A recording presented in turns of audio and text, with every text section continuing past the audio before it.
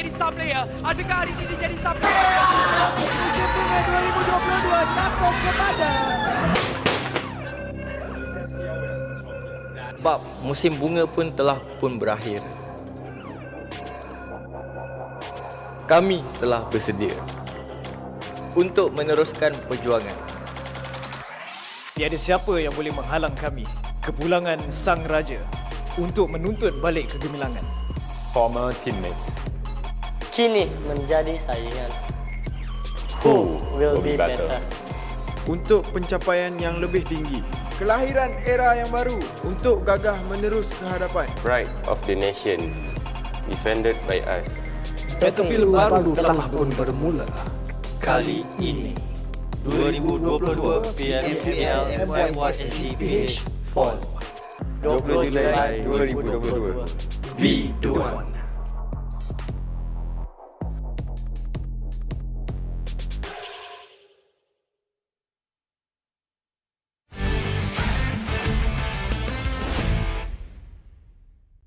First kali Aizin, selamat ke TS dan mungkin kalau dah start liga kau takkan selamat dah Aizin sebab kau akan kena bunuh dengan aku je lah kalau kau main.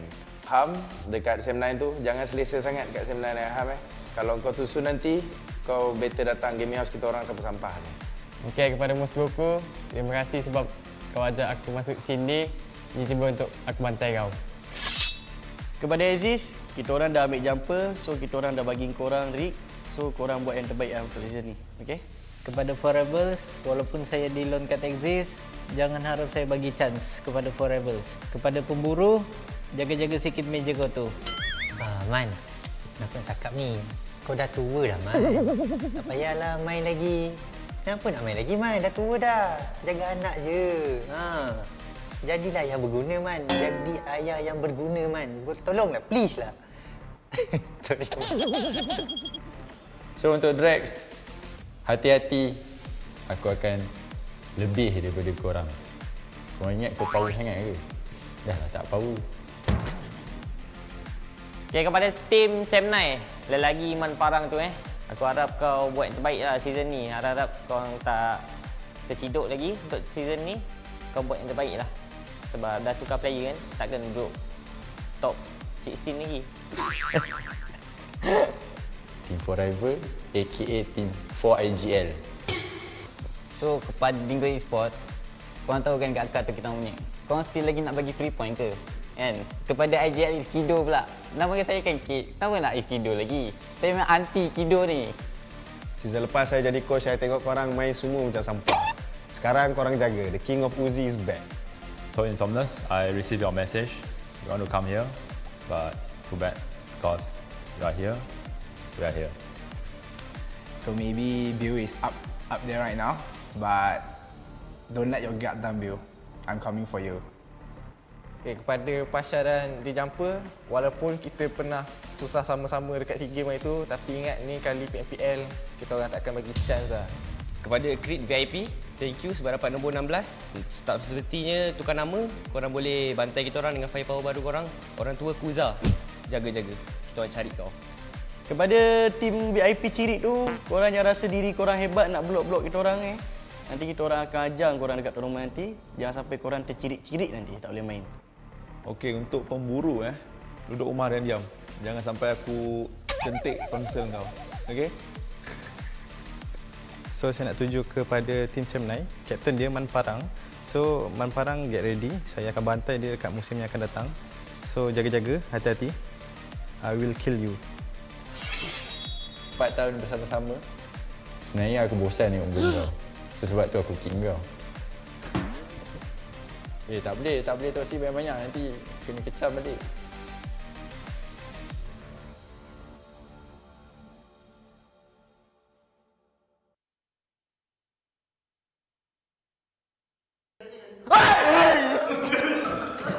Tak ya, Mel. Bodoh sial.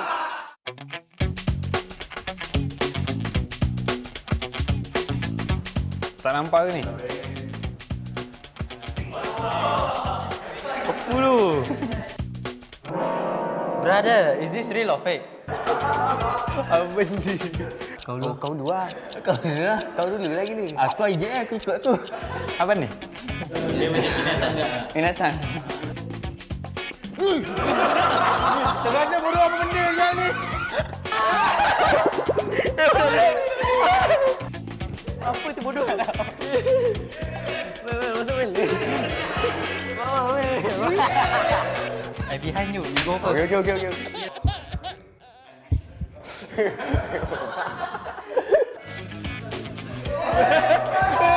Tapi dia tak hidup lah. Dia macam gerak dia.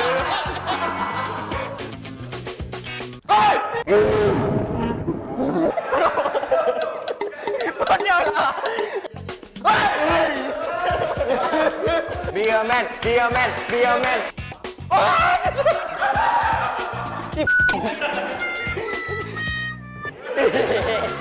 Bodoh. Tak nak tu.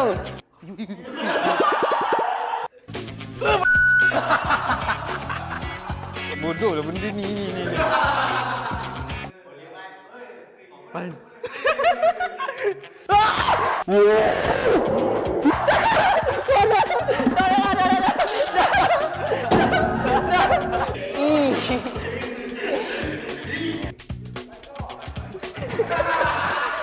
Terus Snack. Buah apple. Rasa macam kertas kot. Kerang. Kaki ayam. Nenas ke? Ada ni glove. Sarung tangan mesti ada air dalam. Glove dalam dia air. Lah. Tajam gila, takut. Can we redo? Okay, 3, 2, 1. Like, I'm holding something. Oh wow. What's this?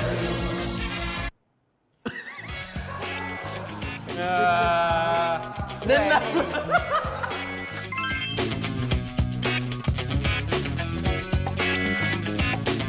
Okay guys, itu saja. Jangan lupa saksikan kami dalam 2022 PMPL MYSGPH Pol. Bye. Bye-bye.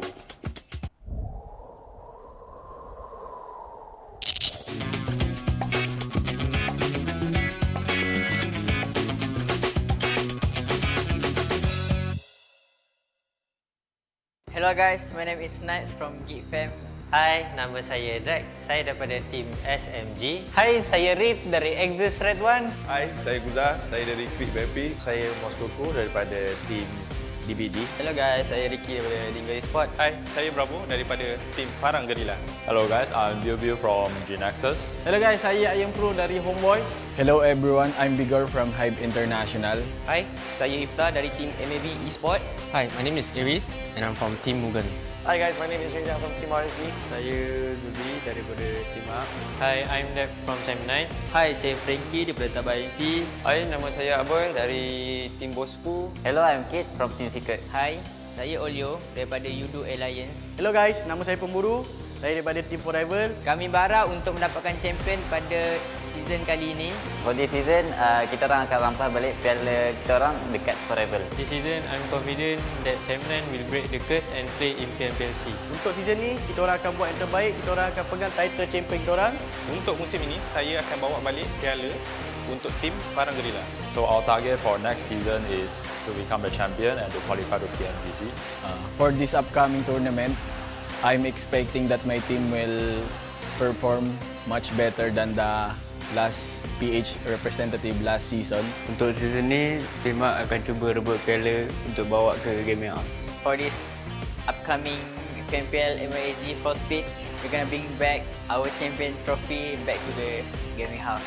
We will try to be the first SG team to make it to the C stage. Untuk 2022 PMPL MYSGPH Pol, DBD akan dapatkan piala tu bawa balik. For 2022 PMPL MYSGPH Pol, you will try to get belt trophy back in season 3 grand finals. Kami akan cuba untuk membawa balik piala tu ke Gaming House kita orang. Untuk season kali ini, kami nak menang. Untuk season ni, kita orang akan target PMGC sebab kita orang dah yakin dengan line-up kita orang ni. Untuk season ni, kita orang cuba dapatkan trofi untuk HomeBois. Untuk PMPL season kali ini, kita orang akan cuba bawa trofi dalam rumah MAB Esports. Kami harapkan untuk membawa balik piala PMPL kali ini ke Negeri Sembilan. PMPL kali ini, kami akan bawa balik trofi untuk tim Bosskurr. Kali ini korang jangan lupa tengok kita orang merampas takta atau trofi daripada Forever. Long live Alliance. Still moving under gunfire. Secret fighting. Team Ambil, Team A. We are the boss. Your game, your play. Semnan on fire. GG, Aussie. Mugen Langgar. MAB, bring it on. HomeBois family. Genexus, all the way up. Rise with us. Once a geek, always a fan. Dingoz create to conquer. Exist Red One, kita ganas. Play with pride. Jangan lupa support kita orang di 2022 PMPL MYSGPH Fall. Jangan lupa support kita orang di 2022 PMPL MYSGPH Fall. To all of the HYVE International fans, thank you for the non-stop support and we will do our best to be at least make the Filipinos proud. Jangan lupa saksikan 2022 PMPL MYSGPH Fall. Keep supporting us. We'll see you guys at 2022 PMPL MYSGPH Fall. Untuk fans, thank you sebab support kita orang. And jangan lupa support kita orang dekat 2022 MYSGPH Fall. Alright, bye-bye.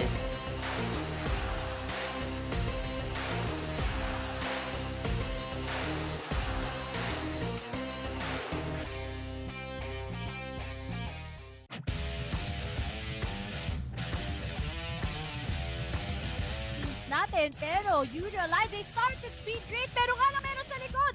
Always check yung mga nasa likod mo, pero I think they want to see muna where Farang is heading at because they have a lot of pop shots. So na nag-push na. Yuhai. Ramdam niya na sarili niya dito. Tignan mo naman, Yuhai, dakilang taga-spray down. Isa sa loob, isa sa labas. At Yuhai, hindi niya kailangan ang players ng GEEK. Malapit, GEEK fam. Baka yung team secret pala kanina. Pero right now, Yuhai goes for the spray down. And men, yun yung sinasabi ko. Mako! Tatlong teams, Great VIP, Dingoz, and GEEK fam. UI managed to pin down Insomnus. Insomnus is now out of the question. He needs to work this out. It's Kido, managed to cripple down one. Nasa na yung kalaban? It's Kido.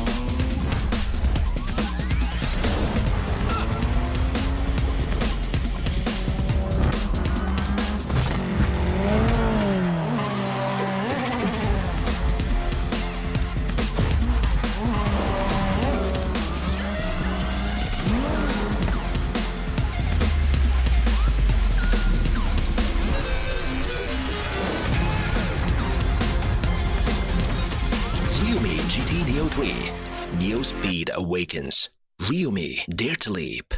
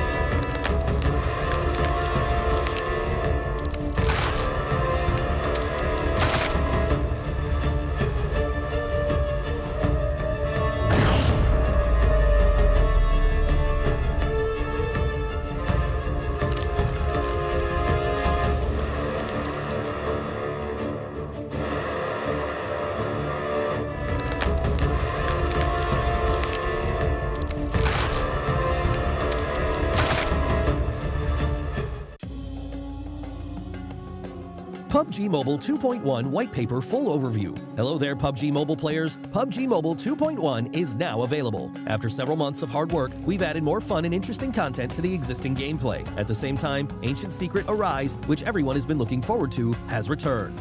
Are you ready? In this video, we will be introducing the exciting new contents of this version. We hope you like them. Themed gameplay, Ancient Secret Arise. In this new version, Ancient Secret Arise has returned with improvements. It'll be launching in Erangel, Miramar, and Livik. Players can choose any of these maps in ranked mode to experience its varied content and unique performances.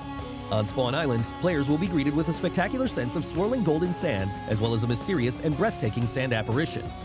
After the match starts, the Sandstorm Zone will appear at a random place on the map. In the Sandstorm Zone, players will be able to pick up lots of supplies and a mysterious Scarab Charm. Any player who has a Scarab Charm will be able to return to the battleground after getting defeated for a set period of time. However, please note that a Recall Tower attempt will be used after activating a Scarab Charm to return to the battleground, and each player can only pick up one Scarab Charm in each match. Players can also pass through the Quicksand Path to enter the Emperor Temple. Compared to the previous Nimbus Islands of various modes, the Emperor Temple has more supplies and a much larger area. At the same time, the Sand Giant will move around the battlefield with the Ancient Secret on its back, which creates more possibilities on the battleground. Remember to watch the route on the minimap carefully so that you can jump back into the play zone if the Sand Giant leaves the play zone. The Pharaoh has prepared many trials in the depths of the Emperor Temple. Pass these trials and you'll receive extra spoils. Remember, before activating the Pharaoh, it is possible for players to move freely between the Ancient Secret and the map. However, once the Pharaoh has been activated, players will no longer be able to hop onto the Ancient Secret. Other than the Emperor Temple, there are several Scarab Ruins and Jackal Ruins spread throughout the battleground. Players can go to these ruins and solve their puzzles to get crate rewards. One thing to be aware of, there are also Mummy Warriors and Guardian Beasts lurking in these ruins, so be careful at all times. Other than regular weapons and equipment, players also have a chance to get a new item called Primordial Water, which can recover all your health and energy. Lots of Scorpion crates have been added to this themed mode. Defeat the Golden Scorpions guarding the crates, and you will be able to get the valuable supplies hidden within. The new Desert Merchant is also a good place to get supplies. Save up shop tokens to buy combat supplies from the merchant, and there's even the chance of getting random discounts on items. Basic experience improvements. Besides the new mode, we've also made firearm improvements. We've slightly reduced the damage drop-off of the Uzi and Vector, slightly increased the hipfire spread of the UMP-45, and slightly nerfed the effects of the laser sight attachment. We also raised the base damage of the Thompson SMG. At the same time, we've slightly increased its bullet speed. As for the PP-19 Bison, we've slightly increased its rate of fire to improve weapon efficiency.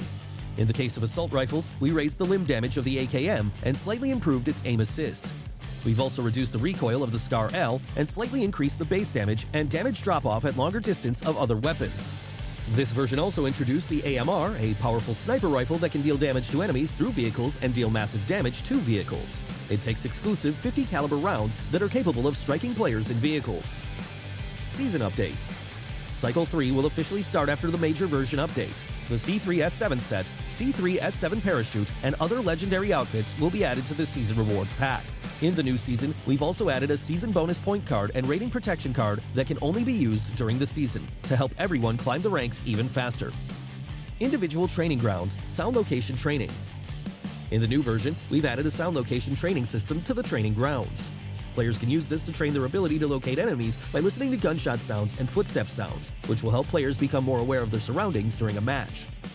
Other updates. Other than the updates mentioned above, the PUBG Mobile x Blackpink collaboration has prepared a virtual concert for everyone. Let's all have lots of fun in the game this summer.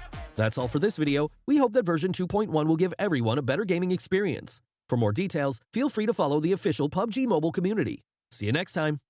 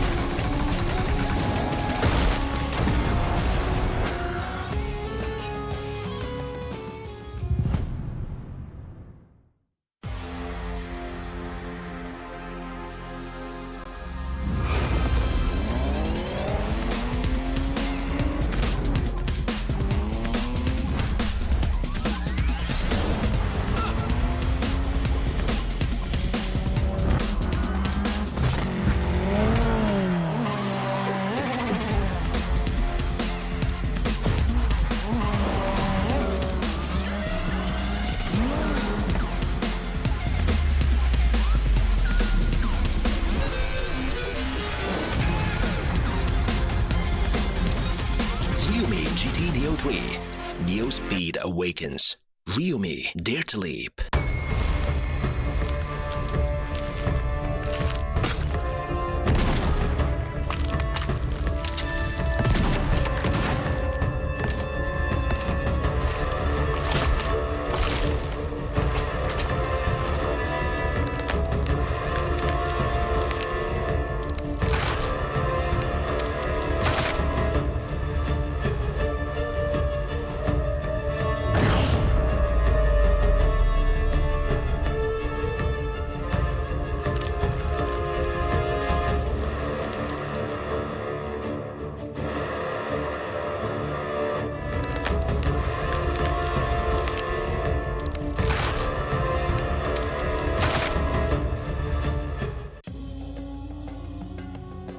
PUBG Mobile 2.1 White Paper Full Overview. Hello there, PUBG Mobile players. PUBG Mobile 2.1 is now available. After several months of hard work, we've added more fun and interesting content to the existing gameplay. At the same time, Ancient Secret Arise, which everyone has been looking forward to, has returned. Are you ready? In this video, we will be introducing the exciting new contents of this version. We hope you like them. Themed gameplay, Ancient Secret Arise. In this new version, Ancient Secret Arise has returned with improvements. It'll be launching in Erangel, Miramar, and Livik. Players can choose any of these maps in ranked mode to experience its varied content and unique performances. On Spawn Island, players will be greeted with a spectacular sense of swirling golden sand, as well as a mysterious and breathtaking sand apparition. After the match starts, the Sandstorm Zone will appear at a random place on the map. In the Sandstorm Zone, players will be able to pick up lots of supplies and a mysterious Scarab Charm. Any player who has a Scarab Charm will be able to return to the battleground after getting defeated for a set period of time. However, please note that a Recall Tower attempt will be used after activating a Scarab Charm to return to the battleground, and each player can only pick up one Scarab Charm in each match. Players can also pass through the Quicksand Path to enter the Emperor Temple. Compared to the previous Nimbus Islands of various modes, the Emperor Temple has more supplies and a much larger area. At the same time, the Sand Giant will move around the battlefield with the Ancient Secret on its back, which creates more possibilities on the battleground. Remember to watch the route on the minimap carefully so that you can jump back into the play zone if the Sand Giant leaves the play zone. The Pharaoh has prepared many trials in the depths of the Emperor Temple. Pass these trials and you will receive extra spoils. Remember, before activating the Pharaoh, it is possible for players to move freely between the Ancient Secret and the map. However, once the Pharaoh has been activated, players will no longer be able to hop onto the Ancient Secret. Other than the Emperor Temple, there are several Scarab Ruins and Jackal Ruins spread throughout the battleground. Players can go to these ruins and solve their puzzles to get crate rewards. One thing to be aware of, there are also Mummy Warriors and Guardian Beasts lurking in these ruins, so be careful at all times. Other than regular weapons and equipment, players also have a chance to get a new item called Primordial Water, which can recover all your health and energy. Lots of Scorpion crates have been added to this themed mode. Defeat the Golden Scorpions guarding the crates, and you will be able to get the valuable supplies hidden within. The new Desert Merchant is also a good place to get supplies. Save up shop tokens to buy combat supplies from the merchant, and there's even the chance of getting random discounts on items. Basic experience improvements. Besides the new mode, we've also made firearm improvements. We've slightly reduced the damage drop-off of the Uzi and Vector, slightly increased the hipfire spread of the UMP-45, and slightly nerfed the effects of the laser sight attachment. We also raised the base damage of the Thompson SMG. At the same time, we've slightly increased its bullet speed. As for the PP-19 Bison, we've slightly increased its rate of fire to improve weapon efficiency. In the case of assault rifles, we raised the limb damage of the AKM and slightly improved its aim assist. We've also reduced the recoil of the Scar L and slightly increased the base damage and damage drop-off at longer distance of other weapons. This version also introduced the AMR, a powerful sniper rifle that can deal damage to enemies through vehicles and deal massive damage to vehicles. It takes exclusive 50 caliber rounds that are capable of striking players in vehicles. Season updates. Cycle 3 will officially start after the major version update. The C3S7 set, C3S7 parachute, and other legendary outfits will be added to the Season Rewards pack. In the new season, we've also added a season bonus point card and rating protection card that can only be used during the season to help everyone climb the ranks even faster. Individual training grounds, sound location training. In the new version, we've added a sound location training system to the training grounds. Players can use this to train their ability to locate enemies by listening to gunshot sounds and footstep sounds, which will help players become more aware of their surroundings during a match. Other updates. Other than the updates mentioned above, the PUBG Mobile x Blackpink collaboration has prepared a virtual concert for everyone. Let's all have lots of fun in the game this summer. That's all for this video. We hope that version 2.1 will give everyone a better gaming experience. For more details, feel free to follow the official PUBG Mobile community. See you next time.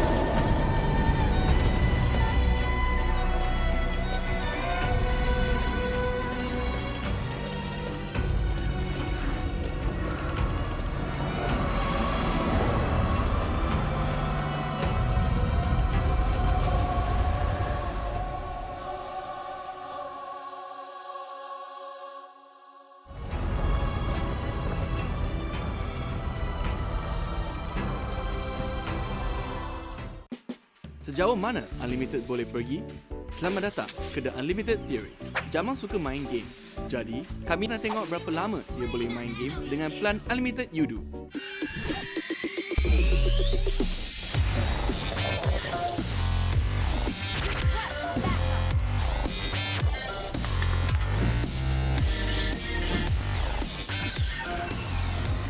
Weh, satu game lagi?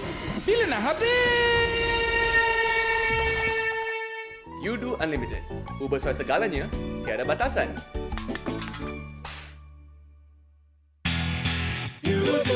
In the week 2, day 2 of the 2022 PMPL MYSGPH Fall, and my name is Contra. This is going to be Keith that will be joining alongside me as we're your casters for the entirety of the evening.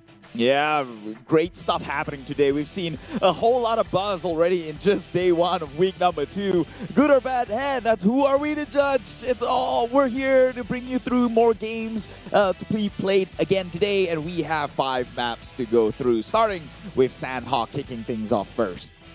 That's right, and of course, without all your support, this will not happen. And of course, with the support of our official smartphone partners, Realme, it makes it even better because they are the world's fastest growing smartphone brand that introduced us to its latest gaming technology powerhouse. And of course, it is none other than the GT Neo 3 with Neo Speed Awakens. Yeah, introducing you a dual chip feature. Okay, dual chip. It's a first of its kind. You've never heard this one done before. So powerful. It's like running a PC with like dual graphics card, right? Or is that already a thing? Dual graphics card on top of dual chipset? Ah, that's true. Have you heard of PC with dual chipsets?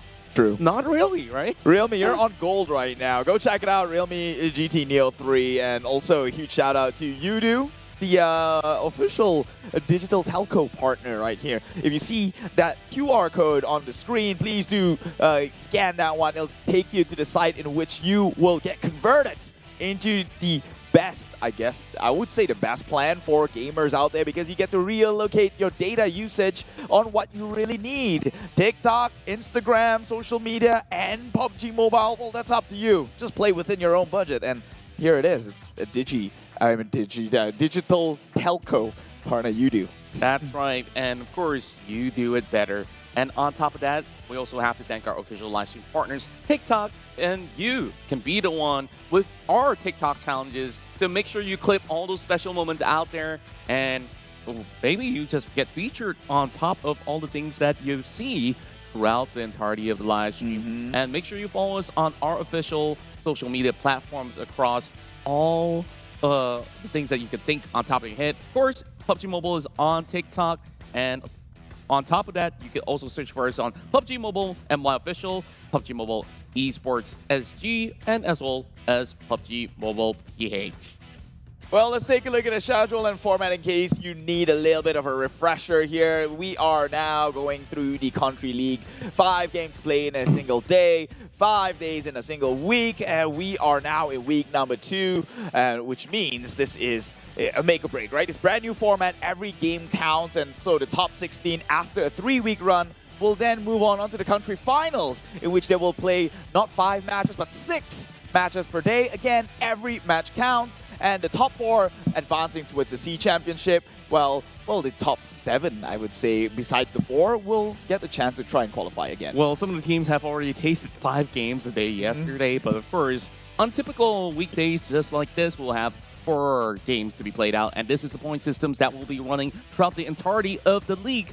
Winner, chicken dinner will reward the first place with 15 points, 12 points for second place, and of course on third, you have 10 points as the number dwindles down -2 from 4th all the way to 7th, and 8th place to 12th will only walk away 1 single digit. And on top of that, if you were to go out too soon, 13th to 16th will not get any sort of ranking points. They have to rely on those eliminations, and they're fighting for those money. 150K! Yeah, that's what you gonna do with that money? Whole lot of dough. I can't even tell you what I'm gonna do about it. I mean, probably the most boring thing, and that is a save for my retirement. But we're not boring people, I swear. Here is the bonus points. More numbers across the screen here. This is math. I know, bear with me. Points awarded each week are as follows. Number 1 all the way down to 20 after the 5 games have been played. And this is the bonus point that they will earn each. So by the end of the week, let's say if GeekFam ends up at number 1 again, they will take home the full 20 points, which adds up after the 3 weeks. And so everyone is playing for placement at this point. That's right. And these are your favorite teams playing for the entirety of the league. On Group A, we got HomeBois, Team Bosskurr, Team Secret, as well as Team Hawk. In Group B, it's Dingoz Esports, GEEK, MAB Esports, as well as Team SMG. And Group C, we got Yoodo Alliance, RSG, Tabah NSEA, as well as Crit VIP. And Group D, we have Genexus, Axis, DBD, Don't Break Dreams, and MUGEN. Group E brings you 4 rivals, SEM9, Farang Guerilla, and HYVE International. That's right. And of course, we're going to be having a little bit of recap of some of the stats out of some best teams that perform throughout the weeks. And in week 2, we just see yesterday, GeekFam has dominated their run, closing off with 2 chicken dinners and huge points per round, even if they don't bag it at the end of the game. And they are having an average of, 13 eliminations per round. The number is as absurd as it gets, that it's basically twisting my tongue.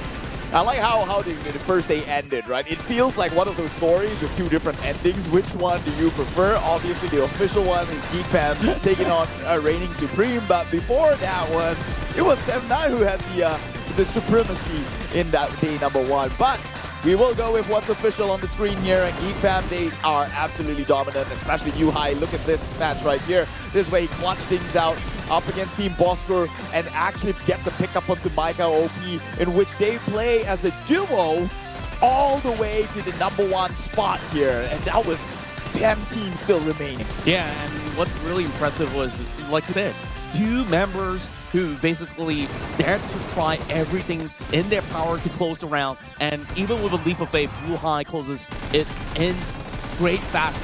SEM9, not too shabby after all. People have expected that SEM9 would be under the gutter after a really grueling week, but they have showed up big time. They've been able to also get Chicken Dinner back in match 5, which we saw that Hail Mary play that they were trying to pull up with this Wi-Fi, which is absolutely the most fantastic scene that we've seen all day back in day 1.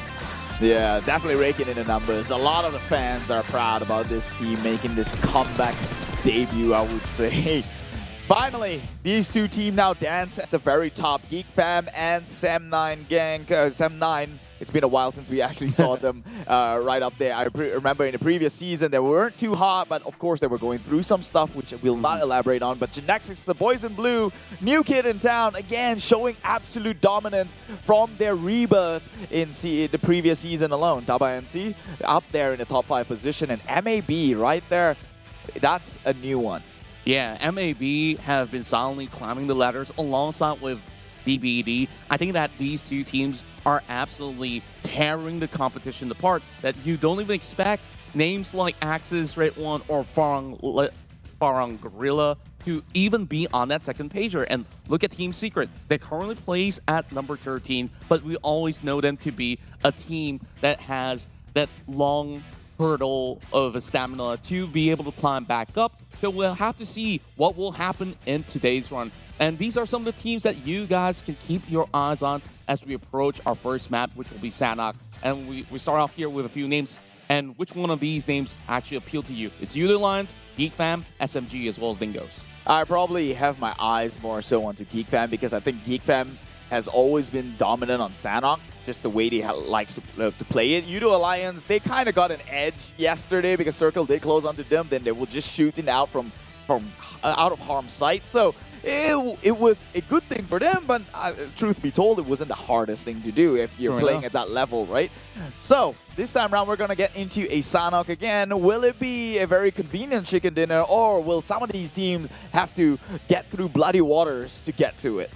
That's right, as we are preparing ourselves for our very first match of the evening. Tell us your thoughts. Who's going to be the one to walk away with the first chicken dinner of the evening? And if you guys just tune in, this is the perfect time. And of course, welcome all of you guys on board. Make sure you hit that like, subscribe, or even share that live stream that you're currently watching through all of our social media platform. So overall, let's banter a little bit about teams who perform in Sanhok, right? Sure. I think like Sanhok overall is always going to be like a 50-50 on how you basically approach the circle. But then again, I think like teams like Yoodo Alliance definitely look good. Before we get to that conversation, we got a lot of great stuff to share to you guys. Yeah, this also looks good right next to Yoodo Alliance here.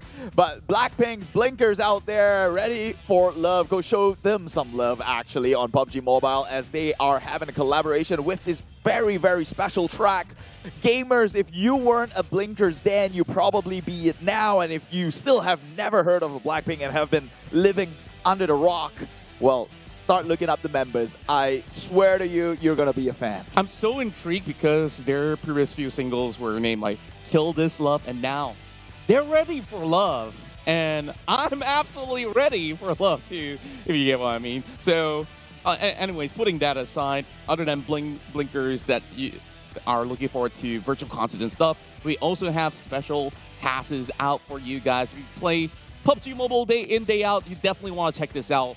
Get yourself that Royal Pass M13 and you will eventually get that Mecha Sanctum set. Man, I want to get it for myself. Like, I know it's been a while before I go into the game and all this kind of stuff. Like, as much as I'm not on it frequently, but that entices me to just get that skin, you know, like play a whole lot more.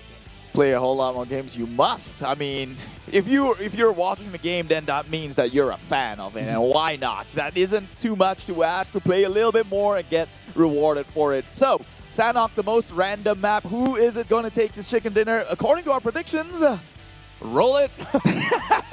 There we go. You've gotten it with Sem9. You're going to have to explain that one. I already gave my explanation. These two teams are neck and neck, right? And I feel like the chase is on Sem9 after a really long, grueling day of the match back in day 1. Heading to day 2, I believe that they are even more motivated to push through all their other competitors, and I feel like you want to set the tempo right. So what better way than to start on Sanhok? Though there's going to be a lot of challenges inside this map, I do foresee teams like Yoodo Alliance to really succeed in when it comes down to the strategies that they will pull up inside of this mini-map. Well, we'll just have to hope that one is what they call a reality. Could this be a foresight? Coming in from Contra here, well, my explanation is simple. GEEK Fam had a great start yesterday. Running on momentum is fairly, I guess, easier to do. and Sem9 got like the worst half of it, right? They had their momentum shattered by that much. So that could make them hungrier. I don't doubt that. But that could also make or break the team. So depending on how how composed these players are, that is going to probably dictate the pace of the game. But it is Sanhok after all. Honestly, if you didn't come out with a chicken dinner, you won't feel too bad just based on how random things can get there. It just gets heated sometimes. I think, yeah, well, GEEK Fam, U-High on it. Justified. Yeah, I think like you're just basically putting all the eggs in the basket of like, oh, the #1 team. Yeah, you know, like, oh, if Manchester City's on #1, you're just gonna vote for him. And then the other guy's like, hey, oh man, I'll beat you any day. Well, I'm actually not a fan of either, so don't hate me for that. Not picking allegiance here. I know how nasty it gets with football. Yeah. I'm sorry if I offended anyone out there, but I know everybody has a team for themselves, and I hope that you guys will be able to cheer your favorite teams out there who are playing in the 2022 PMPL MYSGPH fall. So with that being said, okay, we've already spoke about our predictions. Let's also talk about all the other teams because we got Genexus online. We got MAB Esports, who's also pulling big numbers per round, I would say. And let's basically break it down on how MAB really does perform throughout week 1 as well as week 2. To be honest, I feel like MAB, I kind of categorize them as one of those passive teams who only plays towards the late circle in, which is not wrong. I'm not saying that it's wrong. There's not really a wrong way to play PUBG Mobile, but truth be told, they're not the best aggressors out there, but they take tactical fights when they need to. I think it was the first Sanhok where they made it onto the top 2, top 3, right? But they had one of Genexus spraying them down, and it was a done deal anyway. We knew that Yoodo Alliance had the cover to play around with, and then they had, I think their best run yesterday was sometime in Miramar, where they had a hefty amount of kills and made it onto the top 5 that could position. have easily been the chicken dinner if they didn't have to swerve towards the lower end of that hill, and things would have been so much more fruitful for the members of MAB Esports. I just love watching them in Miramar, and we'll be able to see them in action eventually. But of course, when we start off our first round, it's just going to be a couple of these teams from A, B, D, as well as E, meaning to say that we have Group C that will be resting for now. So we won't be seeing RSG, Yoodo Alliance, Tabah NSEA, as well as Crit VIP. So, okay, scrap Yoodo Alliance aside then, what I mentioned early on. So, potential challengers for the chicken dinner, other than, you know, some of these things that we've already listed down, who could that be? GEEK Fam. You've mentioned GEEK Fam already. I know it's where everyone's on board the U-High hype train. No, it's not that. We made a prediction. We kind of have to stick to it. Okay, besides Sem9 and GEEK Fam, who is it going to be? If I were to put second draft. Okay. Them aside, I would say probably Axis has got a reputation of playing it late game in the Sanhok, right? The healing game with Hey Noob, he's done that multiple of times. But if you're talking about pure aggression and firepower trying to make it through, maybe HomeBois. Actually, I'm on the same thought right here because you got players like Trix and Iron. Sure, week 1 didn't look all too great for them. But of course, day 1 of the second week, they didn't start off on the right note. So I feel like maybe they were basically hampered from performing to the best of their capabilities after having a couple of too soon runs for multiple times. It's like, that will deter you from looking at the game so positively. So now it's a brand new day. I think that HomeBois should be able to recover from some of the losses, and this could be their best map. Yeah, I mean, I simply went with HomeBois because if memory serves me right, their rotation is similar to GEEK Fam, right? So if I thought GEEK Fam had like the best of chance, because they like to play towards the southern islands, right? One of the top 3 right there, and they position themselves in such a manner that if in any way the circle hard shifts, they have access to the other 2 islands willy-nilly, provided they have to push through GEEK Fam if GEEK Fam got there first. So that's why I thought that maybe HomeBois has got a chance on that one. But if not HomeBois, maybe even SMG, I would say. Anyone who drops close center has easier rotations through, right? And we know it's when it comes to Sanhok, it's a circle thing. That's true, and on top of that, I want to like turn this whole narrative around. let's talk about the teams that are on the second page, right? Since we were already talking about a dismal performance of HomeBois. Let's have a look and see. Okay, well, I want to talk about HYVE International real quick because we see them climbing up a few spots yesterday. They're not right down the gutter, and with Team HYVE also not performing, I think this is also a really good chance for HYVE International to at least score well for today and maybe break out of that sort of barrier and make it their way into the top 16 finish by the end of the week. I mean, I agree. I think that they're playing a little bit shy, it feels like, because like one of the casters over in the Malay desk has mentioned, right? Like HYVE International, all these players have got names in the league here or in the entire scene. This is not their first rodeo. They've played on a C level before, and they did relatively well when they debuted onto the C level. So I feel that maybe they're just they're respecting a little bit too hard on the MY region here, just because of the sheer numbers that MY is bringing in, right? Was that 14 teams coming from MY? 16, actually, right? Yeah. So I get why they play a bit more reserved, but maybe they should just try break out of it, because we've seen that with like the previous season, right? KHI representing the Philippines. When they actually break out, they could take fights against the likes of Team Secret. It was, I believe it was Damaso who 1v2 the entire Team Secret. Oh, okay. Then that's a refresher, because are we going to get round 2 of the battle in boot camp? Because they were so close to taking down Team Secret, and it could also happen again. Wait, it wasn't Team Secret. It was Genexus. Yeah. Which is far harder. Which is so much harder, and they are so Right close. So close of doing that. And just imagine, okay, whoever conquered that scenario would have had the circle of the boot camp too. So, what's to say that it couldn't happen again? I mean, if you're jumping onto boot camp, you're already asking for a fight. Let's be honest.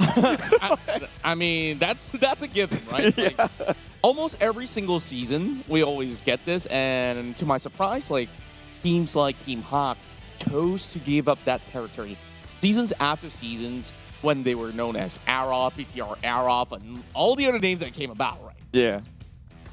That was their home in Sanhok.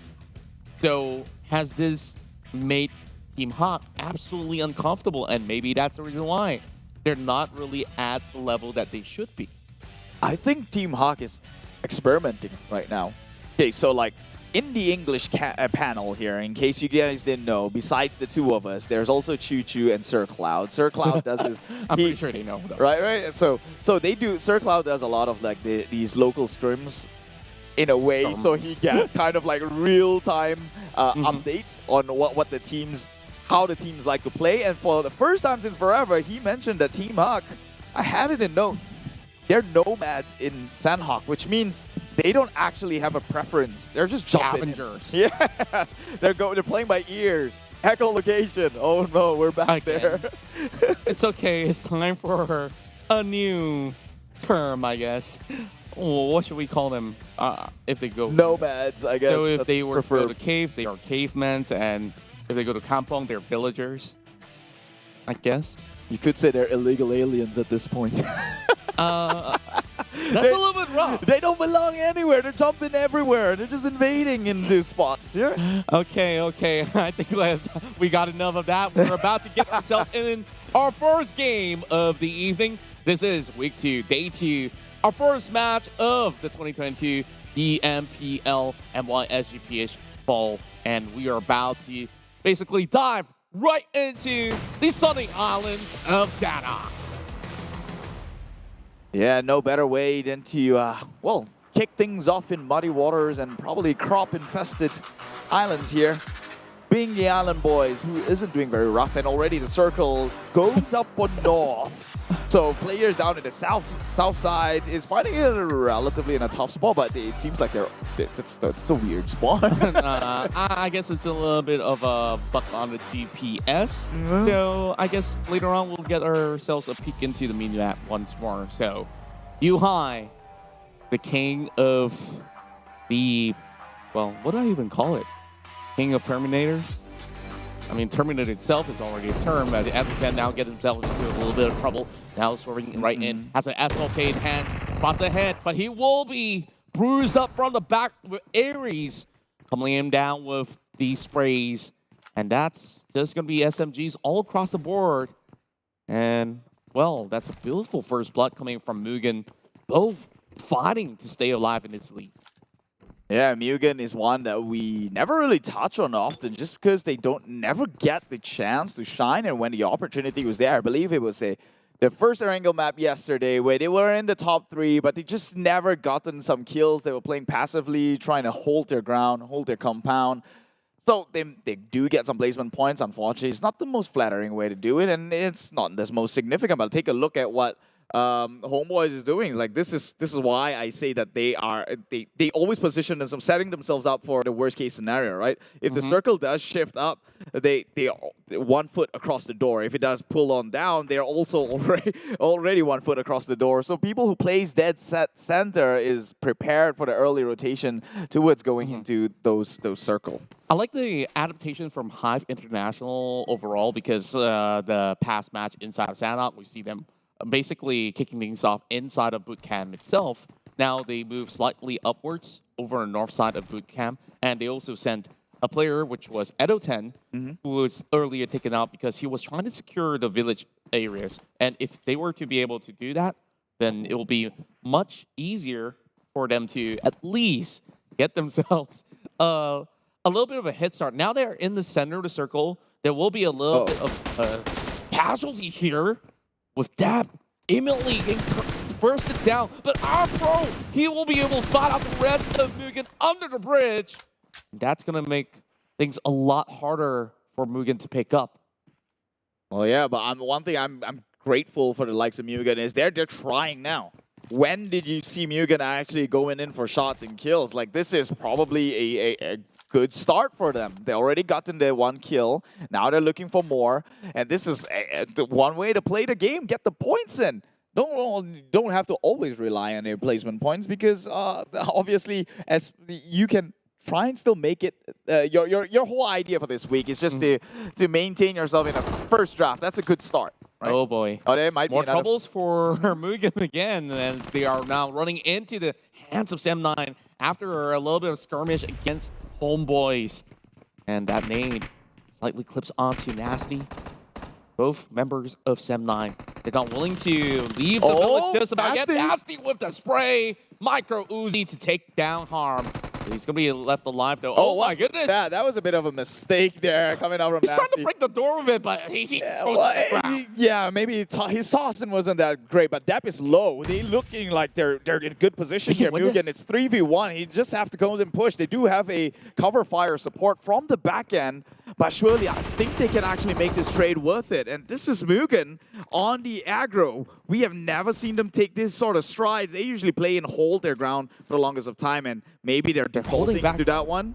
They're defaulting back into playing passively, playing it a little bit too safe, and this is going to get Sem9 a chance to go in with the revive, and a wasted opportunity, I might say. Yeah, the recoveries don't really come in all too quick, though. They don't really have enough resources to heal up, but look at the flank. Aries has been doing a lot of work from the early game, getting a couple of knocks, but this is the time for him to step up, to take down the Tiger. He spots a hit up at it with a couple of shots, but we'll be able to send him down with 50% of HP taken out.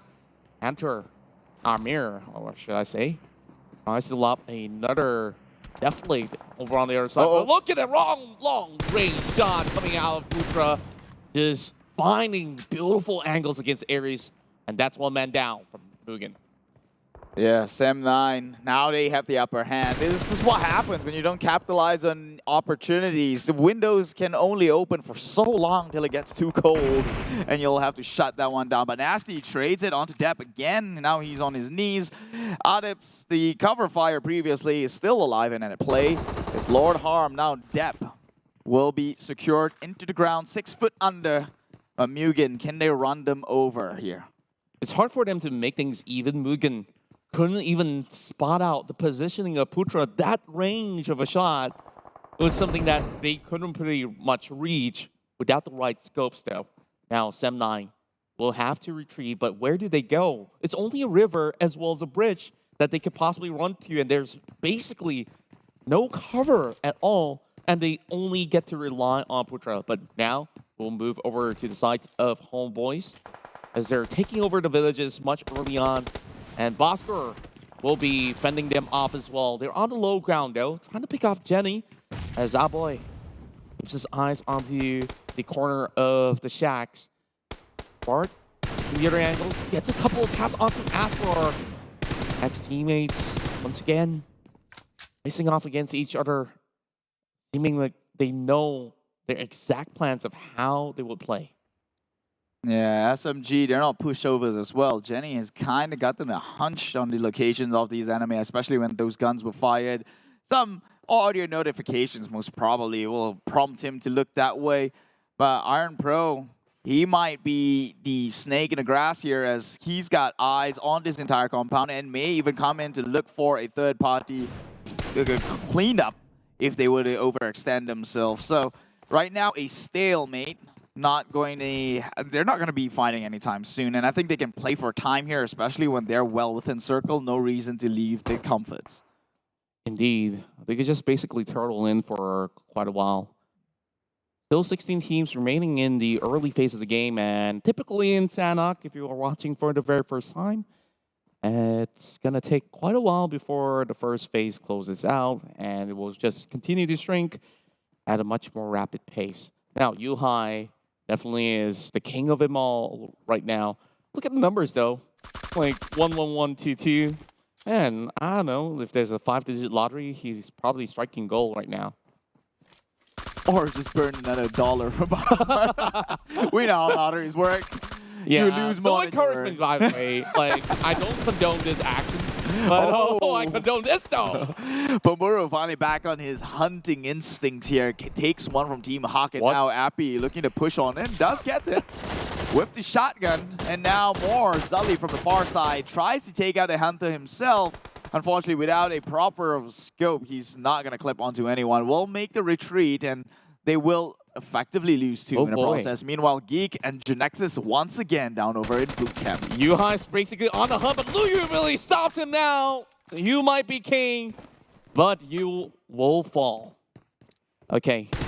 Doesn't sound as cool as it should be. But then again, like, how did he even get there safely? Like, there's so many members of Genexus who's already inside the boot camp, and he took that risk. The rest of GEEK fam are on the hills.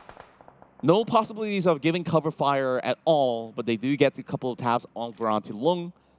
Doesn't be anything that will probably leave any dents to members of Genexus. And here comes Cowboy. I mean, with a couple of all these tags, and won't be able to catch any members of GEEK fam. Meanwhile, for Rivals, they're basically hunting out right now, while they'll be able to find a couple of picks against Team Hawk as well. Here comes the infiltration into the housing compounds as well. Shinzi tries to push in with a grenade. Not getting anything at all. Jenny should be able to supplement him with a little bit more firepower from the other side. Well, they will try here. Additional firepower would be to no avail if no one actually gets shot. But, ooh, great Molotov. Taking two out of the process. This is go time for SMG. Wait no longer. Shinzi straight in with the shotgun, but takes a little bit of hit. That will deter his advancement for the time being. But Bosskurr trying to go in with the revive. As time passes down, SMG now will have to make and understand that SMG has, Team Bosskurr has already gone in with the pickup, and they will have some nades tossed back against them. Oh, they won't be able to find a way out of this, though. And that grenade will clip onto two, knocks down Shinzi, and claims the life of Team SMG. Still, the first pickup for Bosskurr after a really long trade, and many of these teams thought that that will be the center of the circle. It further strays away all the way into the northern end, and look at that rate crate over onto the center. I think this is going to be that perfect spot for them to basically secure that chicken dinner. The closest team to do so will be DBD. DBD or Semna, Hatin has always been their drop spot. Ooh, Drax though gets taken out. Bosskurr, they're just doing damage right now. Zigzag confirms the kill onto Shinzi. And DBD's firing against MUGEN, the guests of honor here from the brothering side. Singapore and MUGEN now out of commission for the time being. This train is not leaving station anytime soon, but they did get the revive on and might even look to make their way out of there. But snakes in the grass, they will. Proning down in. And he's not taking a risk. Zeeks will have to hold it back a little bit. It's going to be a beautiful toss directly in between two members of MUGEN. Although it does a little bit of chip damage, the rest of DBD is ready to swarm right in. I don't think that MUGEN will be prepared for this one, though. Echo doesn't really spot him out, but he knows he's going to be around, trying to get him by the bush, and that's going to be nasty down on the count. MUGEN will be eliminated. Meanwhile, DBD also getting launched, an attack from the back. Trakes pummeling one down. Again, should be able to be resuscitated while Jimmy tries to supplement them with a little bit more cover with the smoke grenades being tossed out. Now, DBD should be well on their way to get themselves that perfect compound over the southern end, but they want to take control on the high ground, and it's a smart choice. Well, talking about smart choices, SMG made a bad one, trying to stay here, but they're holding their ground here, and takes one down. Can he trade for another? The double swing comes in. That will punish them, but HomeBois gets taken out. What? SMG still living. Bosskurr came in, showed them who's boss, kicked them right to the curb. That one tap coming out has deterred Pro from getting another one in the back, and in the blink of an eye, HomeBois once again bow out so early. That shouldn't have happened at all. I didn't even see that one coming. Team Bosskurr, they are absolutely on fire this first match in Sanhok. They've won a couple of team fights, and now they're going in for more. Just look at that, 4 kills already. They have team-wide. They will wipe off clean the likes of SMG. 6 points right now from the elimination will go to the side of Bosskurr. Just carrying on their streak. The question is, can they basically stay alive against DBD, who have advantage in terms of terrains? Zeke's already zooming right into the villages as he tries to reposition. Again, doesn't seem to have that many packs to run around with. Micah onto the car driving his way, but that will basically have Farang making a huge U-turn as they gatekeep the rest of Farang Guerilla to move right in. My tongue always wants to roll Farang Legends, but I guess I understand. The chapter has closed, and now there's only guerrilla warfare all across Sanhok. For how long, I wonder? But then again, here comes Maki. Unaware of his surrounding. Zully should have this easy pickup right here. Oh my goodness. Didn't even bat an eye. And hopefully there's more packs for him to work with. Zully has only got one first aid kit, and he's hanging out by the blue zone. Yeah, it nearly whiffed that shot. Oh, wait a minute. Luckily, though. He's coming onto Zully, actually. Calamity, he's not very healthy, but they have members. They're going to play by the windows itself. Doors have been opened. Welcome in, he says. But he sprays down straight against it. Tries to play the corner a little bit longer. Maybe can he outplay? No, he will not eventually. Goes down 2-3. It took 3 from MAB to take down a single Zully. High risk, low reward, I would call it. Sure. These guys are feisty enough to go in for the challenge, like, you take one down, I'll take you with me. So, does it really pay off, though? Because they're still hanging outskirts, and their possibility of surviving is slightly low, I would say. Look at how far they are as compared to the rest of the teams who are at least by the edges of the current play zone. So, there's maybe enough time for even teams like Axis Red One, who's currently all the way towards the far western end of the corner. They're about to get challenged by Team Secret as well as Genexus. So there's going to be a battle by the river as well as the bridge for the teams to get by.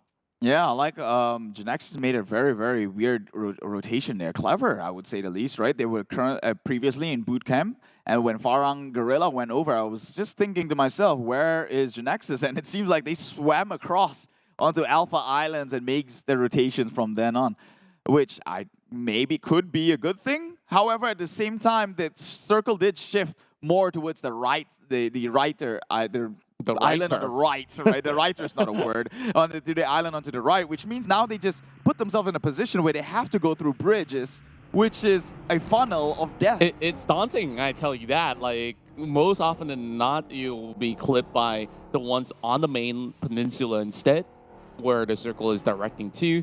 Pampuru basically popping off today after having dismal runs yesterday. He was the first one to be picked off for most part, but I'm glad to see him feeling at his level best. And Geek Fam hasn't really struck a chord just yet. And they've already lost HYVE from the get-go as they infiltrated boot camp. It may be a little bit of a harsher run for the rest of the Geeks, but eventually they should be able to at least get themselves into a top 8 scenario. For now, 12 teams still remain. Jumper on the outskirts, while Team Secret approach with caution. They're about to collide, I would say, and Pushar immediately catches him off. Yeah, they got Team Secret walked into that bad trap alone. Oh, wait a minute. But the Molotovs there did not, well, spawn out on time. It's fireproof. So, yeah, he's dancing on fire, walking on fire, but still immortal as it seems. Izane is down, though, so that's one of the best shots. We'll get it. Fredo, it's through the door. Jimmy OP. He got it from the top of the hill. Well, absolutely that gave ridiculous. Fredo quite a bit of a shocker, I think, if that was the case. Now they know that they're being sandwiched between two teams. Yeah, treading very lightly right there with only 2 members. And another one on the ground, of course. Team Secret is on the hair strand right now. Meanwhile, GEEK have got problems of their own now. Being challenged by Bosskurr, hunting out for the 7-pointer out there. Damrude needing a whole lot of help that he could possibly get. And HYVE International also looking from the back, though. They could easily basically pick some of these points up if they were to peek out. But Micah also on the other corner should be able to at least give a little bit more of the support. But how much can you do, though? Not enough smokes for them to even get by. They spot out Vigor. I was about to give GEEK Fam the benefit of the doubt, despite not having Yuhai. We know that Damrude's a great shot, but no, he's dead. And now only 1 member left standing for the likes of GEEK Fam. Well, my prediction might have been a curse to us. I'm so sorry. But 4 Rivals is doing absolutely phenomenal. Despite not stealing the spotlight here, they rotated a weird one all the way from the top side, northern entry. And they've claimed themselves 5 kills under the radar. GEEK, Michael OP, despite teammates dead, still pretty much lethal. He will get 1 member of Bosskurr. That would be Zigzag, their clutcher. Can they even go in for the revive? We do not know because they are also pinned down. Meanwhile, Team Secret and Sem9, that chapter is not over just yet. They just lost Fredo, burning through a fire, and Jimmy OP was the one to get the point instead. Coming with a lot of long-range shots, DBD, absolute monsters in this round of Sanhok, while Iman will eventually claim the life of GEEK Fam Snipes, and Bosskurr is now on the 8th streak of elimination points, and I don't think anything's going to be stopping them for now. Axis pulls off the traditional look through the waters, and Farang finally gets a little bit more of a convoy going on, and that's not going to look all too good when you pass by the territories of Team Bosskurr. Well, GEEK Fam was single army here, 1-man army. Wow. Michael OP takes down another one from Farang Guerilla. They have Dingoz to come in with some assistant fire, I guess. Although they don't play for the same side, but that would alleviate some of the pressure going towards the like of Micah, who is a 1-man army right now. Bosskurr, though, they will be the ones gatekeeping the likes of some of these teams, but Genexus, they have eyes against the bosses. And it's a red alert for Micah as well. Take a look at the zone. He's about to close right in there. I don't think that Micah has any place to actually run safely. That's the reason why he's playing ultra aggressive right now. While Team Bosskurr, they're about to approach the circle as they're having the rest of HYVE getting clipped off on that bike. Boki to save the day. Appy should be able to be brought back up to life, but Bamburu swimming by the waters. Not too sure that they could basically get anything done from here. HYVE International only living with 1 member alive. Well, that was a good attempt. I guess the idea was there, but unfortunately, out of everyone, you got into 4 Rivals themselves. But Dingoz, they're not HYVE. They are wilding out here, trying to get some kills for themselves. Ate already takes down Bamburu. I believe it has been secured, actually. Leaving again, Bamburu on his knees, but Boki still the snake in the grass. Will he actually spot out the likes of Ate, blindly shooting into smokes? Probably has his location or position revealed by the likes of Voki, just for the sheer fire coming out himself. But Rith comes in, takes down a member of Genexus. Not confirmed the kill just yet, but he's the one under pressure and in the blue with the members there. The rest of Axis not nowhere to be seen. I haven't really checked how many first aid kits he has left inside the bag, and Rith, he can only hold on for so long. Now that he's alerted the rest of Genexus, his days are numbered. So I won't even call it a day. I mean, it's just left with minutes right now. Ricky coming out with a sublime shot. Now he will be the one gating the rest of Team Bosskurr from moving right in. Another great nade tossed towards the direction of Iman. Meanwhile, Boy slowly playing the healing game, so hopefully they have enough packs to run with. Fourth row gets a pick against Ricky, and it will immediately secure that pointer in. HYVE International also having one member left alive. The only few teams that do have more than a member will be DBD, Genexus, as well as Sem9, and of course not forgetting Dingoz as well. They've been getting themselves quite hefty amount of points out there, with Mel claiming another live, and that will send HYVE International out at 11th. Actually, Axis has got their entire stack still living. We just don't know where they are. I don't see them on the map. I mean, we know Hey Noob's alive, which means that he's probably out there healing themselves. Oh, that explains why. They took the long road, right? Trying to make their way. Izane's still at it. Izane's still there. Going to cock them in a process. Meanwhile, it seems like Dell is about to face DBD head on, eliminated his team secret for now. But can Axis stay in the game here? Going up against 4. Wow, that's a far shot. I don't even know what they have eyes on, but Echo catches one out. That's another member of Axis who just got onto shorelines, gets punished in the process. Yeah, and I wonder how would Dell approach this situation, because this is bringing them all the way up into the high grounds instead of the waters. So Kiddo has that prime positioning for the moment. Bosskurr battling his way out, trying to see whether or not can he resuscitate a Xiaoboy on the far end of the map. Bu, captain of the team, still left alive. They only got one pickup throughout the rest of the round. Kiddo now dropping a little bit more of a frag grenade on top of the members of Genexus. Not finding anyone just yet. I'm on the grass, proning like a snake. Well, snakes don't prone, but they do hide in those grasses. But that's going to be Riv taken out as well. 9 more teams still remaining in this map. So many of them playing healing outskirts. But we're about to get ourselves a winner right here. And that's going to be one Tiger falling off with great shots coming from Bibu. Lung still alive. We know that this kid held the Terminator, at least one of the Terminators from week number 1. And if he's still out there, it's going to be lethal. But DBD, my God. Woo! This team, the underdog, already hefty amount of kills. 6 to be precise. All members still there. And, well, pinned down, pincered into compound that they currently resides. Dingoz is not going to give them the chance to try and make the great migration. Getting shot down already. It will be Zeke's. Great lineup. Yeah, now Dingoz Mel has got the high ground all numbered up, but Iman comes in, takes out Genexus. That's one member. He still has another one, but he's in the blue. Iman can make it out. He will not. Pew! He lived to tell another day and goes in for the revive. And now it's between these 3 teams, and it's down to Genexus as well as DBD. Dingoz only having a few more members left, so there is actually a chance between these 3 teams. Meanwhile, everybody else outside of the zone, you can see all their names blinking in green on the right-hand corner of your screen. Boy has already got his mets all ran out. And that will be him and the rest of his team securing a 6th place finish with 9 frags in total. They should be able to at least score some big points by the end of the round. And maybe also down for count. That name will connect onto Kiddo. Meanwhile, DBD still finding it out. But there's a wide spread between these 3 teams. It's 2v2v2. And Pupil still at it. Almost getting a clip onto Jimmy. Jimmy remains to be safe. He goes in for a quick restock right now.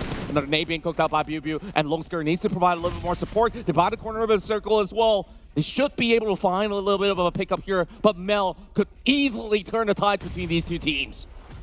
Well, he can try, but right now it's down to the stalemate. They do have grasses to hide behind with. It is a hill. But Jimmy OP has got the rough idea where the members of Genexus are, specifically Bu. He's tanking a little bit of the blue or every now and then, just trying to hide it at plain sight, the places where they wouldn't expect you to be. But Dingoz Mel actually got them Susu gets him. My God. From where? From the back end. My God, this guy, the healer, comes in as a threat and out, but look. Enough time to go in with the pickup, and this might just save them. This passive motion just saved them, and now Dingoz is going to push on forward against DBD. Not knowing that Genexus is there. Look at Long. He comes in. He now has the high ground. Genexus. It's only one member left, though. They can easily close this one out. Is there enough time for them to actually get this chicken in the back? They do. They have an idea. They know. Response. And Genexus again with a chicken dinner in week 2 to start things off here in Sanhok. My God, Genexus saved by the bell, saved by Axis actually, taking one member down. That gave them a little bit of a shift in priorities to go in with the revive, held back a little bit, and this is when they say sometimes the best offense is defense. And they stood back there, let Dingoz take out DBD, and my God, they claimed it for themselves. It's a chicken dinner for the boys in blues. Genexus rise on supreme. They're absolute geniuses. The way that they played this one out, although they had all the odds stacked against them, and there was basically a far flank from the blue zone, and they stayed alive. Well, Dingoz thought it was that perfect time to strike, but with that sort of scuffle that they took against DBD, it opened up that room for Genexus to pounce back up after Buvio was revived. Let's take a look at the highlights yet again, as this was quite a stellar start for all the 16 teams on board.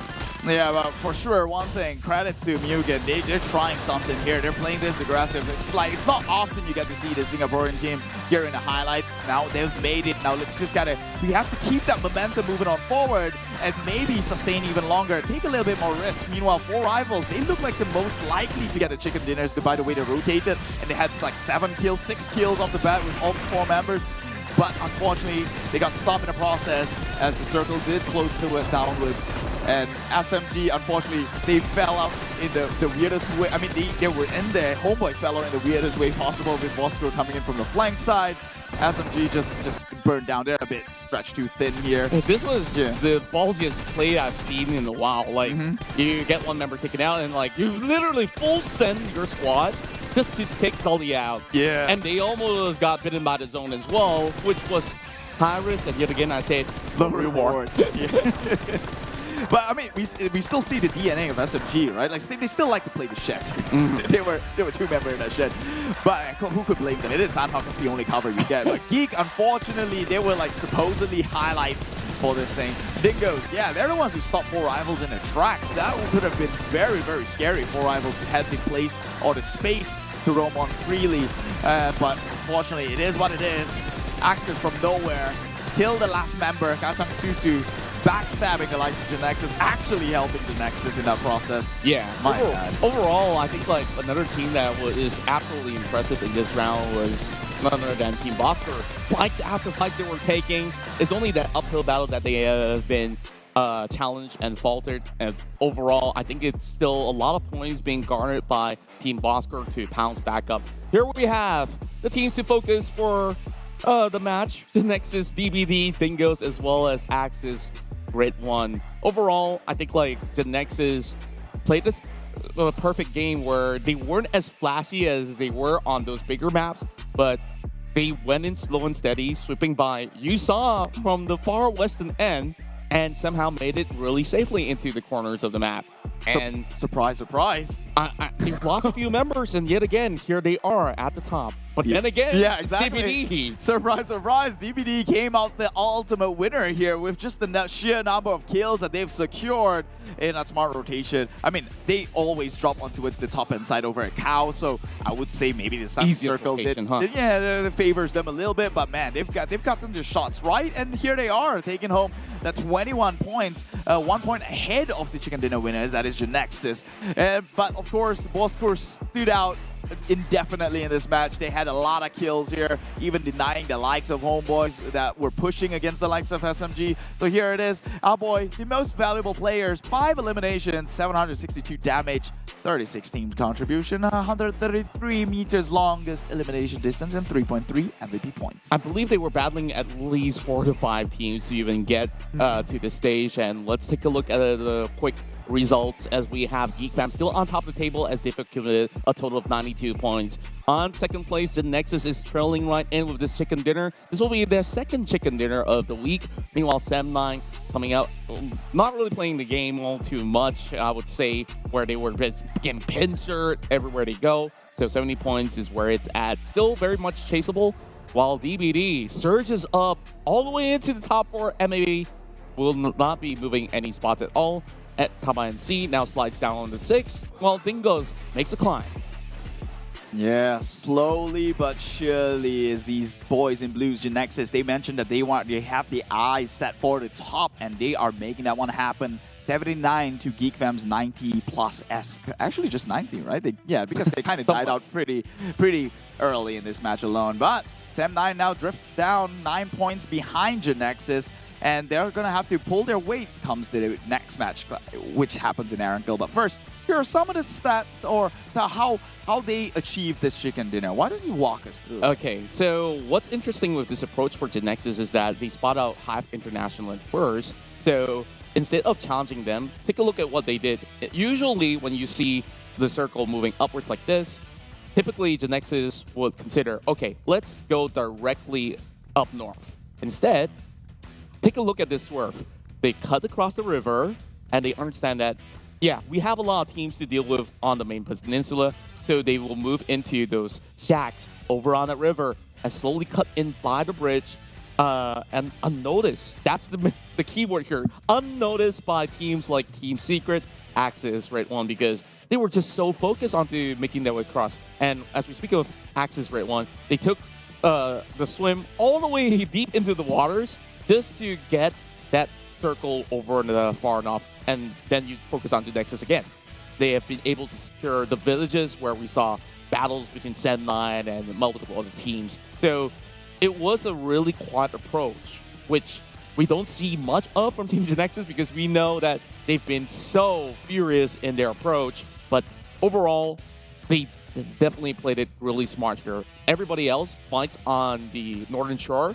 Meanwhile, they get to slowly secure territory. Bubu was scouting all around, and eventually Genexus, they were taking a couple of fights, which didn't end up too much of a casualty. They did lose Xiaoboy though, which at least they know, okay, this is a area that we'll just let go for now and let the other teams deal with it themselves. Yeah, and it's worth noting that towards this point, they still didn't have many kills under their name. I think they had like one probably.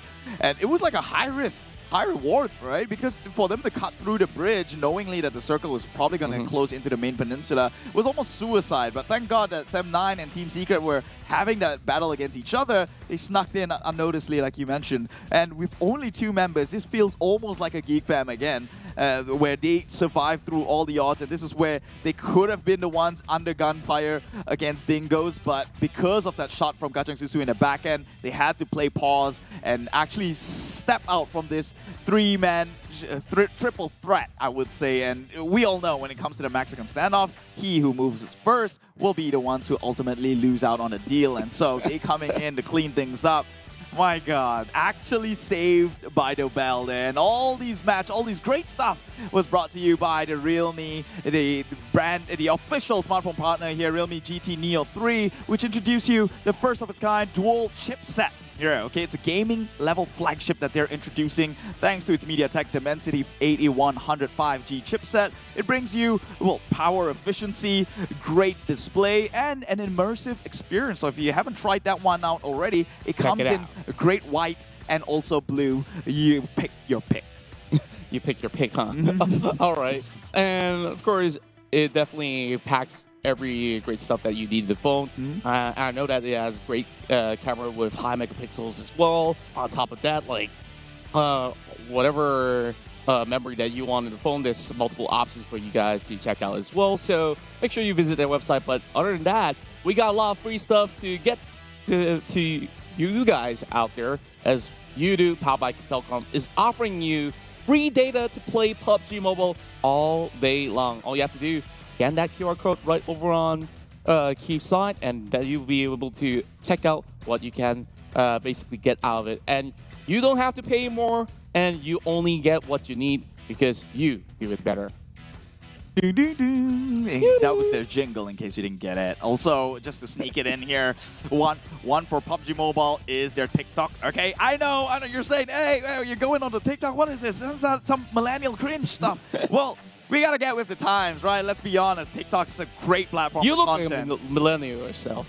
I've got a mustache. What are you talking about? So, hashtag shave it Beta1 is still the theme here. So, if you want to clip some content, maybe get reposted onto the TikTok officials, be sure to do so with the hashtag Beta1. And follow all official PUBG Mobile TikToks at PUBG Mobile MY official for the Malaysian side, PUBG Mobile Esports.sg for the Singaporeans, and PUBG Mobile official PH for the Filipinos. But we don't discriminate. Why don't follow all? They're all PUBG Mobiles Follow anyway. everything. Yeah. I mean, you just want to check out what's really going on behind the scenes, as well as what's the latest news, update, dramas, Plus, stuff. knowing information is power, right? You Yeah. want to know, hey, why is Philippines getting this cool suits? What about ours? So we want the same suits too. You wouldn't know that. They got right? themselves gift box. I didn't get no gift box. Yeah, like the Philippine crowd were going, hey, what is this KL Gangster? They have that promotion for Yeah. Malaysia. What about Philippines? Do we get our own PH Gangsters? Well, probably they have their own stuff as well, but of course, we're going to be moving along as we have some of the stats to show to you guys again. And this time around, we see many teams really succeeded in many different ways.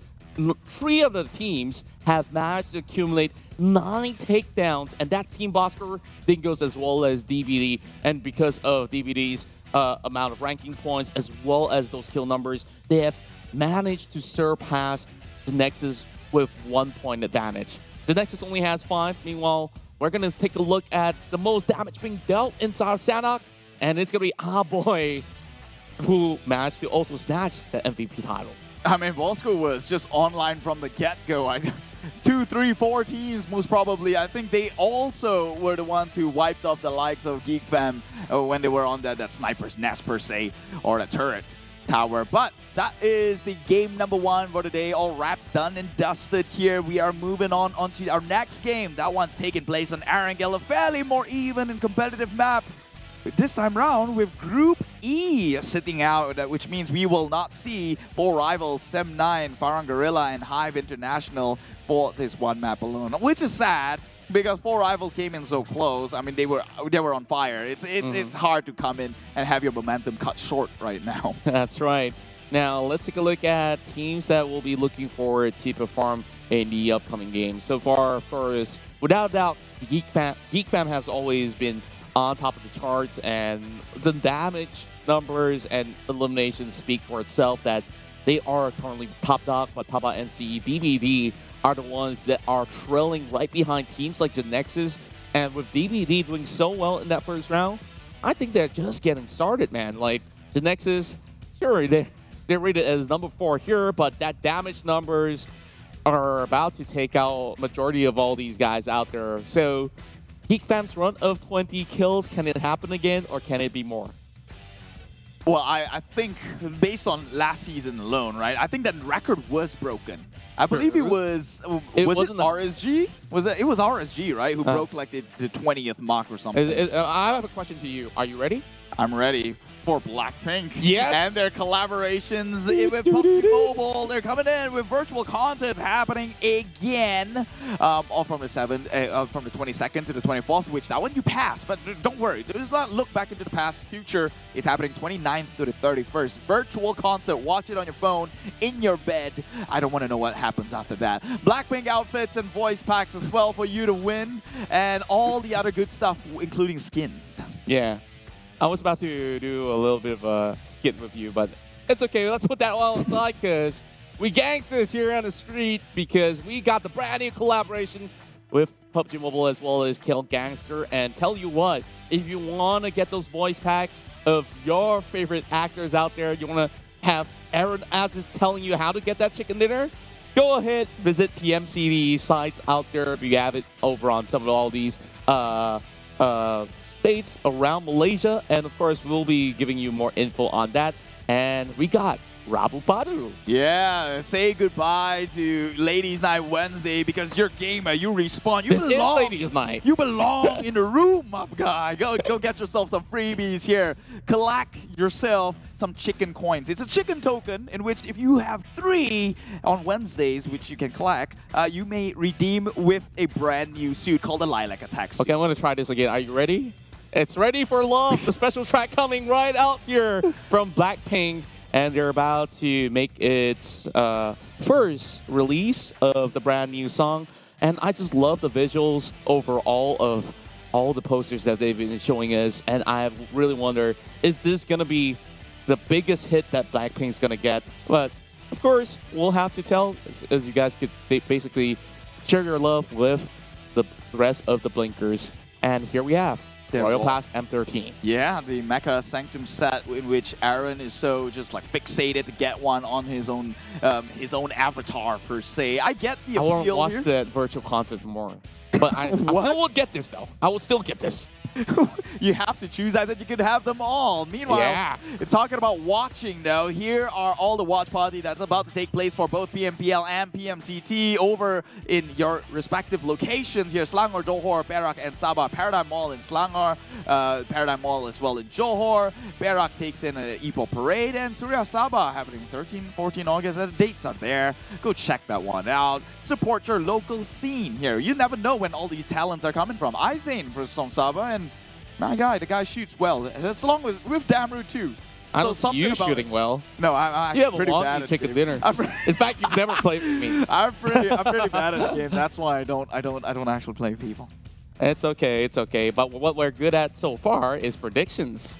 Okay, maybe not for Sanhok. Doubtful, but oh my god, we're on the same track. Hey, it's only natural after the boys bagged in that Genexus chicken dinner. We kind of have to get on it, right? Yeah. Mugen's not the train now.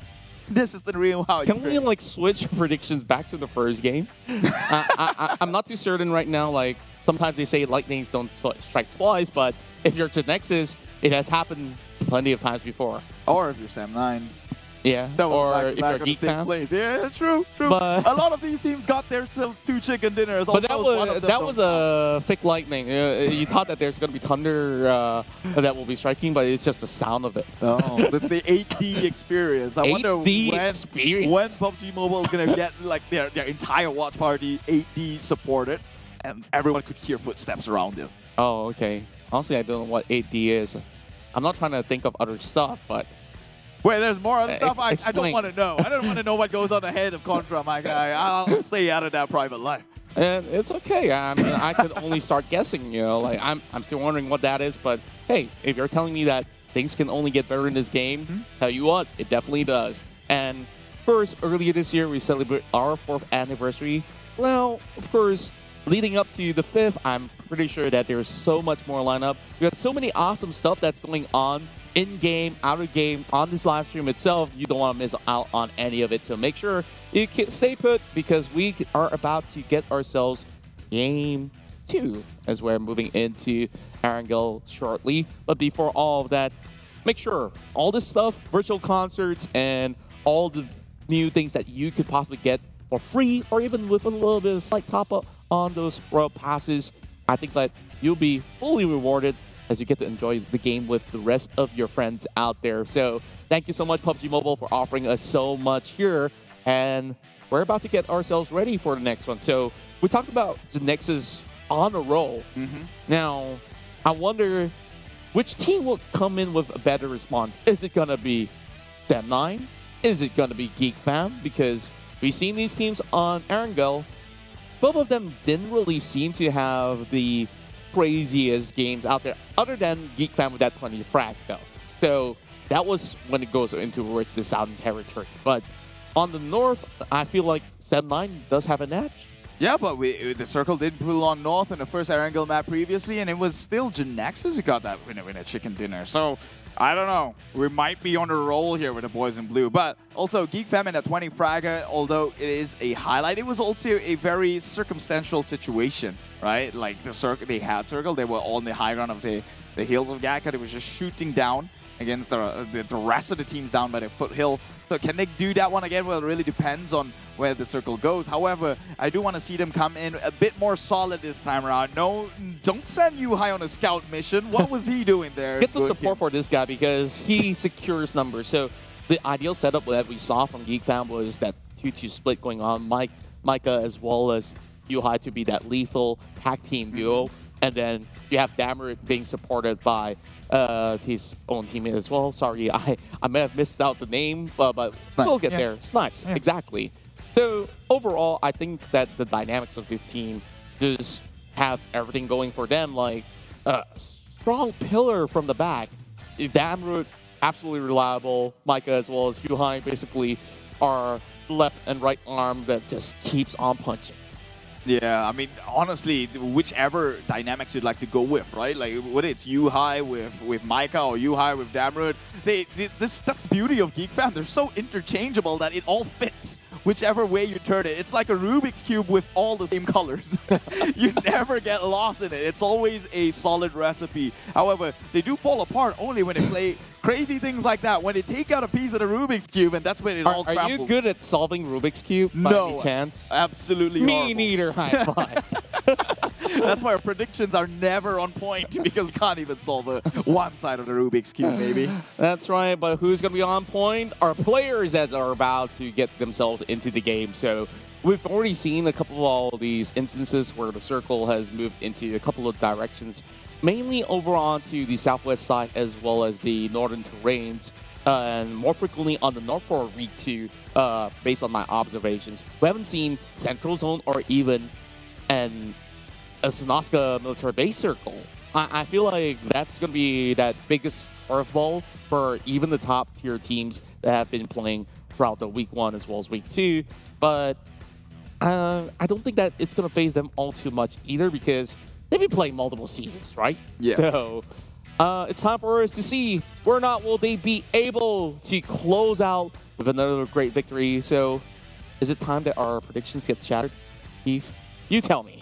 Well, I mean, like you said, man, lightnings don't strike at the same place twice. It just so happened that we used that here onto Erangel, and we'll see if Genexus can make the dream come true. It's already painted blue over in Erangel. That's right, folks, and we're jumping into our second game of the day. 3 more to go, so you know that we're going to have a lot of good time over the course of the evening. Now, I'm liking what I'm seeing here. We're starting off from the island itself. The WordNoe as well as the Nazca military base will be an easy drop for DBD as well as Team Hawk. Meanwhile, oh wait, excuse me, it was Tabah NSEA. Got myself No, wrong but right there. Team Hawk goes over and over Ramnoya as well, so it's a stable place they're playing in. We will be bidding our greatest welcome to Yoodo Alliance, RSG, Tabah NSEA, and Crit VIP, who did not play Sanhok for the day. Who's taking a break though?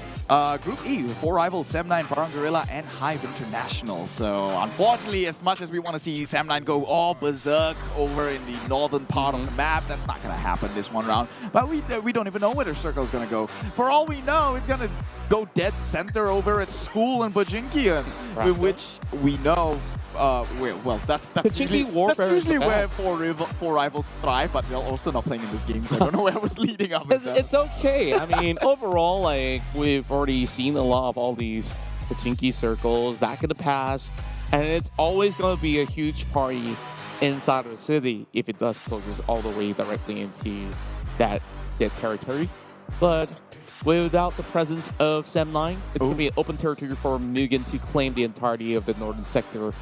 Over onto 70, immediately we get our view onto... I honestly can't read this name because of the characters all too well. Is that Hamlock, I think. Hamlock. It's Ham10K, but I guess it's spelled Hamlock, right? Yeah. Well, meanwhile, Dingoz here just drive by against DBD. It's just a friendly greetings. Don't want to trade in all too well.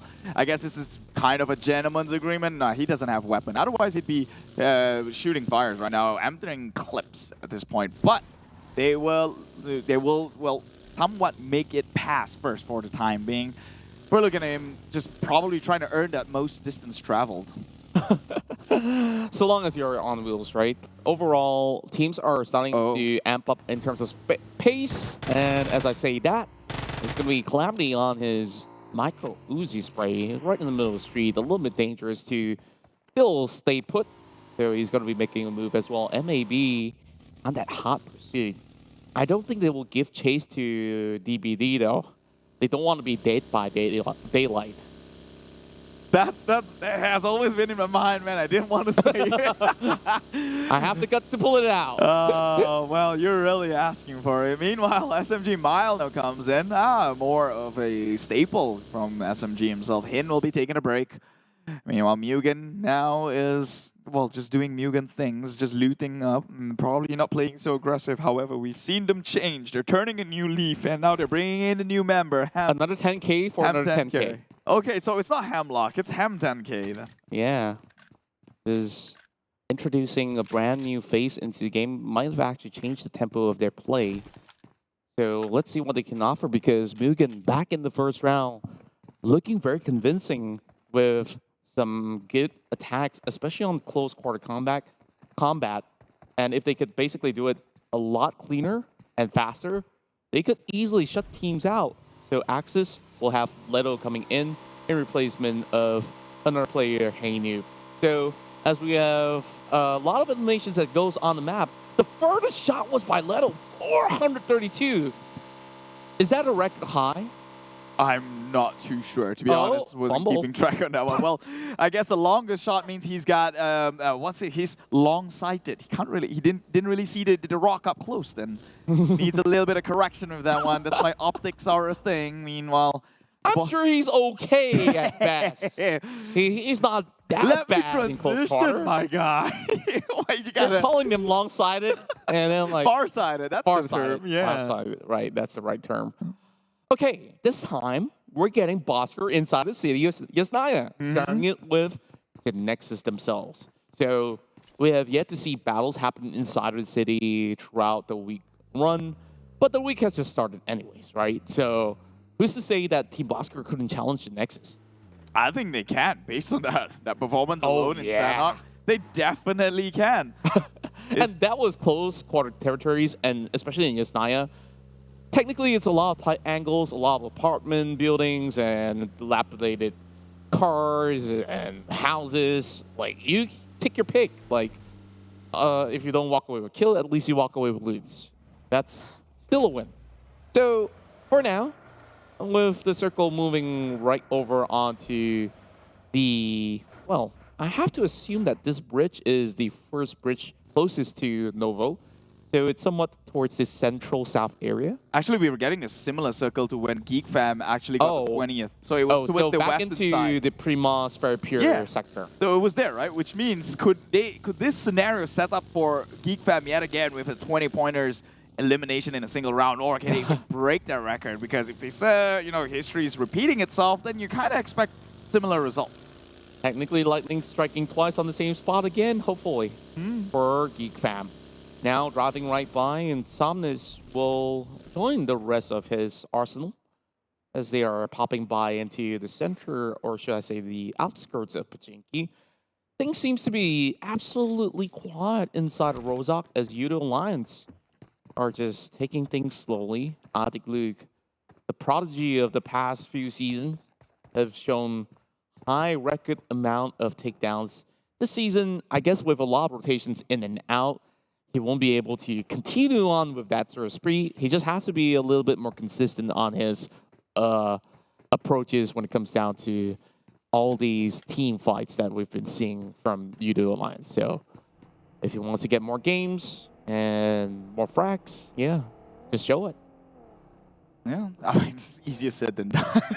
Definitely. I But probably wouldn't match with these guys. Yeah, but we know they can do it, right? It's always a sweaty lobby. Yeah. I mean, I've never met them, but thank God for that one. There's a reason. Well, Virgil, this guy, I think, is a staple in the Singapore scene here. He's almost always made an appearance. RSG, that's a team that, were they in the previous round? No, they Not were at not. all. So this is the first appearance we're going to see them do it. They're running Brian in. And actually, they're running Brian in this time round. And Ranger is not sitting in. Yeah, Ranger so far is their super substitute. And we have Genexus already leaving Yasnaya Pollyanna. And HomeBois out on the hunt. Might be able to spot out RSG on that rotation. They're on vehicles. Not passing by the territory though. So RSG remains to be safe. And shots now being fired over on the direction of Brian as I speak of it. Should be behind a little bit of covers for the time being. Still have the vehicle to at least dash out if push comes to shove. Team SMG hasn't been looking all too good overall. I feel like Drax, which I assume will be their in-game leader for the team, will need to guide a lot of new faces inside of Team SMG. Trying to figure out what's the best way to get those dinners back in the team. Mugen now moving into the ruins, and I just love when players are particular with how to park their cars, though there's no lines. Oh, I mean, they're just trying to make sure that they don't get gunned down, and then they have to walk the walk of shame here. But I have to give it to Mugen, though, that they're making weird maneuvers, actually stealing the attention of our observers. So they're making I won't call it neighbors. weird. So. It's just, you know. I mean, when did you last remember them up on the screen? Yesterday, they don't get the light of day, but this time around, they've gotten a lot of attention. And maybe that sort of rotations is what garners them a few with the weird driving pattern and a weird parking pattern as well. But this time around, the circle almost dead center here. Pachinki still taking a huge part of it. A little bit grazing down the side of Sosnovka. Which way is it going to be? Meanwhile, Bosskurr already shooting on site. Yeah, with the circle now closing into the hills of Pachinki, surrounding the entirety of the sector of the city. Still possibilities of it closing into the direct township overall. Oh, Crit VIP getting shot. A little bit of a driving fury shots coming in from Xiaoboy. Now, Bosskurr just will book themselves into the corners of the farmhouses.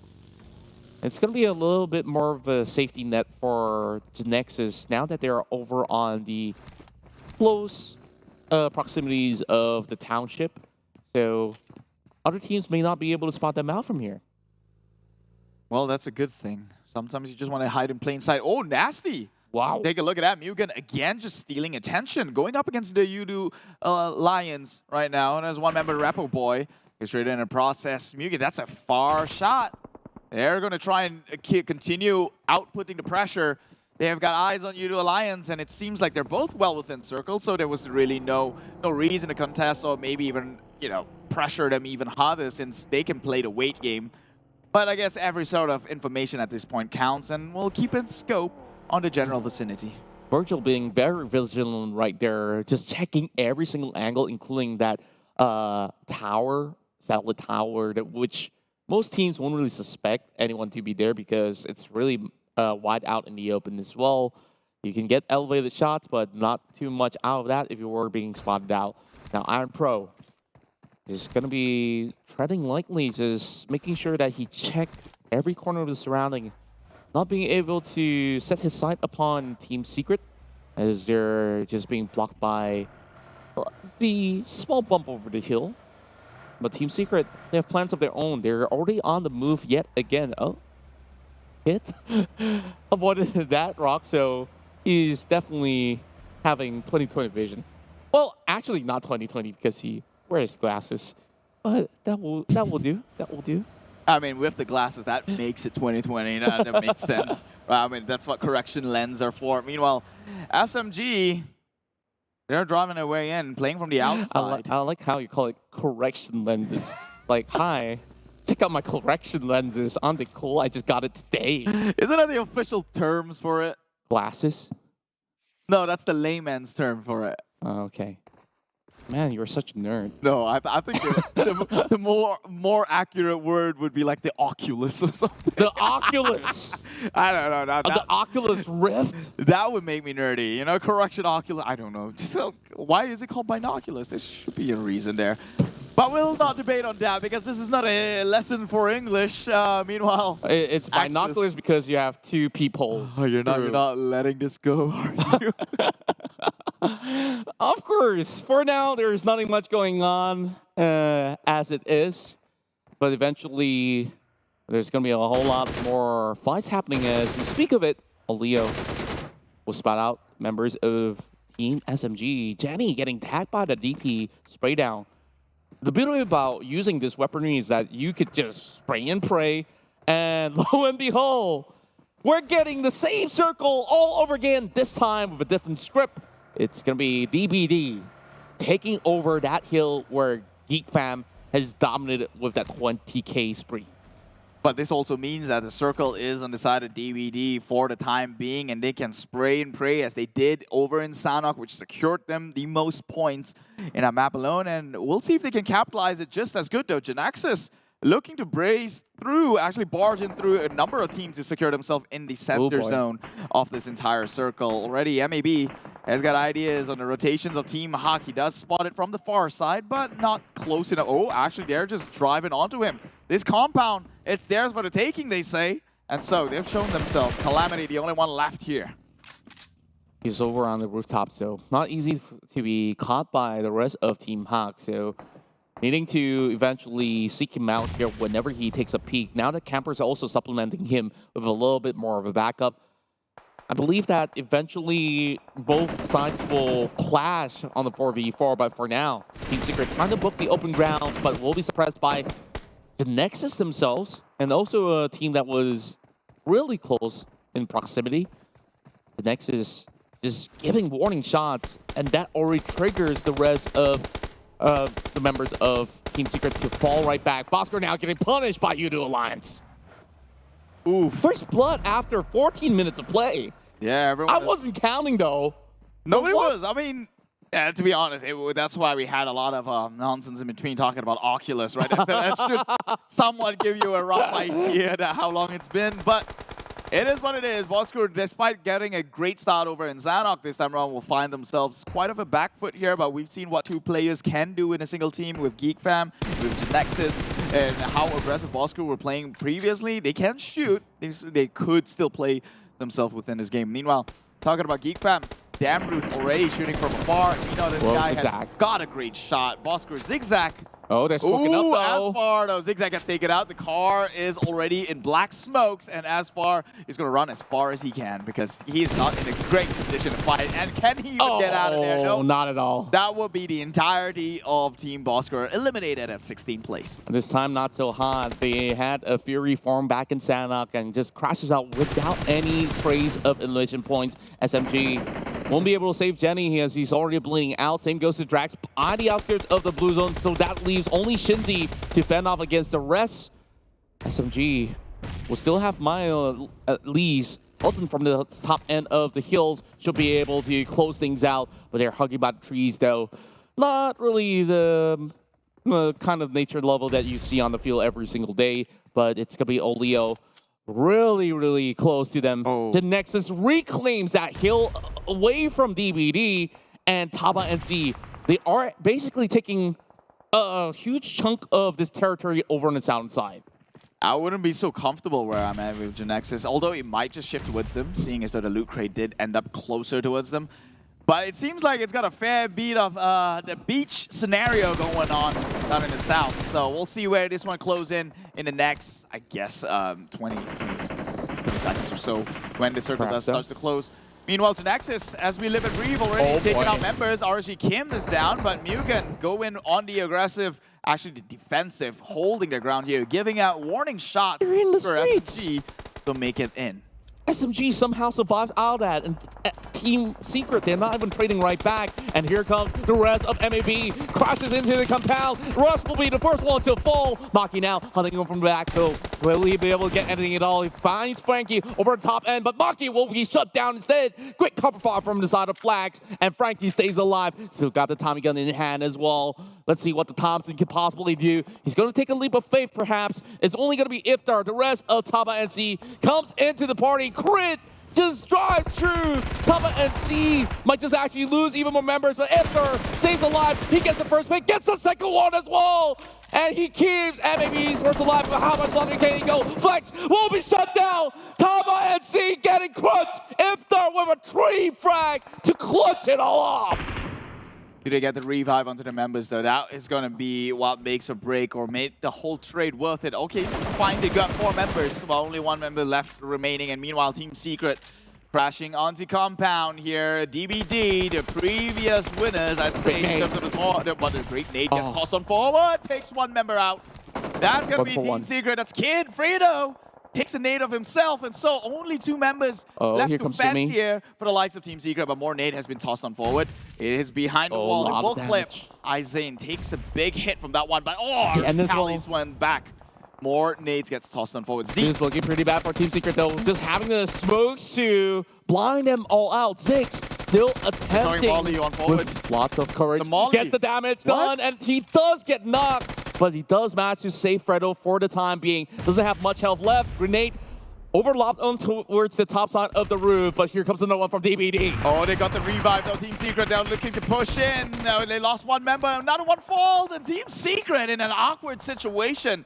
Wow, was that push? They got their members up. It was 3 members of Team Secret failing to push against the likes of DBD. Well, this is the W gaming that we're looking for too. No W key, but basically just swerving your left thumb all the way up to get all that needs to get done. Team Hawk now battling against HomeBois. The battle of the bottom teams. Harsh way to put it, but you have to settle the scores.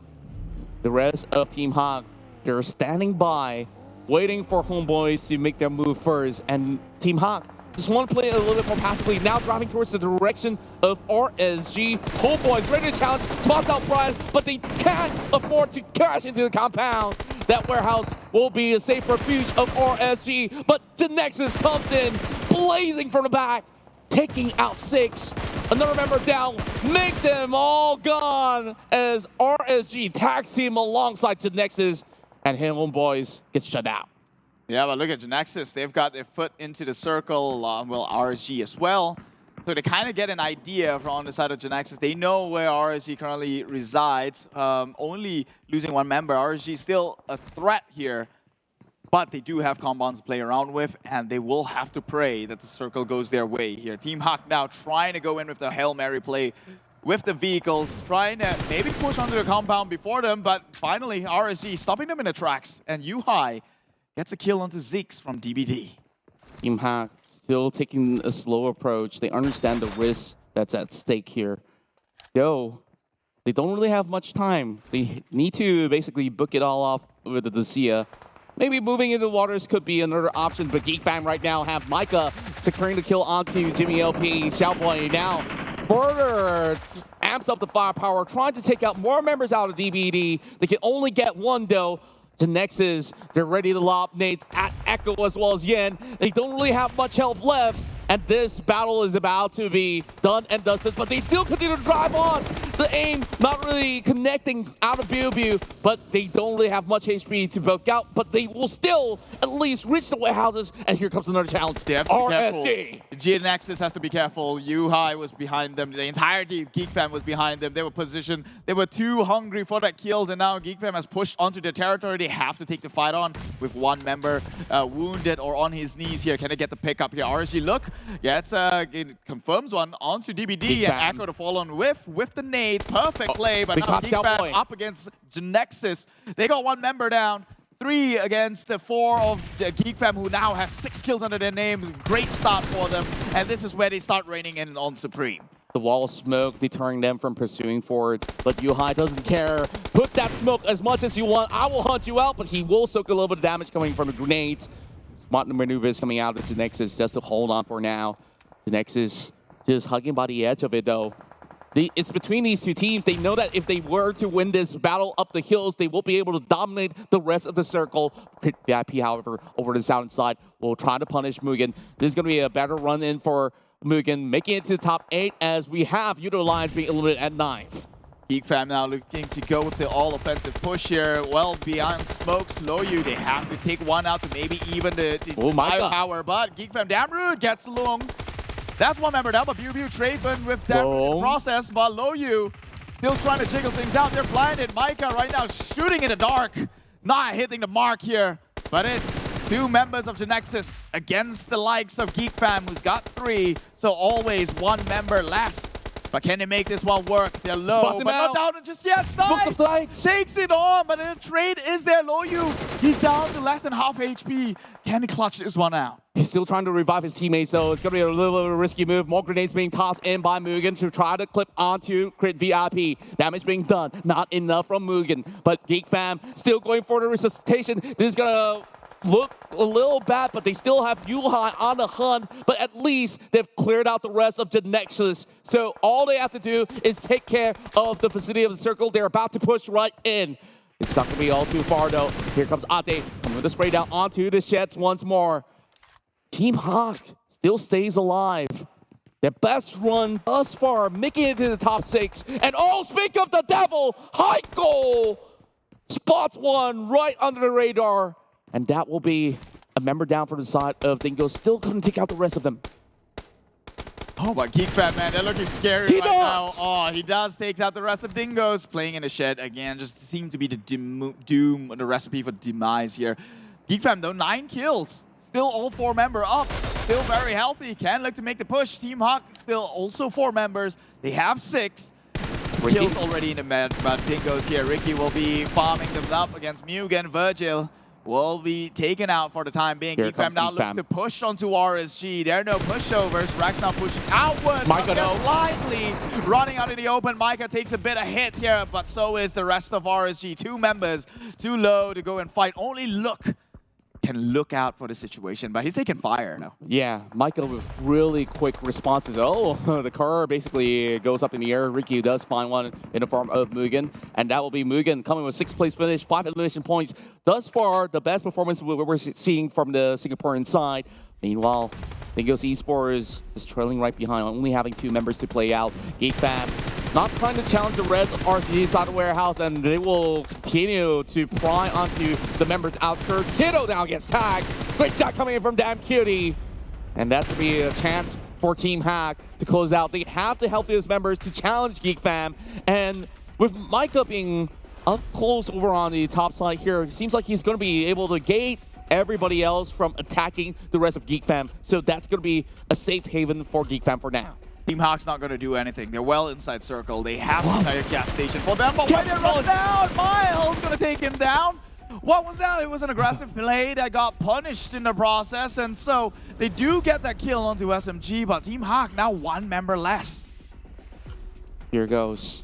Top 4 standings for the team. GEEK Fam with the advantage again, but it won't be for long though. Circle does favor members of Team Hawk.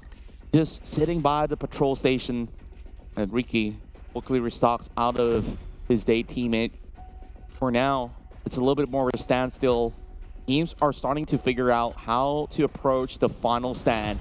Micah eventually gets that number after knocking down a member of Dingoz, but here comes the spray down coming out of Heiko. So we got 2 frags of his own, seeking out for Yuhai. RSG turtling in, not even revealing themselves, but eventually they have to get out. GEEK Fam is ready to take them down and basically circling them like an eagle, waiting for the prey to appear on their side. I think RSG should play its turtle right now because, but they got taken out. Beautiful. 1 member down. That's a weakness in your barrier, and now they're just going to capitalize on this, open it, push it on through. RSG, 1 member left, will be taken out, and they will go in with the revive in time, hopefully, before the blue comes in. A fitting end for the challenges right here. Team Hawk has gotten 10 frags. This is the best chance for them to strike. 2 members down from the side of GEEK Fam. Team Hawk just suppressing them with a little bit more of a flurry of bullets sent their way. But they understand they don't have to risk it for the biscuit. Well, carrying on, GEEK Fam, they're now cornered up over on the corner of warehouse, and they're going to pick Damroot down on the ground as well. Another one bites the dust. And that makes it so much easier, but Team Hawk, they're down to a 2 versus 2. They do have the compound advantage. Circle's is on their side, so GEEK Fam, they're the ones pressured to actually make the push. Heiko's trying to go in from the flank side here, but Micah OP secures Damn Cutie, who is on the floor side. But now they are both well within circle. Who makes the mistake of over-peaking shall be punished in the process, but they have to also push because Team Hawk, the longer they wait, the more chances there is for GEEK Fam to actually go in with the pickup. And the nades will go out, a little bit more damage, and the spray is perfect inside. Takes down 2 member. GEEK Fam now has to clutch things out. You know what they say, lightning doesn't strike twice. We said it time and time again. Micah understands that they are looking around, but that's a nade to close it up. It's Team Hawk back in the game, securing their first chicken dinner here in week 2. It may seem bleak for THQ Team Hawk, but they made it happen here. 11 kills or even more now added with the entirety member of GEEK Fam. It's at least 14 kills.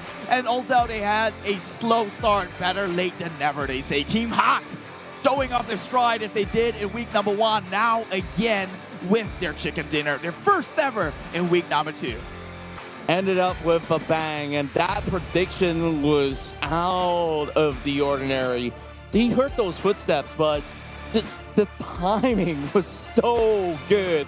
And these are the boys that have done it for the first time here on week 2.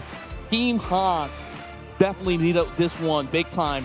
Now, the red alert flag is raised up for other teams out there. We're looking at potentially HomeBois and even the likes of HYVE International as well as MUGEN that are just basically finding their way into the game. We're checking out the highlights of the intensity that has been brought forward upon this game itself. It was a standstill on the first half, and then phase 4 happened, and everybody was just spawning all over the map.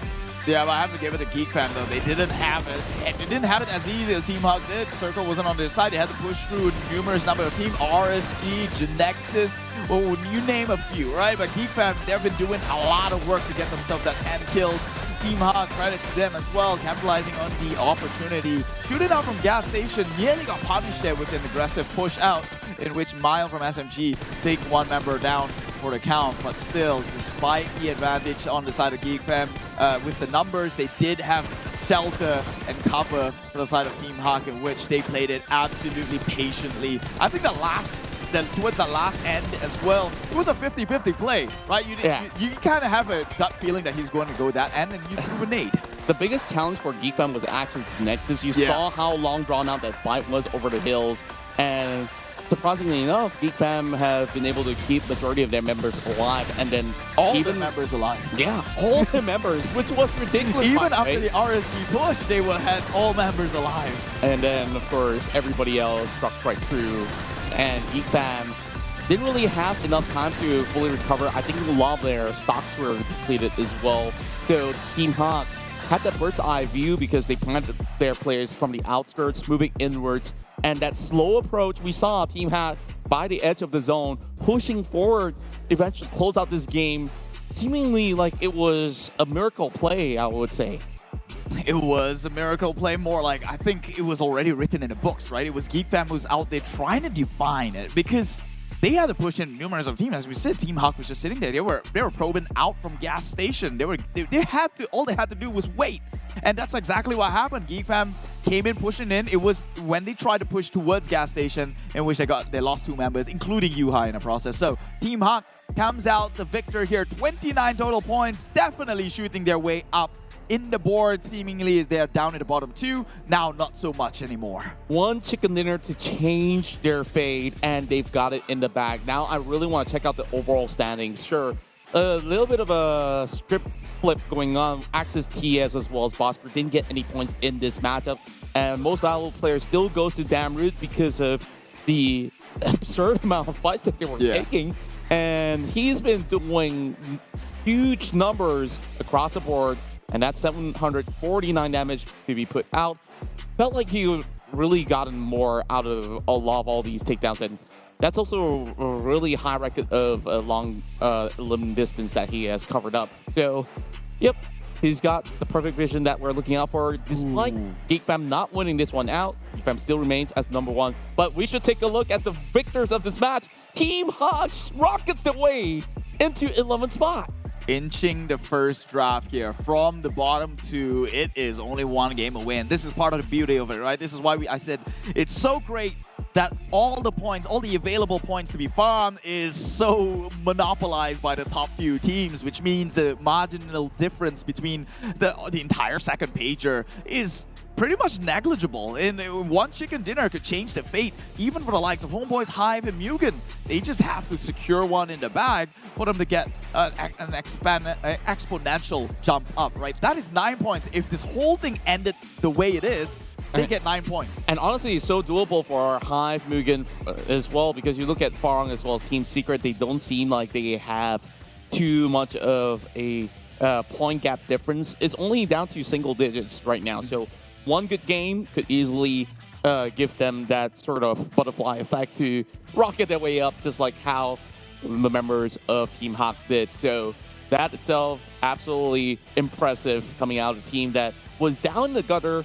But before we get into more of those stats, let's also bring up a little bit of recap of how this game concluded for Team HOC.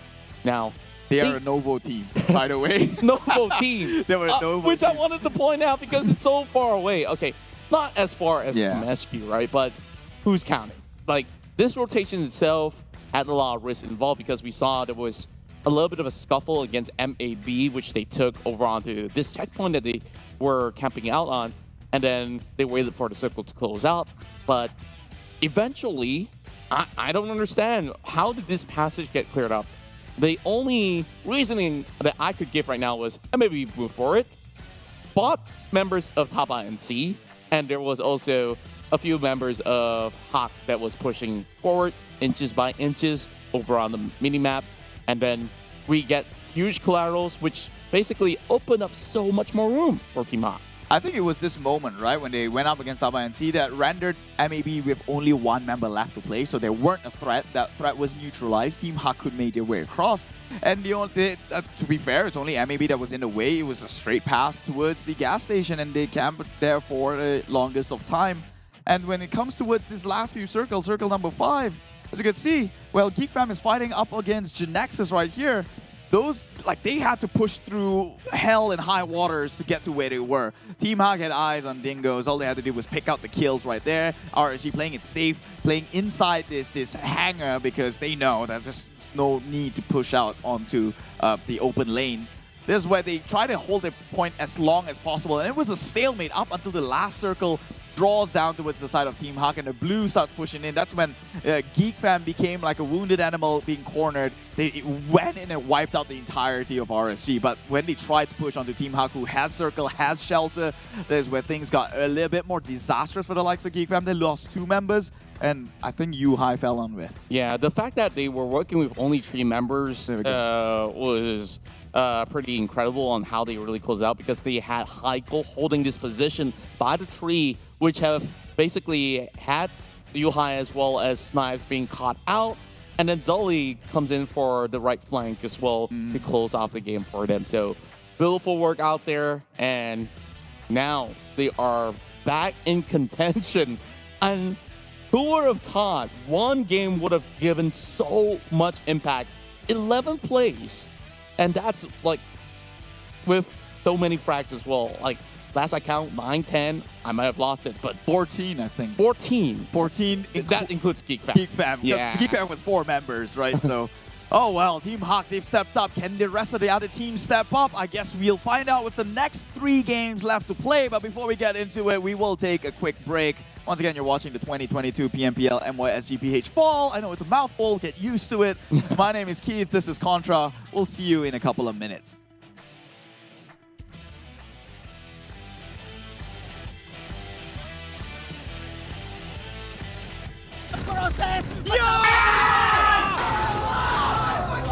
Dia jadi star player. Adakah hari ini dia jadi star player?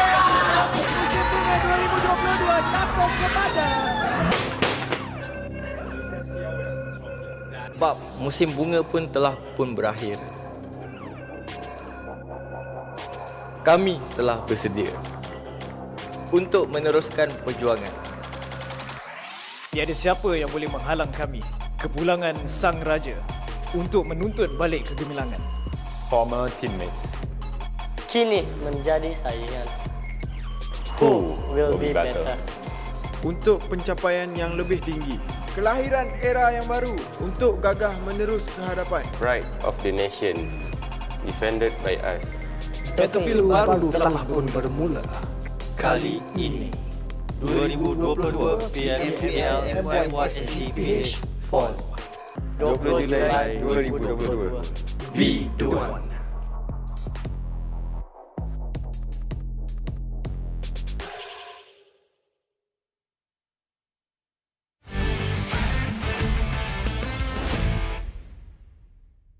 First kali Aizin selamat ke TS dan mungkin kalau dah start liga kau takkan selamat dah Aizin sebab kau akan kena bunuh dengan aku je lah kalau kau main. Ham dekat SEM9 tu jangan selesa sangat kat SEM9 dengan Ham Kalau kau tusu nanti kau better datang gaming house kita orang sampah-sampah je.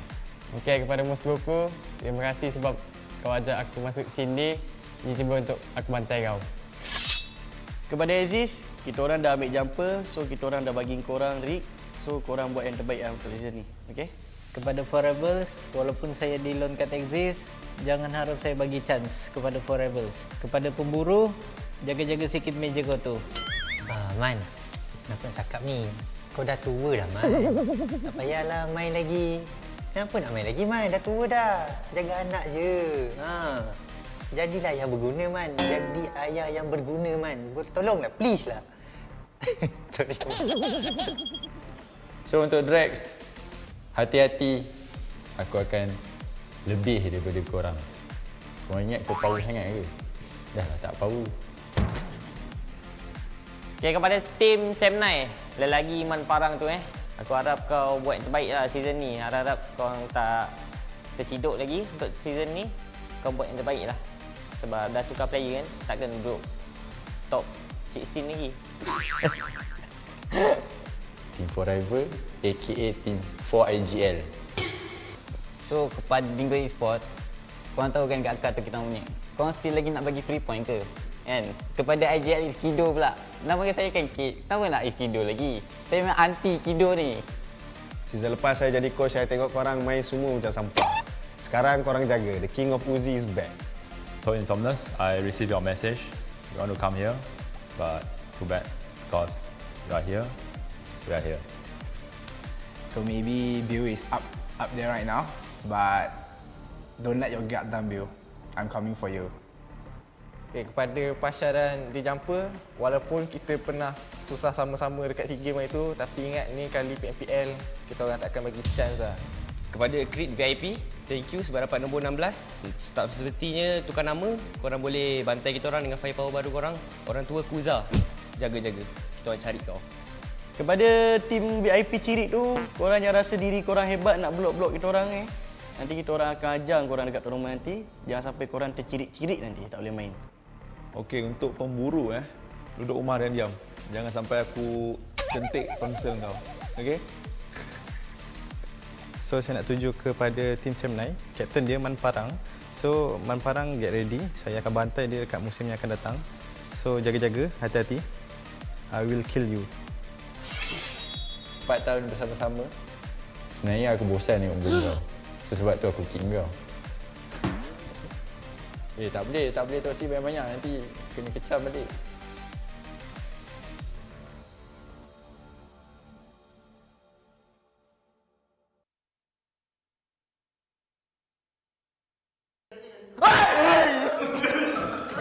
Tak ya, Mel. Bodoh sial.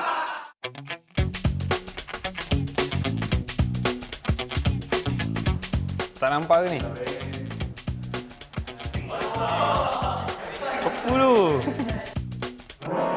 Brother, is this real or fake? Apa ni? Kau dua.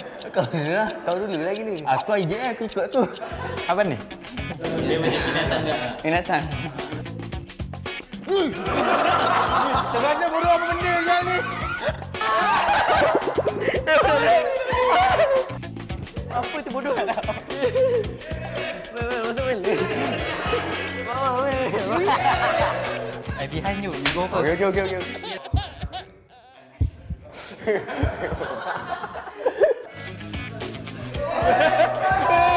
Tapi dia tak hidup lah. Dia macam gerak dia.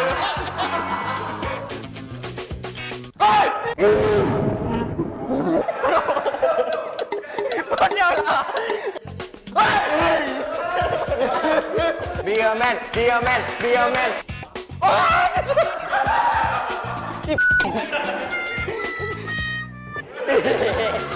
Buruk. Tak nak tu.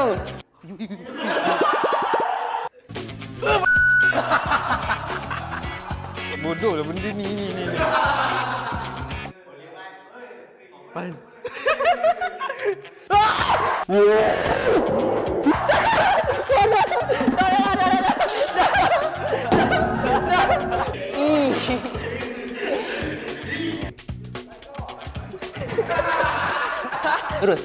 Snack. Buah apple. Rasa macam kertas kot. Kerang. Kaki ayam. Nenas ke? Ada ni glove. Taruh tangan, mesti ada air dalam. Glove dalam dia air. Lah! Tajam gila, takut. Can we redo? Okay, 3, 2, 1. Like, I'm holding something. Oh wow. What's this?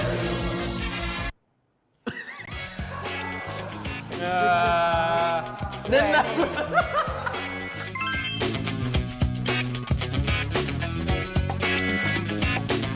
Okey guys, itu saja. Jangan lupa saksikan kami dalam 2022 PMPL MYSGPH Fall.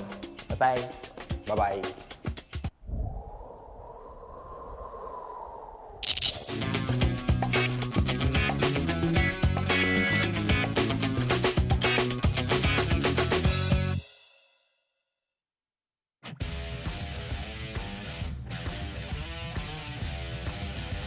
Natin, pero Yoodo Alliance, they started speed great, pero nga lang meron sa likod. Always check yung mga nasa likod mo, pero I think they want to see muna where Farang is heading at because they have a lot of pop shots. So na nag-push na. HYVE. Ramdam niya na sarili niya dito. Tignan mo naman, HYVE, dakilang taga-spray down. Isa sa loob, isa sa labas. At HYVE, hindi niya kailangan players ng GEEK. Malapit, GEEK fam. Ako yung secret pala kanina. Pero right now, HYVE goes for a spray down. And men, yun yung sinasabi ko. Mako! Tatlong teams, Great VIP, Dingoz, and GEEK fam. HYVE managed to pin down Insomnus. Insomnus is now out of the question. He needs to work this out. It's Kido, managed to cripple down one. Nasa na yung kalaban? It's Kido.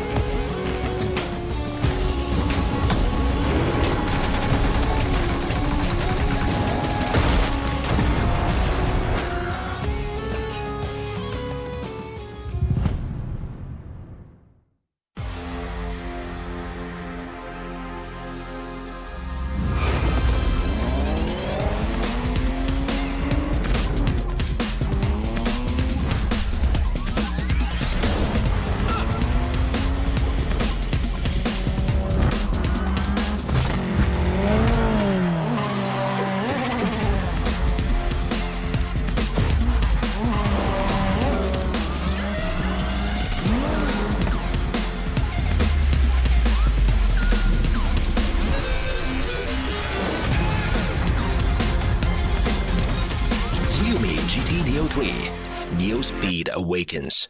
Realme, dare to leap.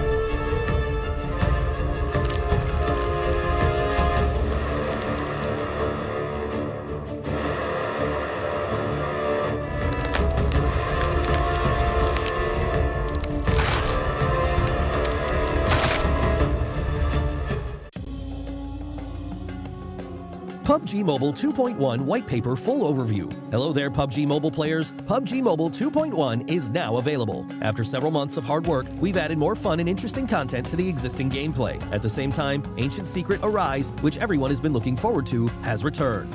Are you ready? In this video, we will be introducing the exciting new contents of this version. We hope you like them. Themed gameplay, Ancient Secret Arise. In this new version, Ancient Secret Arise has returned with improvements. It'll be launching in Erangel, Miramar, and Livik. Players can choose any of these maps in ranked mode to experience its varied content and unique performances.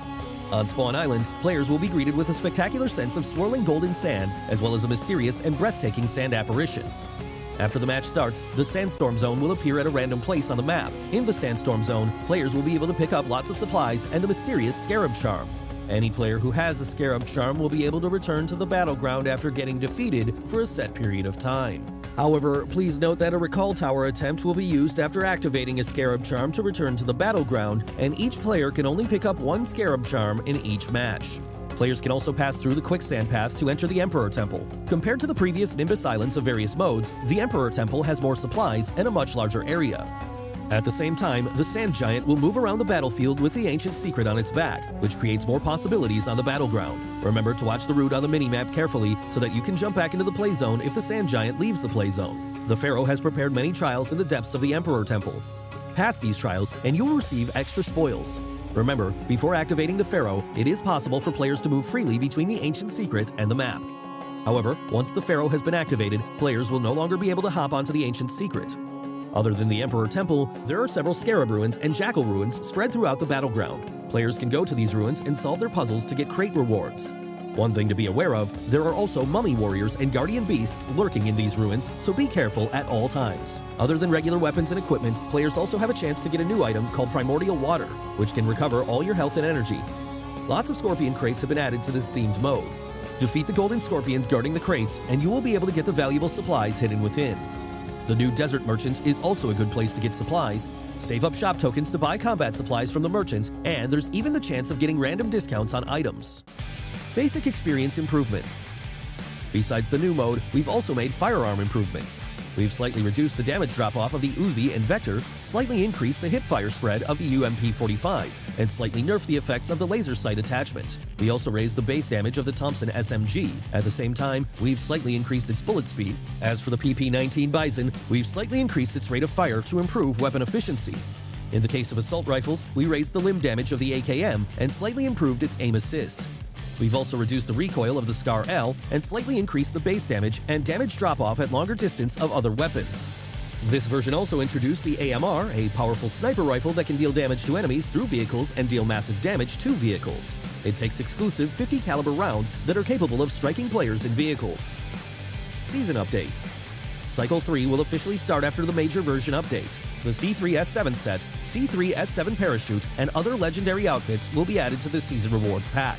In the new season, we've also added a season bonus point card and rating protection card that can only be used during the season to help everyone climb the ranks even faster. Individual training grounds, sound location training. In the new version, we've added a sound location training system to the training grounds. Players can use this to train their ability to locate enemies by listening to gunshot sounds and footstep sounds, which will help players become more aware of their surroundings during a match. Other updates. Other than the updates mentioned above, the PUBG Mobile x Blackpink collaboration has prepared a virtual concert for everyone. Let's all have lots of fun in the game this summer. That's all for this video. We hope that version 2.1 will give everyone a better gaming experience. For more details, feel free to follow the official PUBG Mobile community. See you next time.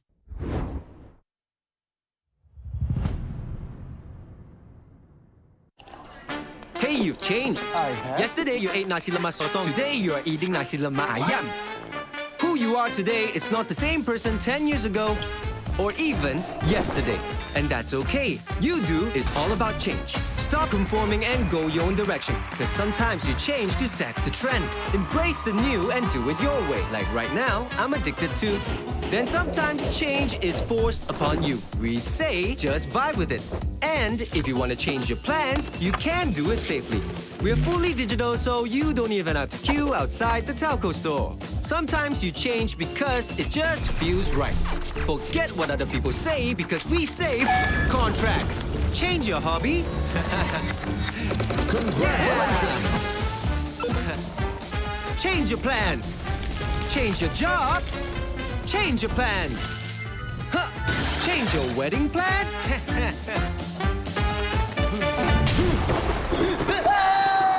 Change can come anytime, anywhere.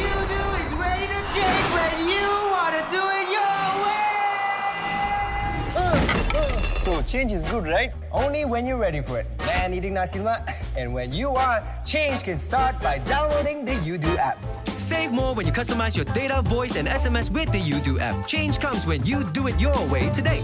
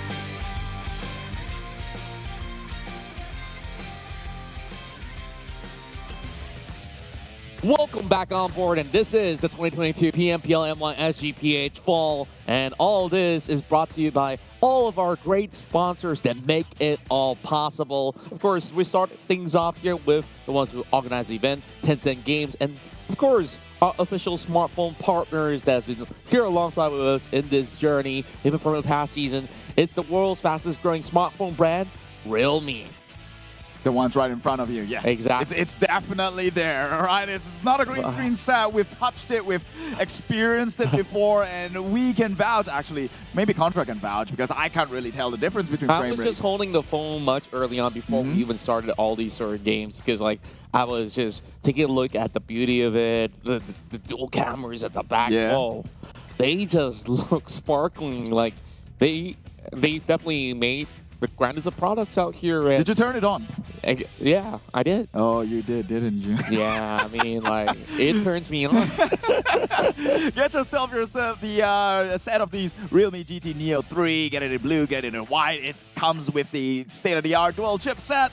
Dimensity 8100 5G. Need I say more? It's a great phone overall, right? Yeah. So now getting into the game, we have at least 3 more maps to play. Maybe even potentially a 4th if history does repeat. Yo, so yo, let's hope it doesn't happen. I'll hold you right there. No.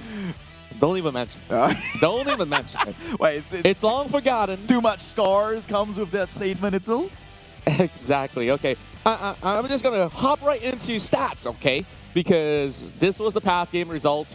GEEK fam still running on the teardown, and they tied the elimination points along with Team Hawk. Doesn't matter about the damage number, sure. GEEK fam has done a lot more, but the chicken dinner still belongs to Team Hawk, and that have saved them from the gutter. And other than that, it's quite a sad story for Team Genexus, where we saw them getting only 3 frags, but the damage charts were just looking mighty fine, and now the most damage being done throughout the rest of the day, especially in match number 2. 3 of these members of GEEK fam. Yeah, I know. If this isn't like a red flag, I don't know what is. I mean, their badge is already red, right? So if they're waving the flags right now, 3 of the top positions in terms of damage output, who else has got the arsenal to match up against the likes of GEEK fam? I mean, I would argue Genexus do, but come on. Come on. Exactly. And here we go. We're moving ourselves into match 3, where we're going to be moving into Erangel once again. This time around, the team that set out of that game will be bouncing back up. So ABC as well as E will be playing. We will not see Genexus, Don't Break Dreams, Access Rate 1, as well as Mugen. Does this also mean that GEEK fam will be on another rampaging spree? We'll have to see whether if, you know, Lightning didn't strike on that same spot exactly, and they didn't manage to get that chicken dinner. Now, with the presence of Sam9, things are about to get a little bit more heated here because, first of all, Mugen either will challenge their territory or just move into another different sector instead. But the question is the presence of Sam9 going to make things a lot different here in our 3rd match of the day? Honestly, if you want my honest opinion, based on trends and history, I don't think so. You know why? Because it seems like both Team Secret and Sam9 always goes at it each other, so I think that's a problem for them to worry about, not GEEK fam though. But let's talk about something you should be worried about if you're gonna miss the 2nd virtual concert that's happening on the 29th to the 31st of this month. Okay, Blackpink out in your area, not really your area, but into your phone devices. Go catch them live and still in your area. So, I guess so, virtually in the metaverse somewhere. I wonder what that World Record Challenge is. I'm really curious and I want to find out more, but that's going to happen from 23rd all the way to the 31st. So, of course, it's going on right now. Exactly. So, when you log in right now, and even for today, I do believe we have a virtual concert going on. Oh, that's right. That's right. Right. I'm waiting till like the last day. You know what they say, right? It's towards the last day of the concert where everyone hops on it because it's like tomorrow. You always put things on to the end. It's tomorrow. Yeah, I got a lost track in time, but God dang. For now, the gangsters on the street, it's KL Gangsters in collaboration with PUBG Mobile. You'll be able to have all your favorite characters basically speak out to you in game and just showing who's boss, so you could basically get that chicken dinner for your own. You can get the voice packs for free, and we'll give you more of that details soon enough. And in case you didn't already know, that Wednesdays we're having a special here meant for the gamers, for you who do not go out or do not wish to leave the house for a ladies' night out. You can stay indoors and, well, get yourself some of these freebies right here. Skins up for grab. It's called the Lilac Attack. Suits for free. With every login, you get yourself 3 chicken tokens, and 3 of it claims 1 of them. I just love that you say Lilac Attack because it rhymes so well. And we also have the Mecha Sanctum set. Man, my tongues are getting twisted today. So this is in that Royal Pass M13. If you haven't signed up yet, make sure you have enough of those points so that you can basically get all these goodness throughout your course of battles as you get your chicken dinners in style. Well, to get in style indeed, you know what they say, the most the one thing people love about games is the fact that cosmetics are a thing, and I think that's probably like the main revenue driver for most games anyway. But let's focus down onto the match. Who do we think is going to get the chicken dinner right now? I actually got on the way of Sem9. I just think that maybe they're going to come in hungry and strong. Yeah, and with Team Hot already winning that chicken dinner, it definitely was a pleasant surprise to all of us. Tabah NSEA has been working really hard game in, game out, but yet again, we have not really seen a huge victory coming out for the team. I think it's lying in the weights, so perhaps Erangel once more would show us a little bit more of a surprise than we signed up for. Yeah, I mean, that's always the case, right? We're always wanting to be surprised, though. Like MUGEN, who, by the way, stepped up big time today. Even though they didn't get much of a result, I still give them credits for, because right now they're actually trying to go on an aggro, and they've honestly fought against some of the great teams. Sem9 back over in Sanhok, they struggled a little bit with the likes of MUGEN themselves. So they are rising up for the occasion. Can some of these other teams sign up as well? HYVE International now has a chance to play in this Erangel. So things are going to only get more exciting as now Group E joined into the mix for rivals to follow on with, and Farang Guerilla, scary names hopping on board. Indeed it is, and of course, it's going to be a little bit more of a motivation for other teams who are down below on the standings to basically be motivated with the meteoric rise of none other than Team Hot, who just won that round. So from here on, what needs to be done here is for them to basically amp up the tempo. You gotta get into the circle early. You want to ensure that you have enough ammunition to last the entirety of the round, and at the very least, book even more of those elimination points. That's what everybody wants to see here out of the contending teams out here to play. So with that being said, Keith, you ready? Well, of course I'm ready. My chopper's right on the way. Look, the flare's going up. We have to take part. It is Erangel for the second time of the day. Woo! And here we go. Round 2 inside of Erangel. Every single Erangel match that we have been getting this season has been relatively interesting. There was no slow burning rounds where it's just full proning, waiting between a 1 versus 1, 1 versus 1 versus 1, and the list goes on.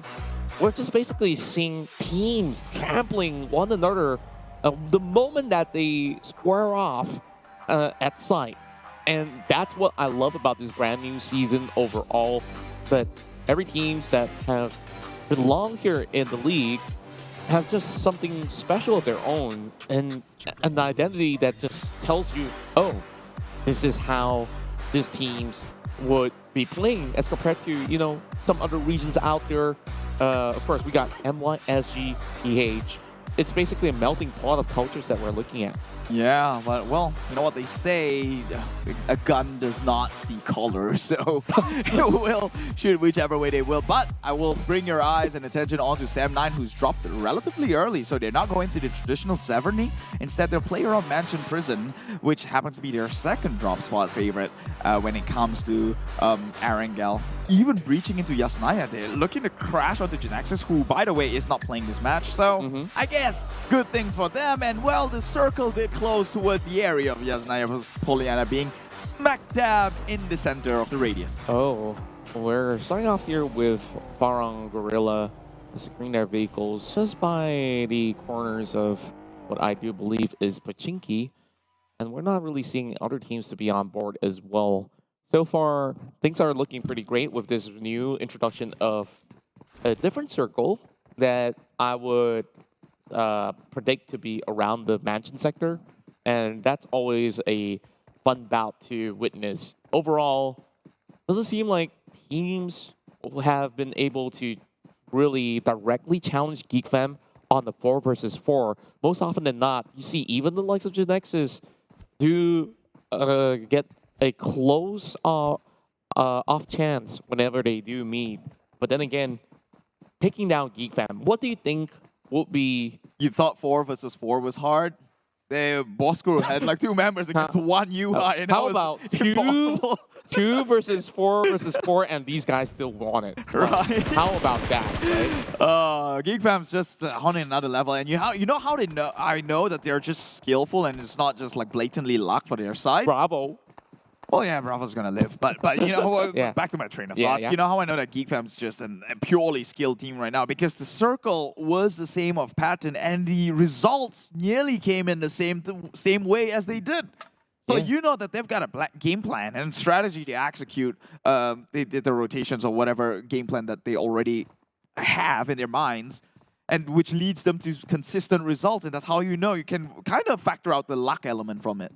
There's basically no luck in PUBG Mobile, I would say. Like There is. No one's gonna deny it. The circle is possibly the only factor where it pushes you to uncharted territories at times. But then again, if you've played this game long enough, like you should have a hunch on like, okay, if this pattern is coming out, you take a little bit of a guessing game, right? Like if you don't want to take a guess, be directly in the center. Like you're gonna be pretty close by.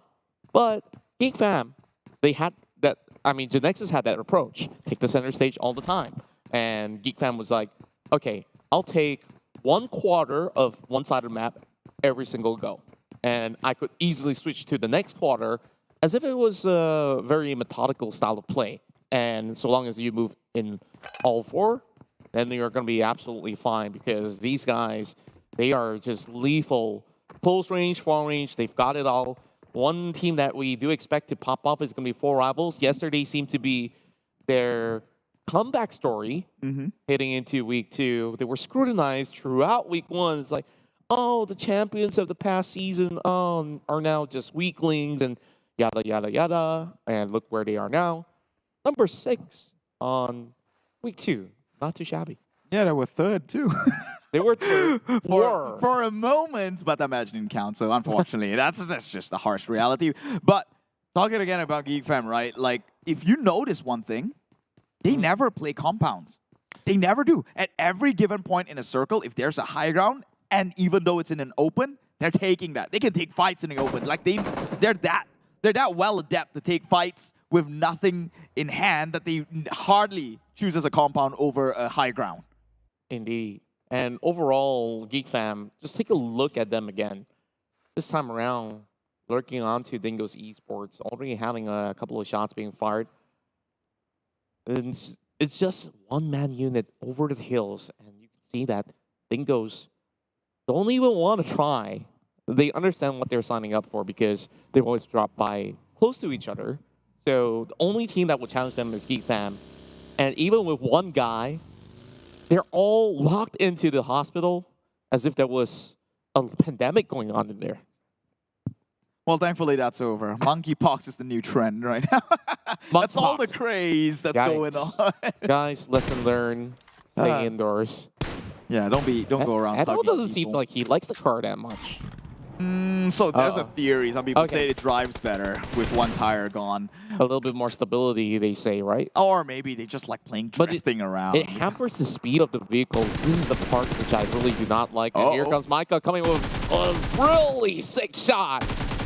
How do you even see that? It's just by the corner of the screen. Well, not exactly the corner of the screen, but like just corner of the wall. And it's a huge pickoff, I would say. Dingoz now loses one of their highest fraggers out there, and they will just charge in with 3 members. They don't even need Damu for this one. Well, look at that. This is telling on why Geek Fam never chooses compound, because you expect teams to be in compound. They're like playing 4D chess.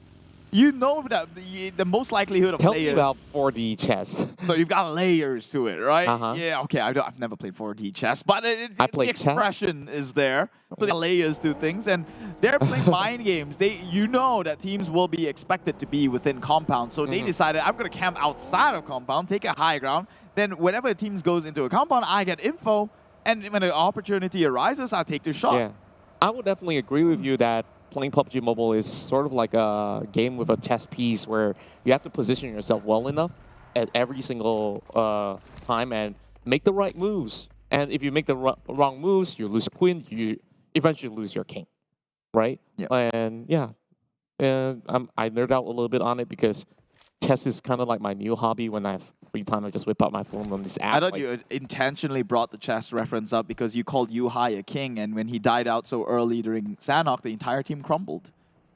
Well, checkmate then. Exactly, my point. Okay, Iron Pro versus Putra though, up close and personal.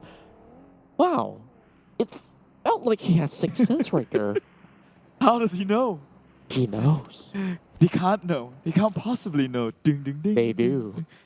Too much TikTok, right? Yeah. Well, go follow the PUBG Mobile TikTok again. It's PUBG Mobile Official MY, I think. Or MY Official. Yeah, PUBG Mobile MY Official. If you're Malaysian, PUBG Mobile Esports.sg. For Singapore, PUBG Mobile Official PH. Setting on TikTok. Setting up the success for good plugins. Yeah. And plug-in play we go with Team Hawk. Now, with a victory in the bag, they are looking in a really good shape here, managing to make very early drastic maneuvers past Milta without any form of challenges at all, which was to my surprise because Milta can always be a sweaty territory to get past. Meanwhile, Farang would like to camp out on what they call the Potato Hills, just refer to the mini-map on why you wonder why it's the potato. I usually call it the Hills of Pachinki, but every other caster is like, Potato Hill, Potato Hill. Do you make french fries out of it? Kid? But can I know what's the origin? Why is it called Potato Hill? It looks like a potato on the No, it map. does not. Every hill looks like a potato. What are you talking about? You're just you're just like a foodie, aren't you? I mean, okay, well, a pimple was more likely. We're not gonna call that a pimple. What? Why is the expression you've got mountain on your face? Does it look like it's oozing out or anything like that? I don't think so. It's prematurely erupted. But this talking is about premature death here. We've got one member getting sniped down by Putra itself, Sam9. I believe that was the car who went to check, I think. Yeah, he came too early and it doesn't seem like he had any sort of support as well. So no protection from his friends. Yeah, it's really hard to do. So of course, had to pay the price. So far, Dingoz loses one member out there, still outside of the play zone. Same goes to Tabah NSEA. Meanwhile, Team Hawk wants to be the one that monitors the entire sector of this highway. RG, not too far away as well. Oh, here comes a replay. This happened. In case you missed it. Oh my God! Kid. A surprise This man's on lifetime. Axe Games. He's on Axe Games. He's playing a total different league right now. We just might as well just bow down and all hail the kings. Okay, I'm not sure whether if you were young or did you play the game Tony Hawk Pro Skater? Yeah. Yeah, it's like you're flipping like a 50 trick combo and then like you want to land like with something really cool and then blah. He tried to break it though. He was punching the air, but I guess physics don't really apply that way. But man, that was not a good way to go on his knees here. He was just diving in face first. You saw the animation of the dude. He's like, crap. No landing pads. No knee protections as well. We're back there. Meanwhile, take a look at Tabah NSEA. Again, they're in the blue. Previously, Lex pulled off the blue, but they were actually parked in the blue waters itself. Now tanking the zone. Let's see how this one fare out for them. A bit more of a smart player or tactical team here. Doesn't want to get so much of on the aggro front, but eventually they might have to. They can still tank it. It's only the second circle. Meanwhile, RSG has got their hands tied down against Team Hawk, who is just opposite from the area they currently are peeking from. Yeah, just a little bit of a stalemate here between all of these teams. Team Hawk have always been on the wheels for most part of the game. Doesn't seem like they have made the decision on where exactly to go. Still phase 2. So even if you're going to be inside the circle, it has a high probability of swerving into another direction. That's why most of the teams, they're just playing by the outskirts. Same approach coming from Dingoz. They're just waiting for phase 3 to appear. We're going to be having a look at the main map shortly. And there we go. Look at the central area, though. It's like everybody just wants to be all across that Rose-Up section, but guess what? We're going up the hills again. Yeah. School area, and does that mean that Crit VIP gets any sort of an advantage here? They're not exactly in school, though. Yeah, but they aren't exactly schooling others as well. So they're midway through the semester, it seems. Semester break? Yeah, you could call it that. You could call it that. I mean, they just got reformed, so it's going to take a little bit of time in getting used to, how it is with orientations. You don't really show your true colors. Okay, speaking of orientations, right? It's always going to be, I wouldn't say it's always going to be awkward, but like, you're basically there with a bunch of new kids on the block, and you're a brand new kid as well, and like you're like, what am I supposed to do in this brand new building? But for Crit VIP, they return back to their alma mater, I would say, and they're basically ready to show us a little bit more of academic lessons. I think we're going to get a lesson here, but Voki actually whiffs it, and his position being revealed takes a little bit of hit. Bosskurr. The members, Appy tries to gun him down, but they're taking the trades. They're actually turning unfavorable with this one. Tries to still go with the spray, but 2 more has been gunned down from 4 rivals. Oh my god, this just turned absolutely sour here. 2 more of the other members are far too behind to actually come in with the support. So that's going to be effectively 2 members down. Yeah, and we saw that Appy was attempting fate right there as well. Like, he was on the last stand, just trying to pick off the player out there. Oh boy, literally crushed him up in a very swift manner. And speaking of that, here comes Bosskurr once again, approaching into the territory here, forcing Pambur to retreat. He's over on the back side of the wall, but then again, there's still a member of Team Bosskurr coming in for the flank. They will check every corner of the windows, but then again, this sector has been cleared out. 4 rivals hitting right back. They spot Pambur just playing by the wall, and he will not survive, but he gets the grenade over though.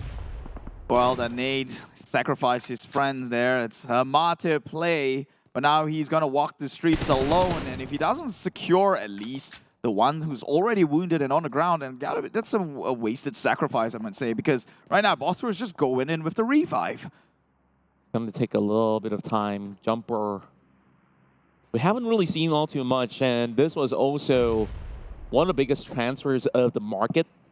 Jumper have found success in every single team that he hopped over on, literally.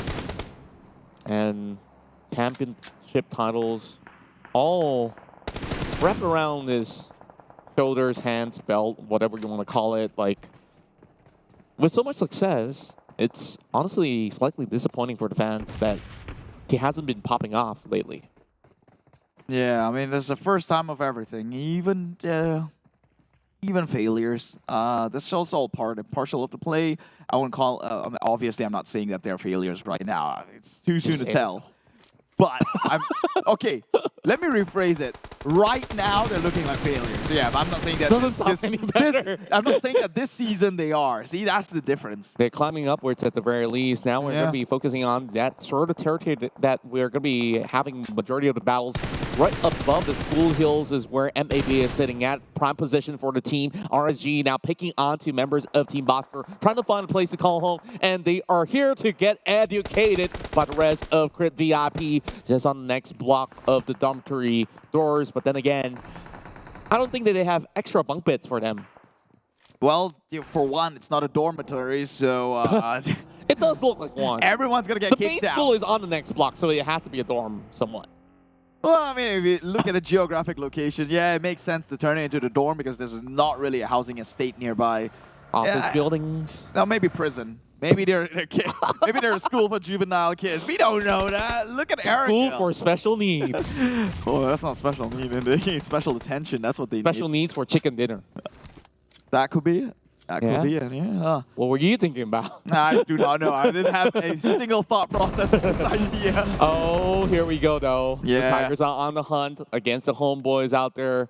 Homie's not really feeling all too great about this one. Bart's having his health bar dead, but he went that trade back. It's looking good for Bart as he tries to sing a melody for the Tigers that are wounded up. Bart goes in to claim 1 life if he can.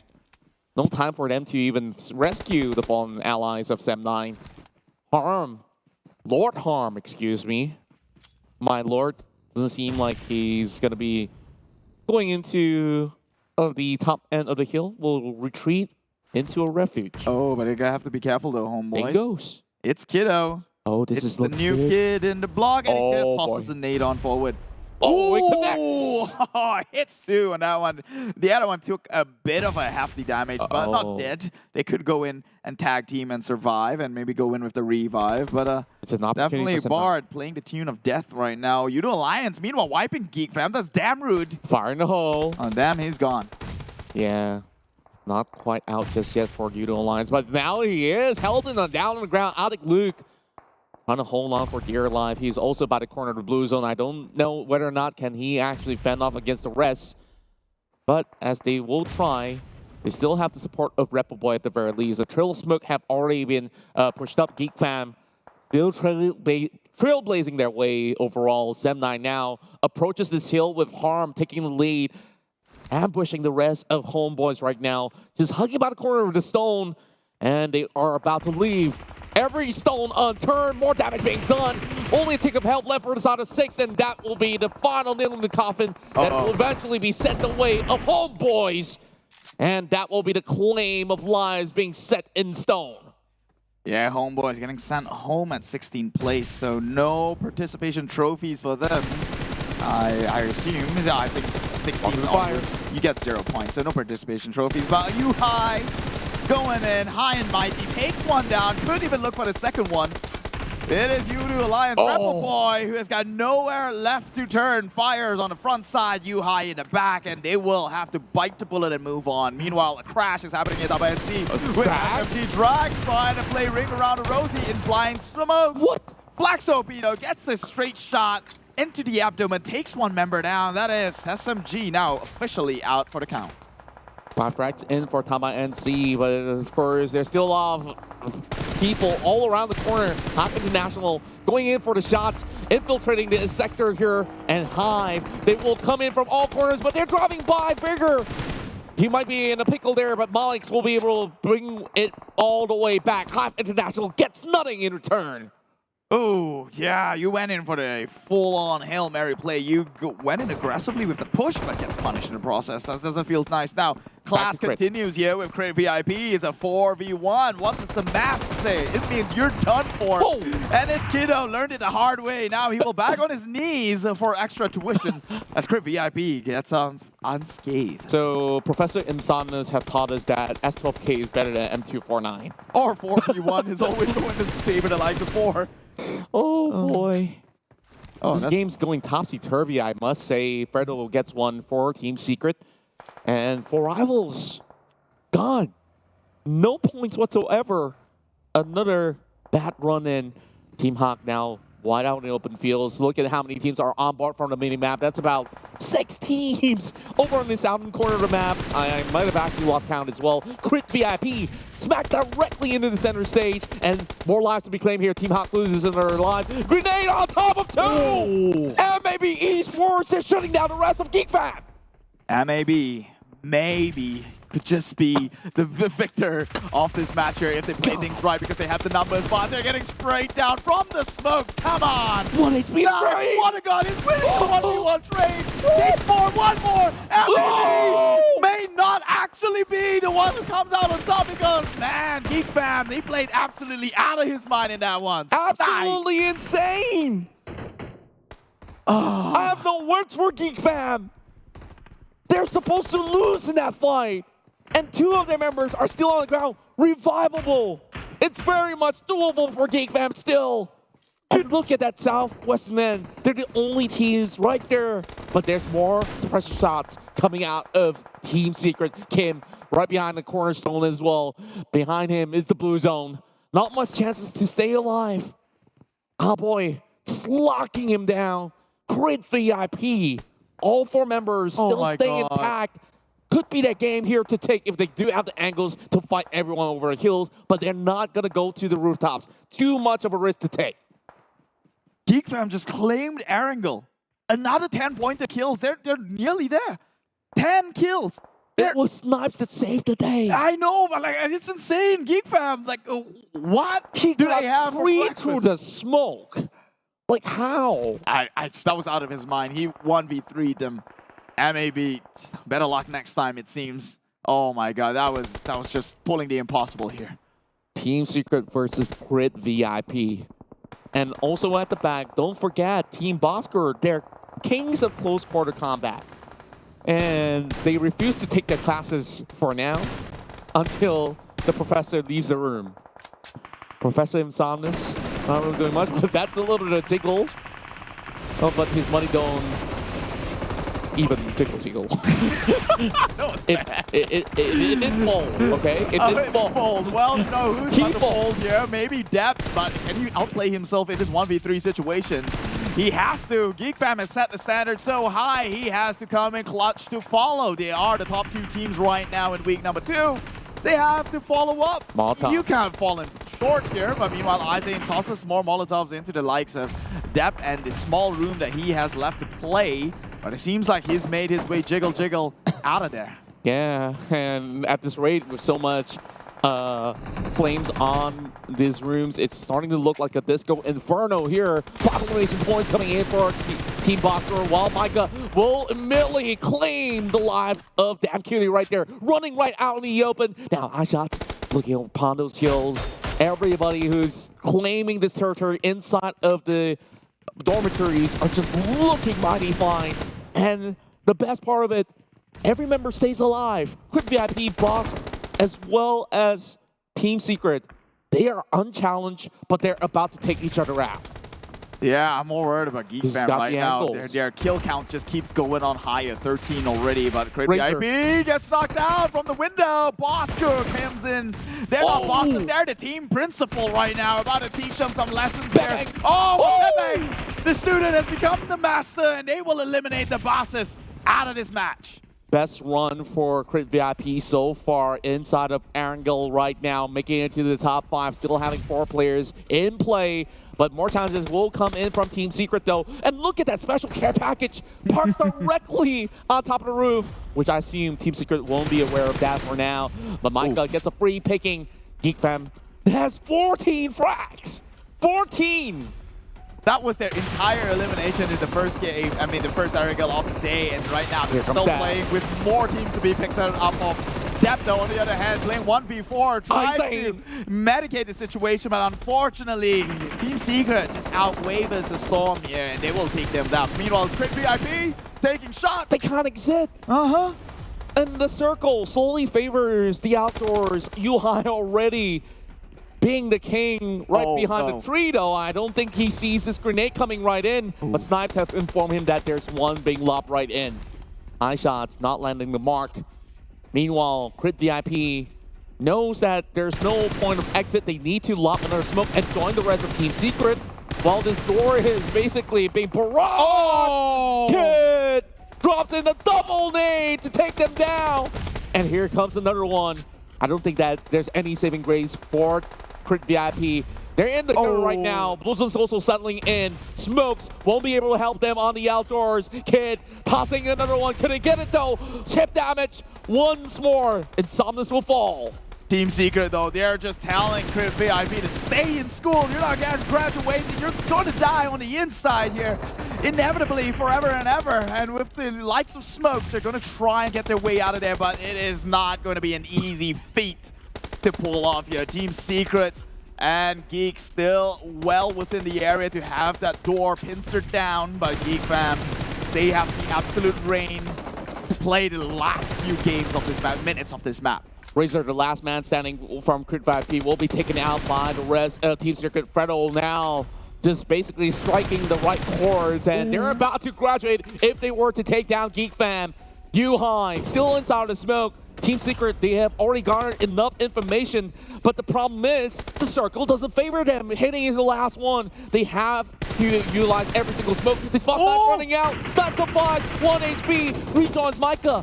We'll go in for it a little bit more of a quick revival. Yuhai, the only one that is able to fend him off. Kid tries to pick an angle from the top side of the roof, but he will be the all-seeing eye for GEEK Fam right now. Yuhai has to strike. Geek fam, just play patient. You don't actually have to. Look at the circle. Team Secret has to walk onto open grounds. They're not in the best shape of their lives here. They will run. Oh, Aizen do have smokes. Okay, that turns the tide immediately. You've got utilities to play on with. It's a 3v4. Who's gonna catch who first? But they know. Oh, I think it's taken out. Now it's even. It's a 3v3, and that's the man with the utilities. Did the rest of the team have the tools to try and pull this clutch off? The only way that Team Secret can actually get out is to strike at the same time. Now they're also blinded up by the smokes that's being set up by Geek Fam. They say, I dare you to come right here to play, and you're about to be the next college dropout of the game. And it's iShots here, still having 3 more smokes to actually work with. It is actually doable. And it's going to be Aizen still fighting for his life. They do get the revives off, so it's going to be a 4 versus 3 right now. Geek Fam now hiding under the tree. More grenades flying right in. And it does come out to iShots, but they will push through. Kid now getting tagged up. He will have to falter. And eventually it's going to be Micah that connects the nade onto Fredo. Now they push forward. They might actually catch him all off guard on towards the right-hand side of the flank. Live had to turn right here. They saw the bunch of Team Secret. They're taking them down. Only 2 members left running around. Jiggling well within the smoke, but the spray is there. They will secure one of the Fredo. One more left for Team Secret. They're still inside of the smoke. They can't spot out Kid, but eventually he will be seeked out. He gets high! But Geek Fam, of course they would. Already dominating. I didn't even look at the kill counts they have secured this match, but they are insane. They may be denied from a chicken dinner in the first Erangel, but my God, this made things up. In fact, you call it a day for Geek Fam because the era of the Geeks has reigned so hard in week number 2. They can potentially just, disregard the next few games that we can play. This team looks invincible, and Snipes was the one to save the whole team to get this chicken dinner in the bag. He deserves the MVP title. Sure, you have members who basically get more kills or so, but he saved them.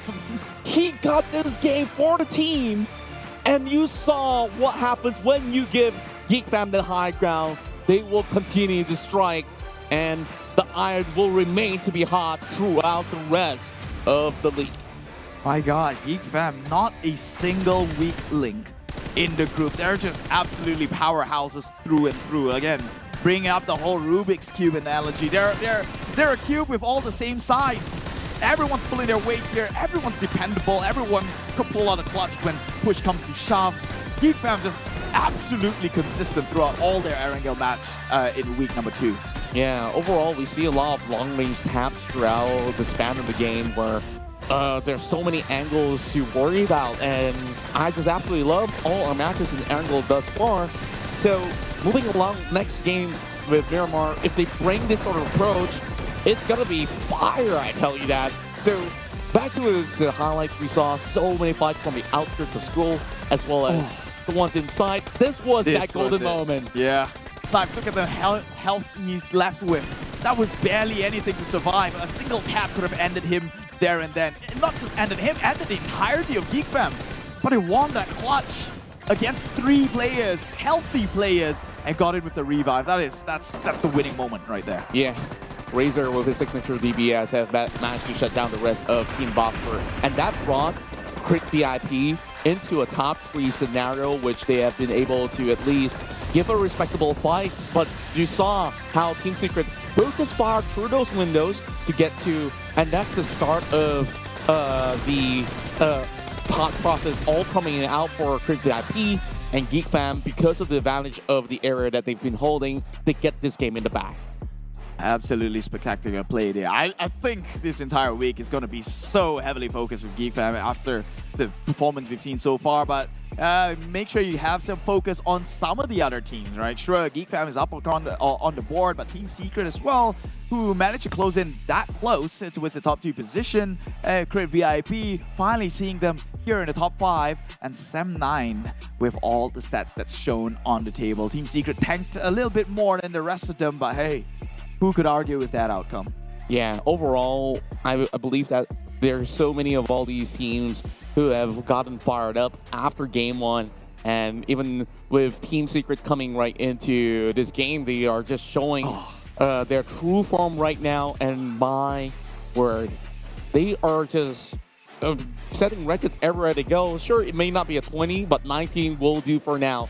34, GEEK Fam is just not showing any sort of flaws overall. None at all. No signs of weakness. I mean, there were one where HYVE suddenly just break apart from the team, but it's easily forgiven.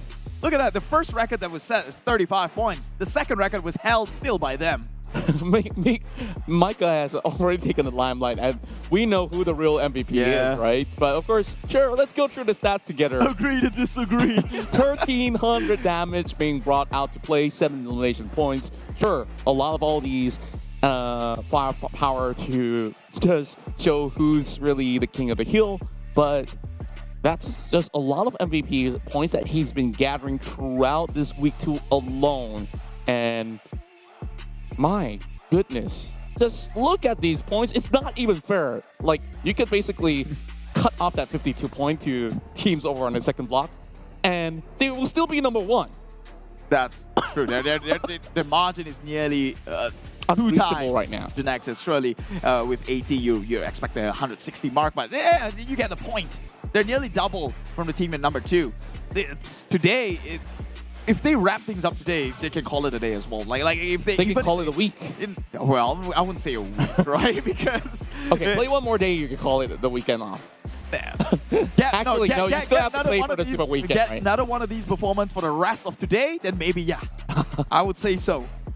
Oh my god, GEEK Fam just absolutely playing out of their minds. I'm actually more afraid now that the fact that they're setting this bar up so high for themselves. When it comes to country final, I don't want to see a different victor. I want to see this GEEK Fam go and popping heads off. With their performance like this, like, could you really blame anything? Like some people are hiding strats, whatever. Yeah. Sure. Like, you try to strategize against this team. I dare you to do it, because nobody has an answer throughout the course of 1.5 weeks.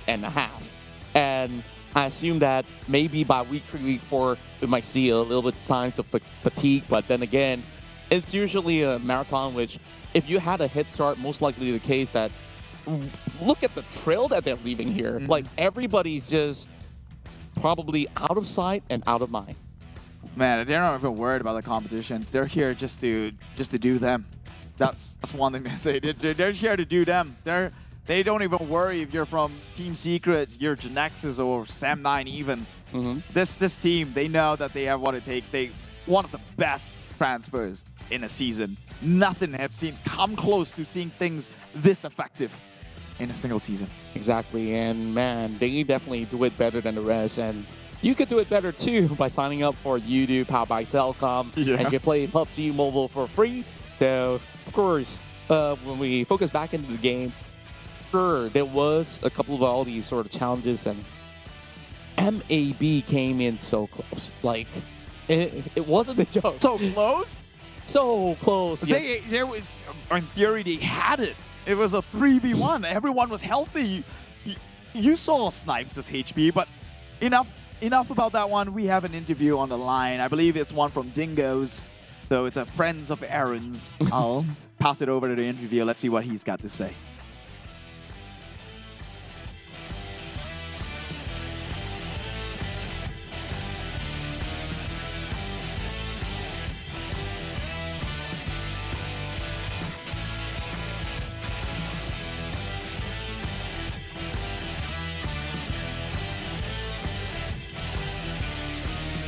Let's all welcome Batman from Dingoz Esports. How have you been doing so far? And of course, it's great to see you once again.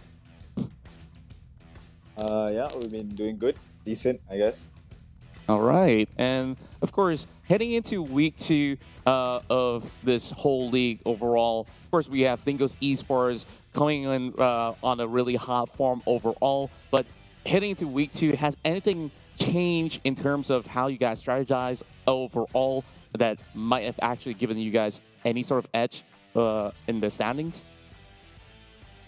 Not much has changed, I think, but we're gonna try and be more aggressive. All right, that's cool. All right, so Batman, right? Okay. I'm going to ask you a little bit more personal thing. I follow some of these teams, right? And you've got a personal banter with Crit VIP. What do you mean by how's the weather down there? Would you want to describe that remark? Nah, it was just just a little fun banter. That's it. Nothing else. Okay, and of course, when it comes down to objectives of the league overall, do you usually set target per week, or you're just aiming for the long hurdle? Because we're looking at 4 weeks of play, and there's a lot of things that you have to prepare as their coach and analyst at the same time. So how do you actually manage yourself throughout? We set targets usually weekly and daily. All right. So I guess like at least you take this approach one step at a time and not really look further down, which I think that has definitely been working really well for the team so far. Of course, for Dingoz Esports, you guys have been able to reach the CE finals as a target for last season. And then this time around, is there a brand new target that you're setting for yourself as well as the rest of the team? The CE target stays the same, but this time we're going to try and make it to PMGC for sure. All right, awesome. And first, I've got one more question before we actually let you go here. Okay, so after week 1, Dingoz did pretty well, right? You're 3rd in the overall leaderboards. Is this week's performance up to your par? Is it part of the plan, or is something just a bit rocky from the initial trajectory? Rocky, I would say, but it's still early. There's still like 3 days left, so let's see. Yeah, a few days left. In fact, we've still got some games to play later on today here. So, Dingoz Esports, Badman, I'm going to wish you and your team a very best of luck here. Hopefully, you get your team back in track. Yep, thank you. All right, we'll catch up with you really soon. Thank you so much for joining the interview, and we won't be stalling more time because you got more games here to prepare. So, all right, we'll see you soon, Batman. Thank you so much. See you. Bye-bye. All right, it's awesome to always have a chat with Batman overall on his input. I like how honest he is, right? He's very honest, very straightforward, and like you can see, like he has that sure focus. That's how you know they're a high caliber team, right? Because everyone likes to give me a PR answer and like, yeah, we got it. It's just testing new things. But he was out front and honest and saying, yeah, it's a bit rocky. The week number 2 is a bit rocky. And you know what they say about improvements? You have to first admit that there's a flaw before you can actually start fixing it. That's right? true. So Batman being honest there, I have no doubts that Dingoz is going to come on strong again as they did in week number 1. Yeah, overall, I think that, like you said, it's still a really early stage into the league where we're moving into week 2. Sure, teams that struggle on week 1 are also starting to bounce back up. And in week 2 here, there's a lot of teams that were remaining over the top 3 of the standings have been able to at least establish a good form of consistency. And that's always the golden word when it comes down to PUBG Mobile, right? Consistency is where you will reap every single reward if you could basically have high numbers just like GEEK for every single round of play. But for most other teams, it's only something that you have to really work on consistently to get there as it should be. So when it comes down to Dingoz Esports, we see sparks of brilliance coming in from all of their players out there, and I think that we're ready to be wowed overall. Yeah, I'm just waiting for the time until they, I guess, bite back or bark back. I don't know. Bark back? You don't get the reference, do you? Sir Like, Cloud, whoop, you whoop. got it. Dingoz is it's in a name Sir of Cloud, an tell animal. me in the chat right now. I know you're watching. Well, it's okay. I don't want to have to be all Nat Geo on you, but just look up Australia and type out Dingoz right there. You get the whole Okay. I got you now. I got you. Okay. How did that even pass my mind? I don't know. I have no idea. Okay, at least it's all coming back to me now. But the funny thing is, the things that get into your mind is like what? Jiggle midway through the match? Really? Yeah, You've got TikTok info all ingrained right there, which, by the way, in case you haven't followed already, PUBG Mobile has got a TikTok account. I know. Sounds cringe, but hey, don't you like to see... It's not cringe. Don't you want to see Aaron 2022, TikTok is one of the biggest platforms. That's true. On Earth. We have to acknowledge. If not the biggest. We have to recognize. Yeah. Almost, yeah. And honestly, on TikTok, you can learn so many things, especially on PUBG Mobile when it comes down to how you want to play the game and you want to do some trick shots and stuff. Yeah, check it all out. Now, speaking of all these feisty shots, we got to take a look at the 4 boys of GEEK Fam once again, because Yeah, they've got the... They just have everything. Like, they claim every Erangel. single possible point that there is on the board. It's theirs for the taking. Like, I'm not even here to doubt their capability, but they got the Georgia Pole, which they always have been. They actually made their next checkpoint over in Rozhok. This is where they're quite tricky, right? Because the circle actually closed down south, in which they had to trying to find their way across river or some sort, which is the part where we didn't really figure out how did they make it across? Did they drive by? Did they swim across? Surely at this point you think that, you know, it was a driving car for sure, right? I'm not even sure how they got there, to be honest. Yeah, like overall, they cross over to Rozhok and find themselves moving on towards the corners of Rozhok to get to the back, I assume.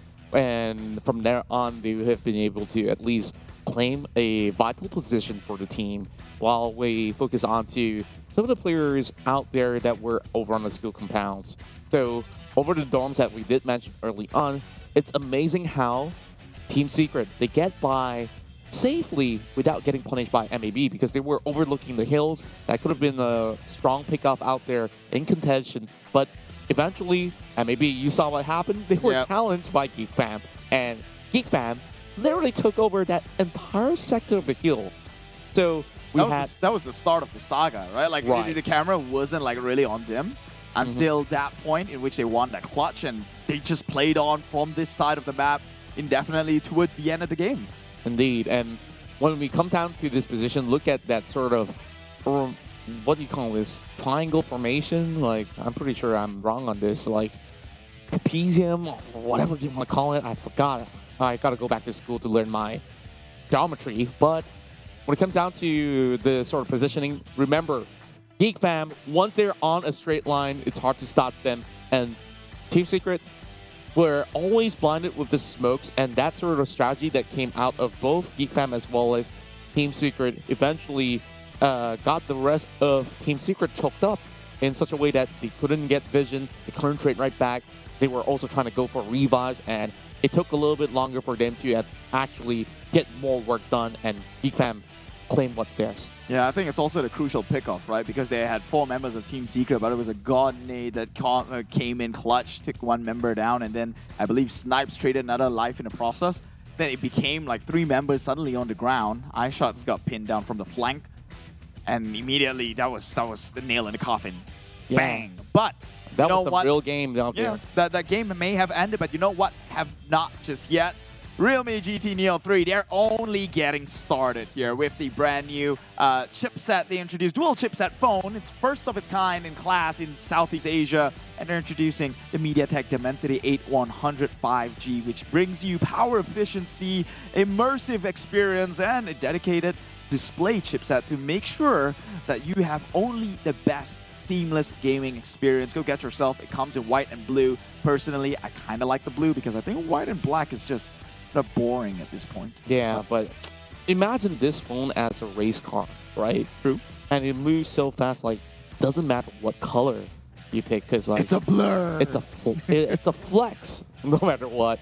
Anyways, of course, we saw how GEEK Fam does it in style, and you could also do even better when you switch over to Yoodo, powered by Cellcom. They are our official digital telco partners, and you could basically scan that QR code right down below, and once you sign up, you just go through the process. The best thing about Yoodo is that you don't really have to go to the mall or go anywhere just to buy the SIM card.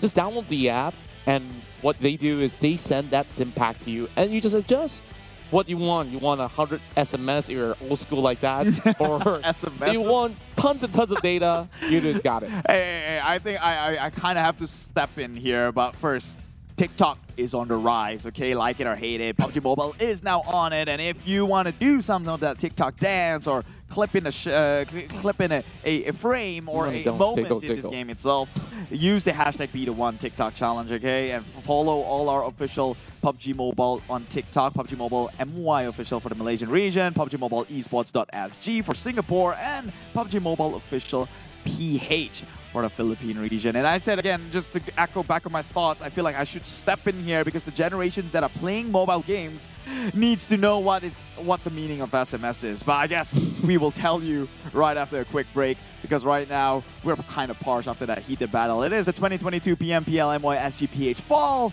My name is Keith, this is Contra. We'll see you in quite a bit. Bye-bye.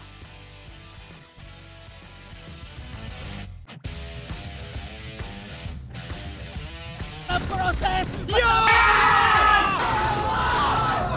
Dia jadi star player. Adakah hari ini dia jadi star player? Musim bunga 2022 jatuh kepada. Sebab musim bunga pun telah pun berakhir. Kami telah bersedia untuk meneruskan perjuangan. Tiada siapa yang boleh menghalang kami, kepulangan Sang Raja, untuk menuntut balik kegemilangan. Former teammates. Kini menjadi saingan. Who will be better? Untuk pencapaian yang lebih tinggi. Kelahiran era yang baru untuk gagah menerus ke hadapan. Pride of the nation, defended by us. Battlefield baru telah pun bermula. Kali ini 2022 PMPL MYSGPH Fall 20 Julai 2022. Be the one.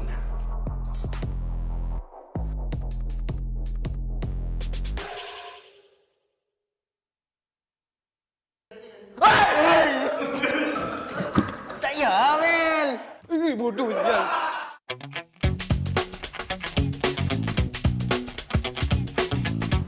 Tak nampak ke ni? 10.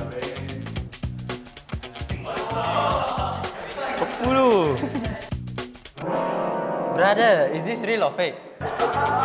Apa ni? Kau dulu lah. Kau dulu lagi ni. Aku je, aku ikut aku. Apa ni? Dia macam binatang. Sebenarnya bodoh apa benda yang ni? Apa tu bodoh? Masuk balik.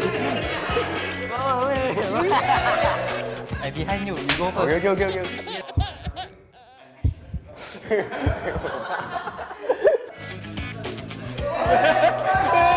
Tapi dia tak hidup lah. Dia macam gerak dia.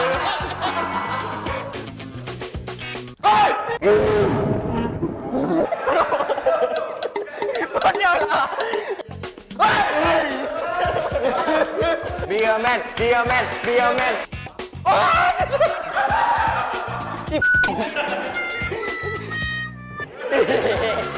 Bodoh. Tak nak tu.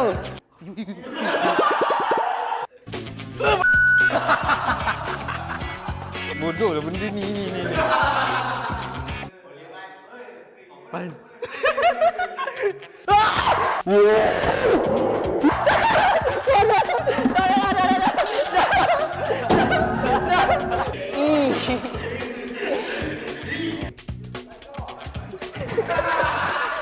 Terus Snack. Buah apple. Rasa macam kertas kot. Kerang. Kaki ayam. Nenas ke? Ada ni glove. Sarung tangan mesti ada air dalam. Glove dalam dia air. Lah. Tajam gila, takut. Can we redo? Okay, 3, 2, 1. Like, I'm holding something. Oh wow. What's this?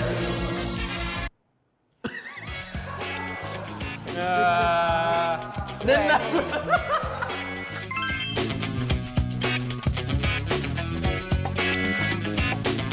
Okay guys, itu saja. Jangan lupa saksikan kami dalam 2022 PMPL MYSGPH Fall.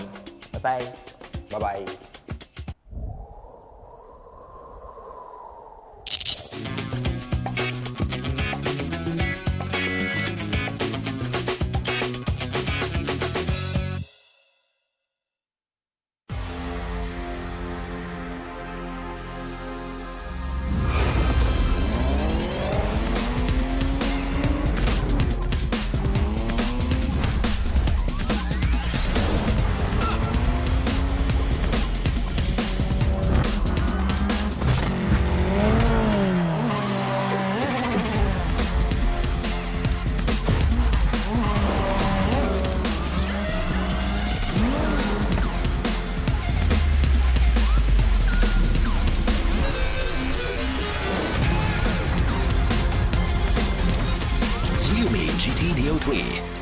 Speed awakens. Ryumi, dare to leap.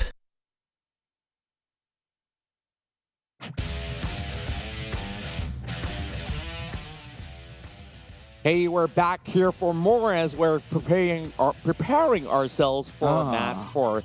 I guess I didn't drink enough water before we come back here. This is the 2022 PMPL MYSGPH Fall, and my name's Contra. This is GEEK, and well, more fun jokes that will come in along your way. But before all the jokes aside, a huge shout out to all you guys currently watching for the entirety of the evening, as you guys are trying to figure out who's going to be the next big winners out there. Sure, GEEK may be taking the lead for now, but there's always going to be a brand new winner that's up in the standings here that will try to take them all the way down. But that's already like, what, one close chicken dinner, and they came back swinging with a harder one. 19 frags on that previous game to secure that whole area of school. So now that we're finally moving into a different map, so we're going to be moving to our thoughts of predictions much later on, but I hope that you guys could put yours down below on your on the comment section, whether you're watching from TikTok, Facebook, and, well, do we have Instagram Live? Not just yet, but you can check all the cool stuff that's happening in Instagram as well. Make sure you follow all of that, and not forgetting YouTube. We're also on YouTube, and, you know, there's also multiple languages. Hi, you can say hi to our friends over on the BM segment or even on the PH desk, where if you're tuning in from the Philippines and you prefer Tagalog a little bit more than us, we're going to be a little sad because we're going to miss you. But hey, you can stay around. Stay around here. Why are you sending them out of there, man? We're just kicking them out from our stream. It's bad enough for English. So rarely people hop on this. But let's take a look at eliminations and damage. Again, it's not like we didn't see this one coming. Twin Towers for GEEK Fam, the Malaysian squad, recognizing themselves here and take a look at the most damage.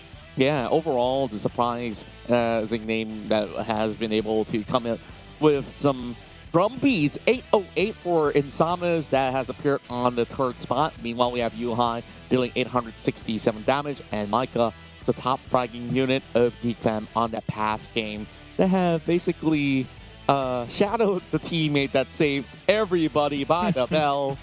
Snipes, oh Snipes. Don't worry, you'll get there. You know what I said? We're agreeing to disagree because Snipes literally would save that match. You could say whatever you want, but GEEK Fam wouldn't have played towards the last few circles if it wasn't for Snipes. But enough of that one. Can they pull another miracle here? Probably. Oh, Miracle was a teammate of this. But can they pull a miracle here in the map of Miramar? The first Miramar of the day. Group A will be sitting out, which means we can say, you know, no HomeBois, no Team Secret, no Team Bosskurr, no Team Hawk. Everybody with the names Team on board.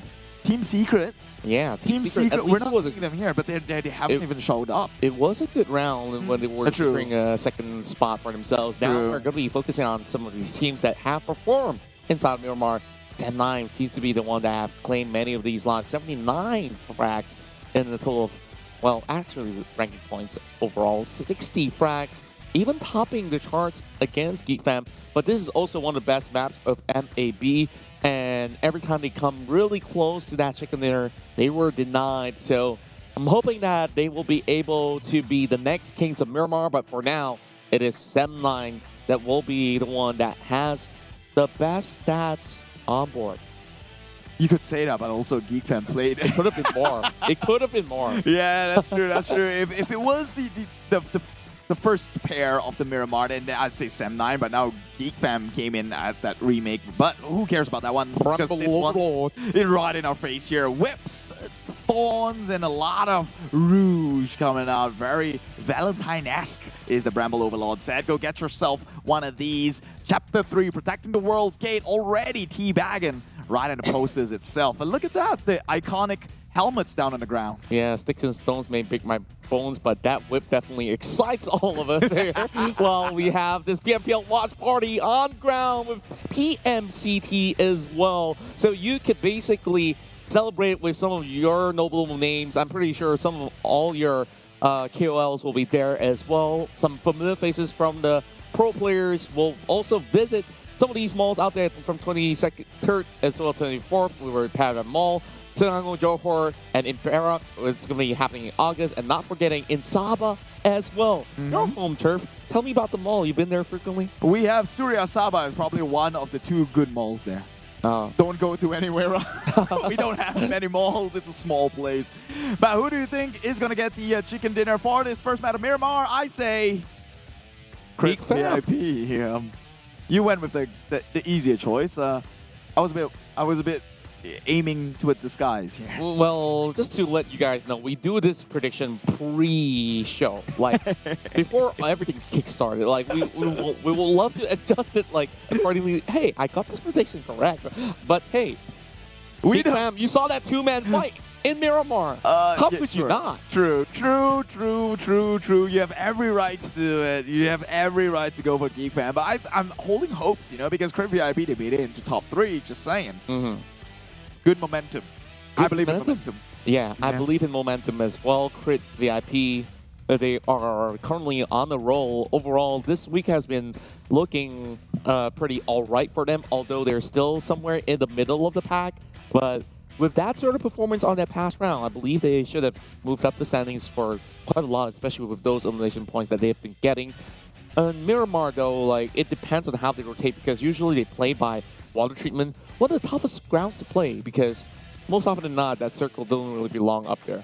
Yeah, they got to take a page out of Sam9. They seem to be consistently pulling things off over a power grid. I mean, then again, you said you can't go wrong around these areas because it's just smack dab into the center, right? Unless you've got like a curve wall, an off circle that goes on way to north, south, west, or east.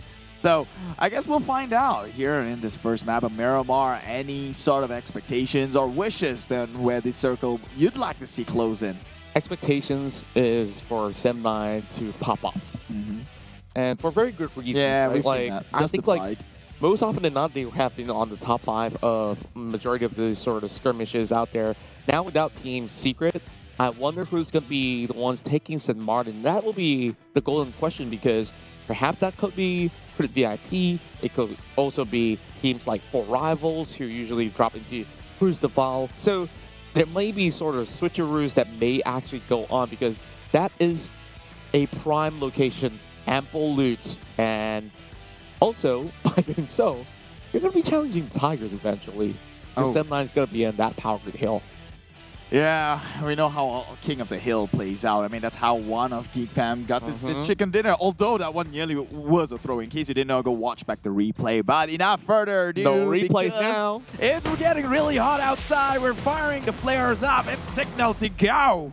Over the desert dunes, that is Miramar. I'm starting to hallucinate already. Oh, give me some water. Oh, you need more water? Okay, here. Gloop, gloop, gloop, gloop, gloop, gloop. We're obviously voicing that. Man, we are actually thirsty. But hey, we start off from prison and heading into you're thirsty? Automatic. You're thirsty? I get it now. I'm always thirsty. So, yeah, hydrate, people. Hydrate. I thought you meant the TikTok version of thirsty. Go figure. I didn't say anything I don't wrong. know what you're talking about, Zoomer. I'm not a boomer, but okay. Anyways, Tabah NSEA starting off inside of Valdemar.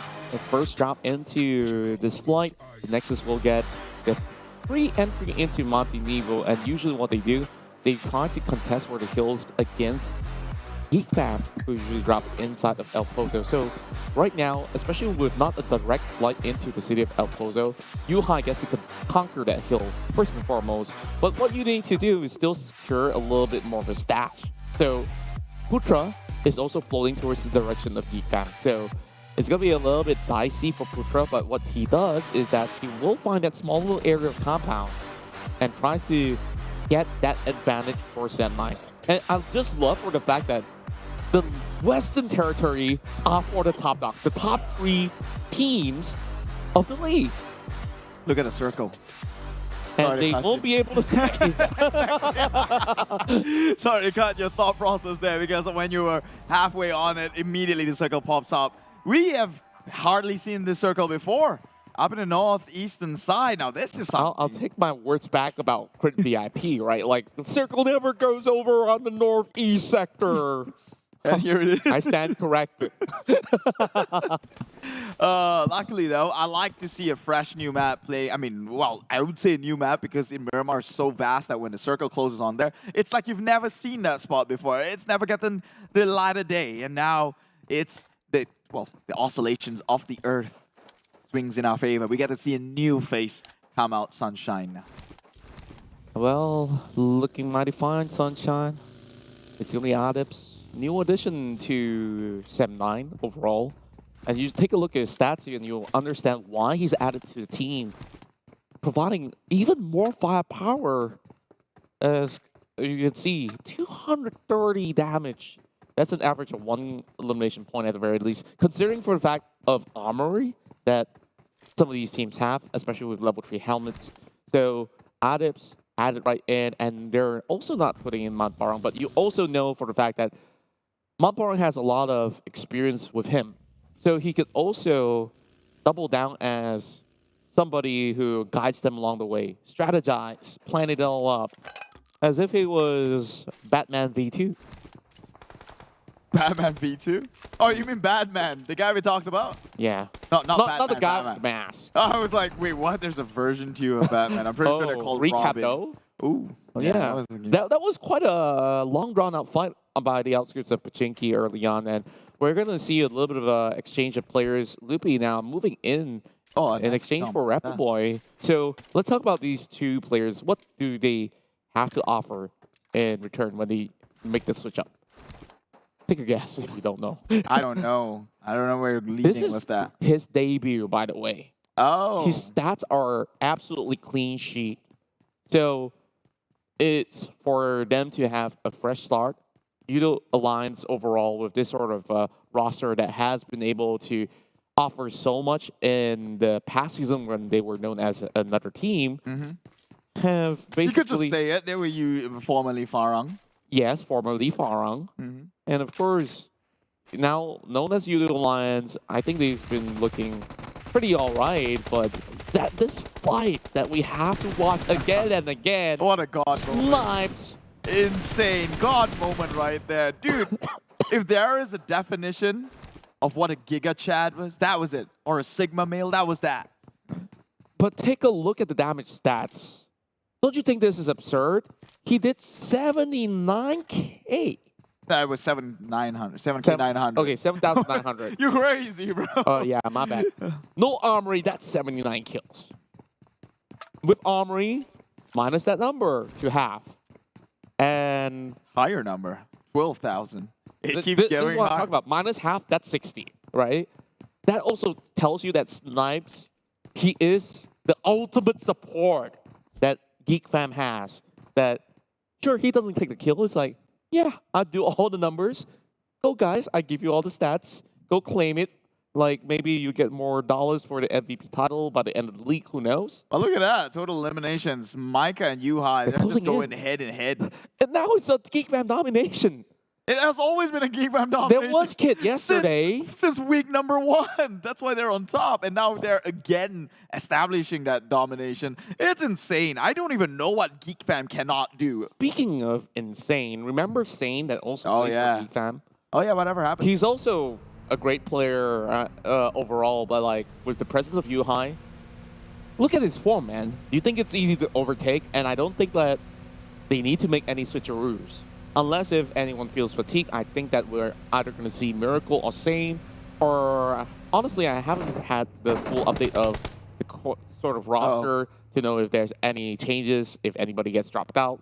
But that's for us to find out later on.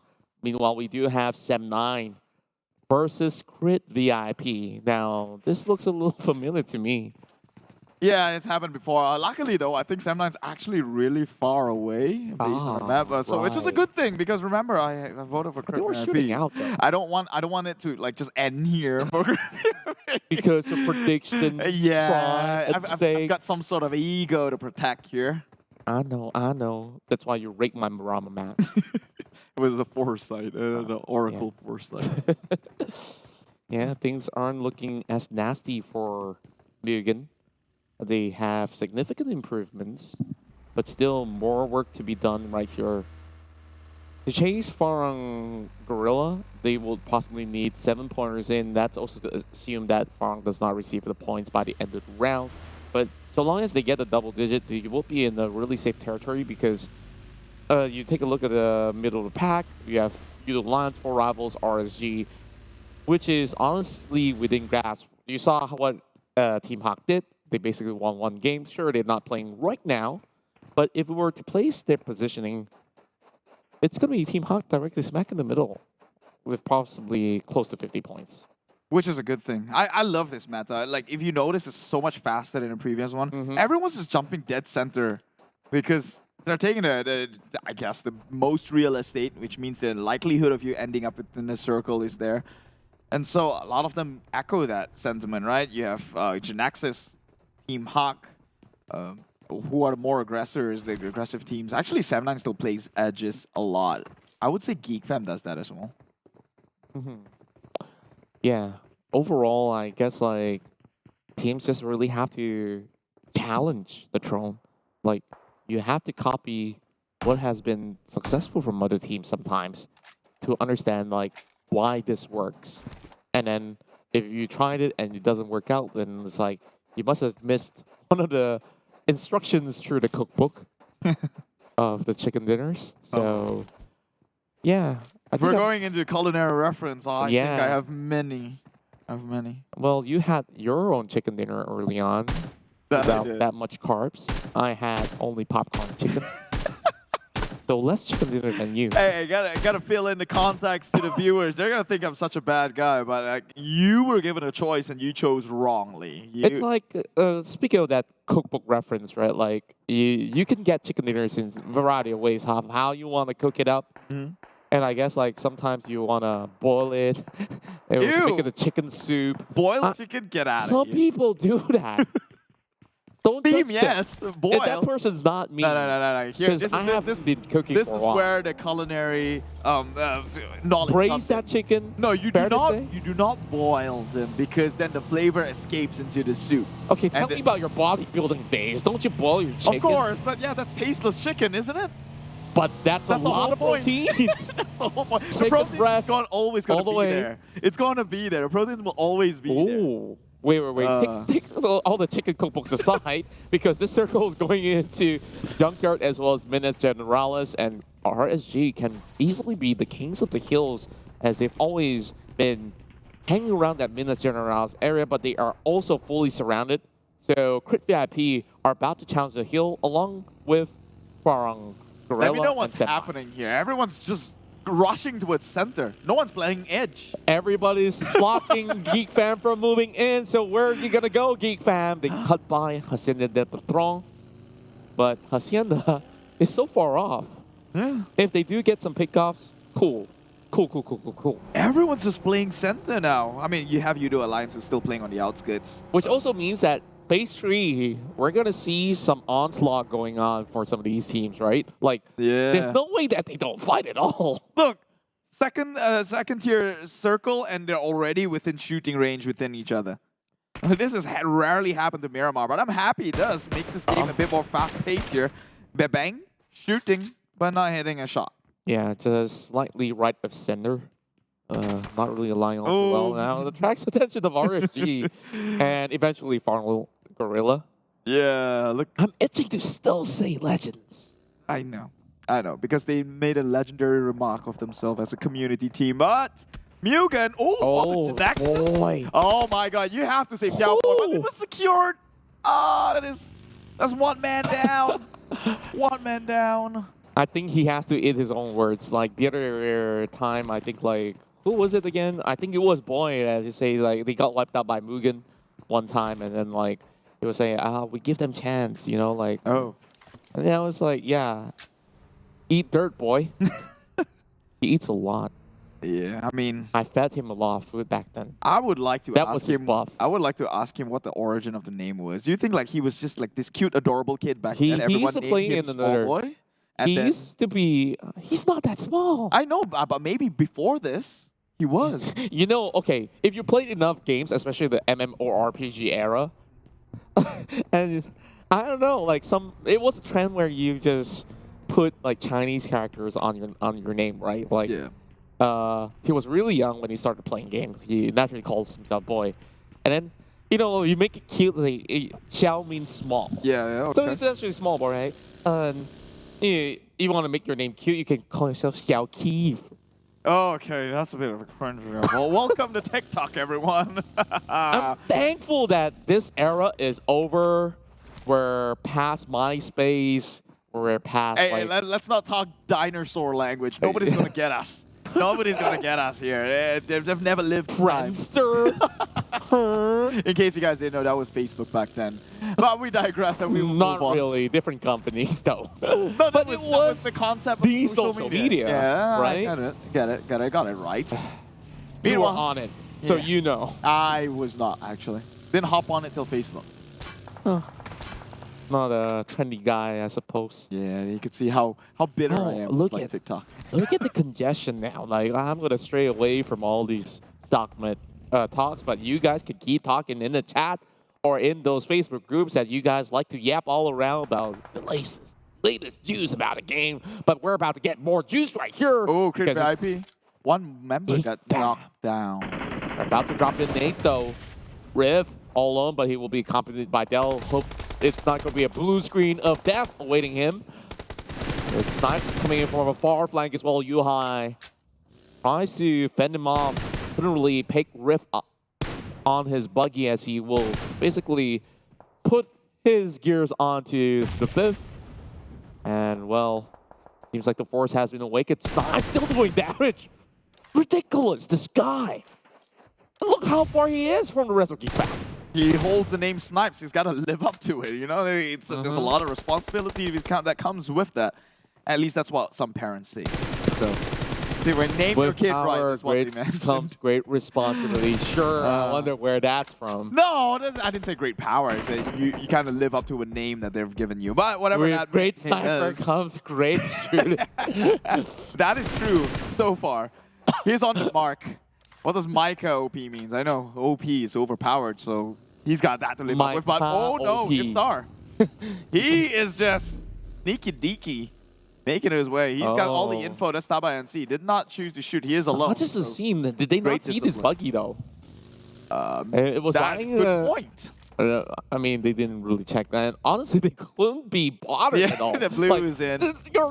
You guys are in the play zone. Like, I want to save myself first. That could be for you one pointer. But Iftar, I've already broken his fast for sure. But HYVE International going on a widespread here. Genexus right up front. Yeah, Sure, Nexus too. Challenge. I mean, MUGEN did cripple them with one member down. Maybe they can go take a shot, take a dig. You know. Well, honestly, not too certain about this though, because all these teams. Look at the mini-map. It tells you that it's the northwestern end of the map. So if you continue that fight, you're going to be on the long haul, and both teams might be stuck, and you won't be able to cut into the top 10, especially if you take fights this early. Somebody has to drop, and maybe will want to be the king of Miramar. Currently positioned as the 4th best team inside of this map. Counting the likes of Farang Guerilla. This lob of the grenade won't be getting anything at all. Have no clue on the whereabouts of Calamity, but once again, another smoke appears, but he does get one tap at the very least on the body. But, oh my goodness! Was that supposed to land? Well, he's got good shots, I guess. It hit the mark. It seems if the game says so, we have to take it as it is. But look at the circle, though. It pulls back into Menace, and everyone's like, oh. But Yoodo Alliance? Move up, move down, move up, move down. We've seen this one before. Yoodo Alliance over in Sanhok, they had the center of the circle closed on them, and they could do absolutely havoc at that point. On top of that, this could be RSG's game because everybody pushes over onto the northern side down. We're going to be focusing on Bravo! Going with another frag. Claim one out of MAB. Tries to do another one, but he couldn't really spot Maki inside the smoke. He also gets a cover from the stone as well. Adibs now finds Appy. One member down from the side of 4 rivals is dead. I hate also to cut picks out in. I hate to cut in, but actually more than just Adibs. The entire 4 rivals is crumbling to 7-9, and we know that they have a feud in Miramar itself. Look at that, 4 rivals now left with 1 member to play. Sem9 just gunning them one after another. And now XMZ from Crit VIP to fall on with. Oh, shots coming in. Drax getting peppered out there. And he's about to get even more under the radar, but he will just drive right in. He doesn't care. He's just going to flip and burn. This might just be a big casualty for Team SMG, but he still makes it out alive. Genexus faltered from the northern end. Did they lose to HYVE International? Who took them out? We have to check out. It was HYVE launching attacks on Sem9, so big teams are starting to falter. They were nearby each other last checked, but I guess... Oh, Crit VIP now. You gotta stay alive here, brothers. You gotta stay alive. Yeah, on top of that, we have Bigger here pulling all his strength, but shots are being fired by Harm, negating that lob of the grenade. Kind of saving the day for Sem9 only for the slightest glimpse of a moment. Putra now gets to reposition himself with that buggy while Snipes still claiming lives out there, finds the pick against Bell whilst Examzi is under fire, but he will be able to just drive on and eventually will still fall in the hands of Brian. 1 left to play here. Crit VIP, Razor, last man standing. The one who holds in the hopes and dreams for Crit. I just love how golden the tires are. I never checked out the rims before. It was ugly rims still though. There were no You holes. could sell it for money. There were no spokes in that rim. It was just spray I take painted any gold. car anybody can give me. True, that is true. But if you're planning to sell it, then you're trying to get rid of it. What? Sell it?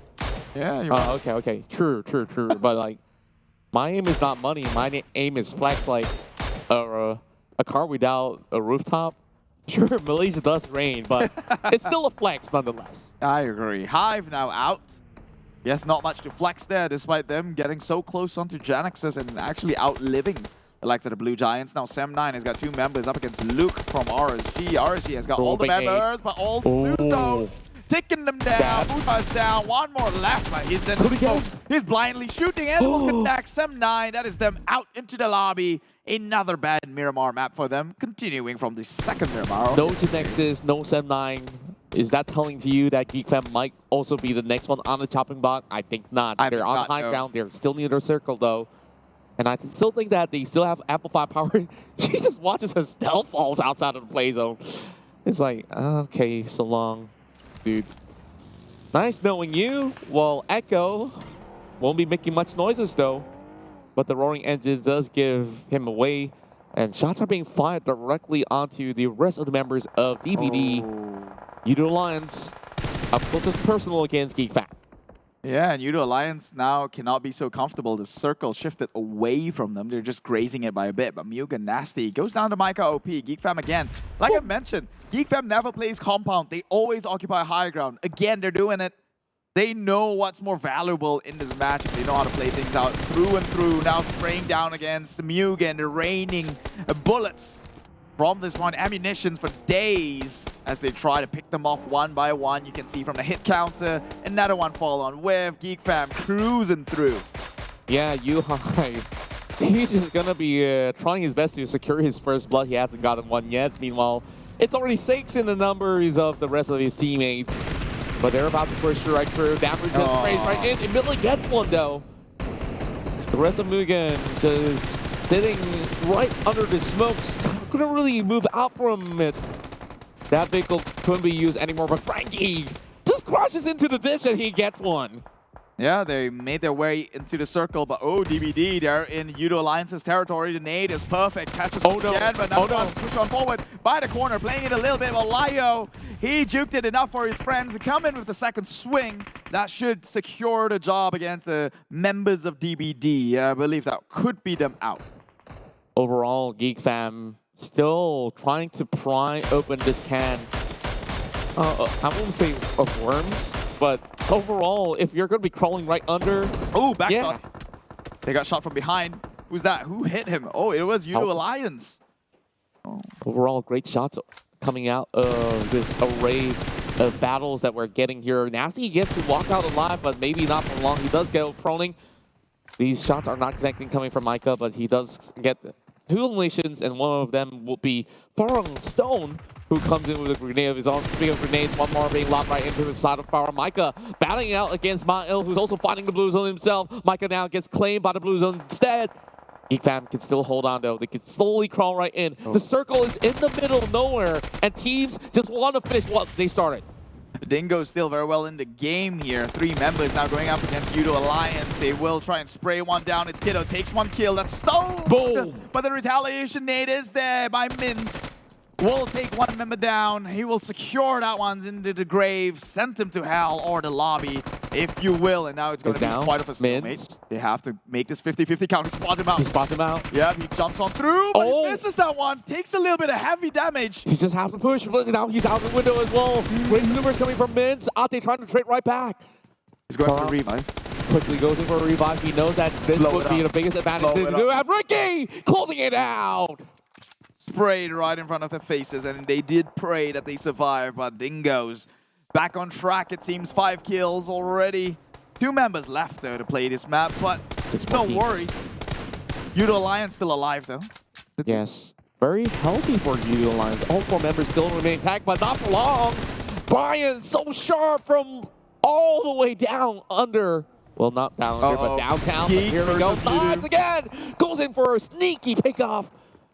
And as we said, they were healthy and alive. They will not no longer be. Only 1 more inside smoke. Snipe doesn't know.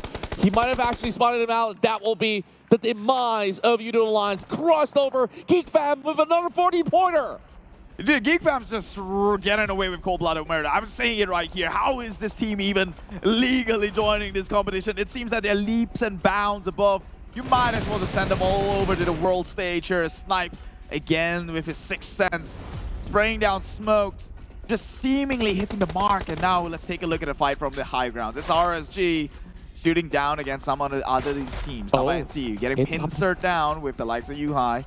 Because Yuhai, he gets ranking very quickly. He remains to be inside on the kill feed while Flax trades right back to the side of GEEK fam. Pummels one down, but it won't deter the rest of GEEK fam from approaching this circle. GEEK fam's already inside, but Kim basically comes in with a wraparound with the rest of RSG. Dingo's now on the move, trying to approach this hill, challenging RSG. Echo's just playing the healing game. Final pack. I don't think he can survive, but he can pick off. He has to shoot. He sees them. It's right there. They can see them too, shoot! There we go. Echo, Windsor, 1 down. Oh, nearly got to the members of RSG. That was last stand. He was so low, but he will go down without securing any. But Kim does go down by Dingo's.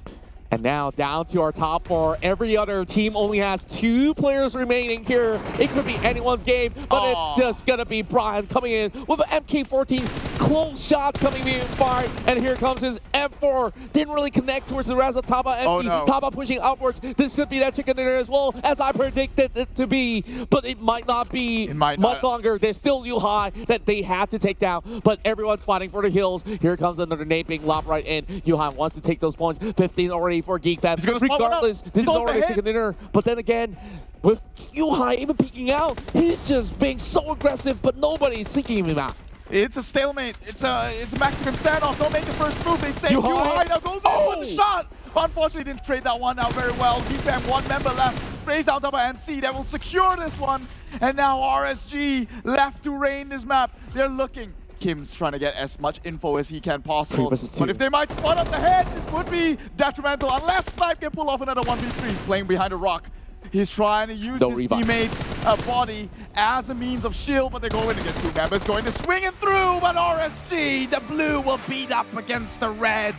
And it is RSG denying GEEK fam, but my god, the number of kills coming up from GEEK fam, it doesn't even matter. They're still going to come out as the ultimate victor, but still, credit is given where it's due. RSG, winner, chicken dinner.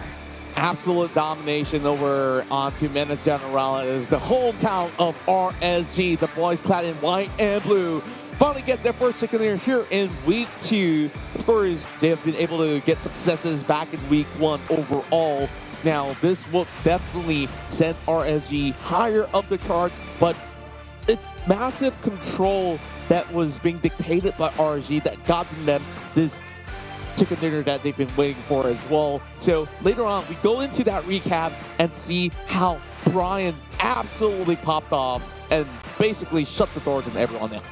You know, I got a feeling it's also GEEK fam, they were a bit too overzealous. There was no reason for Yuhai to be there. They were in circle, by the way, but he chose to go up there and try and push the issue. Got punished in the process, but still a second place finish with near, I think, more than 50 frags in this match. It's another good one for them. They're still going to come out at number 1. I swear of it. The total points collected in 3 maps in a row now. No questions asked. Like, this team reminds me of the days when teams like R2 Athena, teams like Dingoz Esports just dominates the league. And who could have blamed them? And you're talking about a player who's loaned from Dingoz Esports themselves, basically imparting that same vibe, that same energy. And you saw the feed. It was Yuhai Showdown. It's insane. It was insane. I wish they played that last moment a bit more patiently. But hey, I'm not complaining with how the outcome is. Look at Snipes. He seemed to always hit the mark when it comes to smokes. He's done that with the clutch itself. Dingoz was great though. He wiped off the entirety of Farang Guerilla in that process. But RSG, they had all the high ground, all the high heels here, the eyes from the skies, but that advantage was stolen away from them when the circle actually closed in on the side of the GEEK fam. If they would have played, look at that, they're not even in circle. If only they played it patiently. Yeah, but overall, I think that GEEK fam has gotten more than enough for most of these games. But you can always get more, right? That's always the sentiment. We're still going to be number 1. They're already unchaseable by now. It's time for a new team to take all the glory away from GEEK fam, and that is RSG. And they have only spent very little time on the blue zone because you saw they were mostly in the circle, and that's 29 points. And it edges off against RSG, who may have celebrated with a chicken dinner, but that's just 21 points. Couldn't beat the numbers. That 70 eliminations secured by GEEK fam. My God, this team is insane.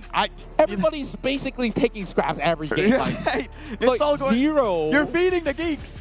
Era of the geeks, it is here, it is now. If you are a geek and you are a fan, then, well, rejoice, it seems. Finally, Snipes getting the MVP award. He has 7 eliminations after being denied that award in the previous round. 46% team contribution. This guy technically brought in nearly half of the eliminations in this match alone. 1,125 damage, 186 meters long. Finally, he gets his MVP title. He deserved it from the past match onwards. And this is where he shines brightest. Snipes coming with, although it looked like long distance, but it was about 186 overall. But every tag that he connects kind of confirms a kill overall for GEEK fam. And you're talking about 7 eliminations. That's close to half of what they had to offer in this match. Like, for the other 10 by the rest of the teammates. Man, GEEK fam, absolutely solid. I can't do this, man. If we're gonna keep looking at GEEK fam dominate the rest of the games today. I mean, we're down to the last match. Then, like, this whole day has been a day of GEEK fam. I think that's the more or less the highlight between what was said. If there was a way to tabulate the words that comes out of our mouth, 80% is gonna be GEEK fam. Yeah, like, this is. What more can we say about them? Like, honestly, if this is gonna be the trend of the whole week, like. And if we're going to get an interview with GEEK fam, like, I think we have to start writing a script, right? Like, okay, what's your favorite food? What's your hobby? Like, we literally have age, to stop state of birth, everything. Them. Yeah, we got to stop complimenting them because we're going to run out of words. Check this out. 181.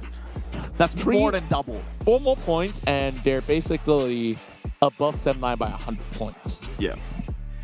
Reality check, guys. They're more than double right now. 160, 170-esque would be the double mark, but they are way past that. 7-9 closing, not even close. 85 next. It seems like at the rest of the day, they're going to play for the spot number 2 all the way down to 20th. I can safely say now, they can sleep for a day. They sleep for a day and they're still number 1. Like, is it feasible that 7-9 Genexus actually gets more than 120 points a day? I think, like, in terms of math, like, for you to go 4 rounds in a day, and to do that, you need 30 pointers apiece. Okay, 3 maps of 30 pointers. you know what's a good thing though? What's a good thing? They are sleeping for the day. That was the last game to play. It seems that the next one, ACDE Group B, will be sitting out. So GEEK fam, they've absolutely got the maximal points they can get today. It's all. Man, things can't get any more ridiculous than that. But of course, we have to pull it all the way back because RG are the one on the spotlight here. So they dropped in Graveyard, moves up into Minas Generalis, and this was what I was focusing on from the get-go because from the first appearance of the circle, I would say Minas Generalis, directly in the center, and RSG typically will climb up those hills. You see them just conquering this tower where they could just see majority of the players out there. Sure, the circle may have shifted a little bit over onto the left-hand side later on, but that also caused commotions for teams on the outskirts, teams on the northern side, and we saw there was HYVE, Genexus, Axis. That was basically a huge cluster of teams that you can't bypass because, you see, it's a hill that goes downwards and it was open plains. So it's understandably why teams like Sem9 didn't even manage to play the late game overall. Now, RSG, all they have to do, continue to pressure from that tower, send the rest of the teammates back into Minas. That's all that they needed. Well, sounds simple. And the fact that they didn't have to because the circle pulled it back into RSG. Yeah, it did.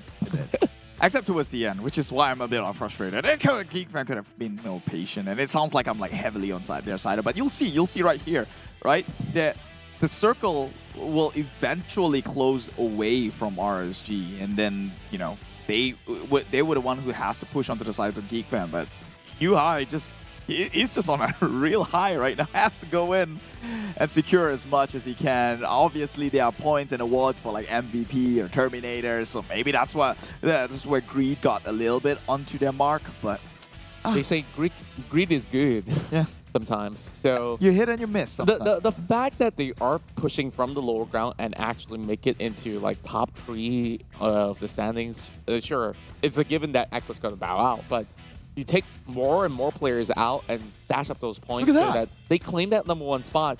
They fought against Lex, and then it was only down to fighting against Artist. But look at the circle.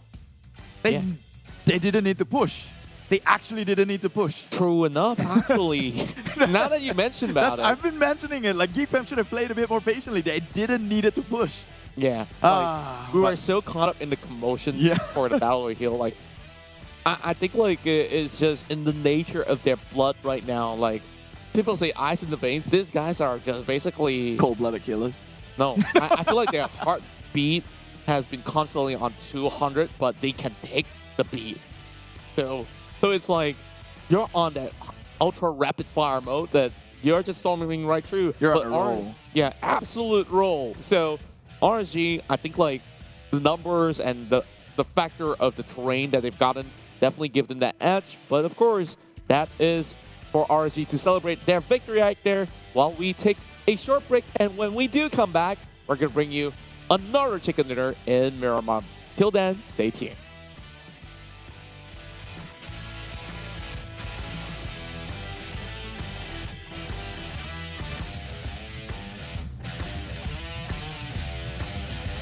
Natin, pero Yoodo Alliance, they started speed great, pero nga lang meron sa likod.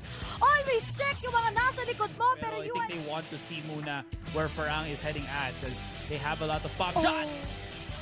So na, nag-push na. Yuhai. Ramdam niya na sarili niya dito. Tignan mo naman, Yuhai, dakilang taga-spray down. Isa sa loob, isa sa labas. At Yuhai, hindi niya kailangan players ng GEEK. Malapit, GEEK fam. Baka yung secret pala kanina. Pero right now, Yuhai goes for a spray down. And men, yun yung sinasabi ko. Mako! This is tatlong teams. Great VIP, Dingoz and GEEK fam. UI managed to pin down Insomnus.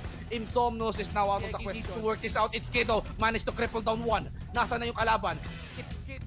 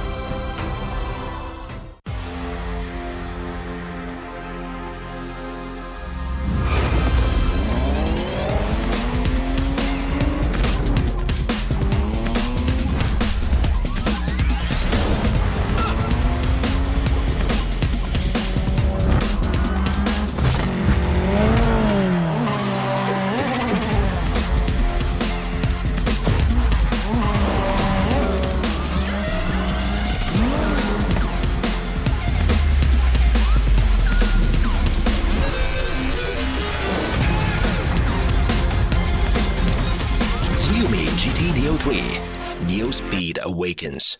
Ryumi, Dare to Leap.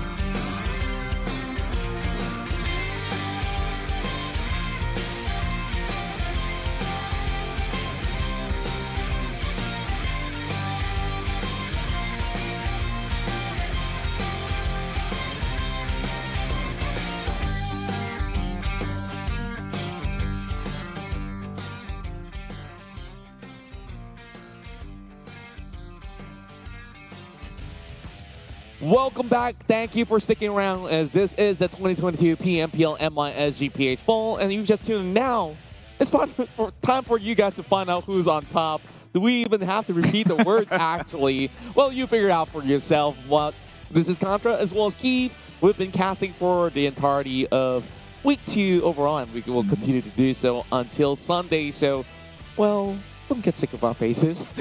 And of course, thank you so much once again. And also, we have to thank all of the people that are behind the scenes, the production crew, and also the ones that make all this happen. We start off here with our official smartphone partners, Realme, and they have been offering you the latest technology, the best in class for gaming. So make sure you check out the GT Neo 3 to have an edge over on all your matches in PUBG Mobile. On top of that, official smartphone partners, and that is Yoodo, powered by Cellcom. And on top of it all, make sure you follow us on TikTok. Yeah, I mean, if you like, just to echo Contra, if you please don't get sick of our faces. But if you do want to get sick of our faces, there's a way to do so. Follow us on our socials. Then you'll see a lot of our faces there because it's our own personal social accounts. But yes, do follow their TikTok on PUBG Mobile. There it is, PUBG Mobile MY official for the Malaysian teams. PUBG Mobile Esports.sg. MYSG. No, I mean, I'm on TikTok. SG. And then you can replace that if you are from the Philippines. PH. Yeah, that's the one. Except without the dot. Only Singapore gets the dot. Self-plug. Okay, keep Italy Contra. Anyways, here are the stats from the previous round. The most damage dealt from a single barrel. Snipes comes in at number 1, finally getting the MVP award and some recognition with the lethal shots here. Number 2 comes in with Brian from RSG 775. Of course, they did get the chicken dinner. They should have a spot here. Meanwhile, number 3, Mika OP 616. 619 could have been cool. Yeah, well, that's another different type of way to flex it over on the score sheet. But overall, Snipes, I think like it's been a long time coming. It was always been Micah as well as Yuhai. Then there was Damrude.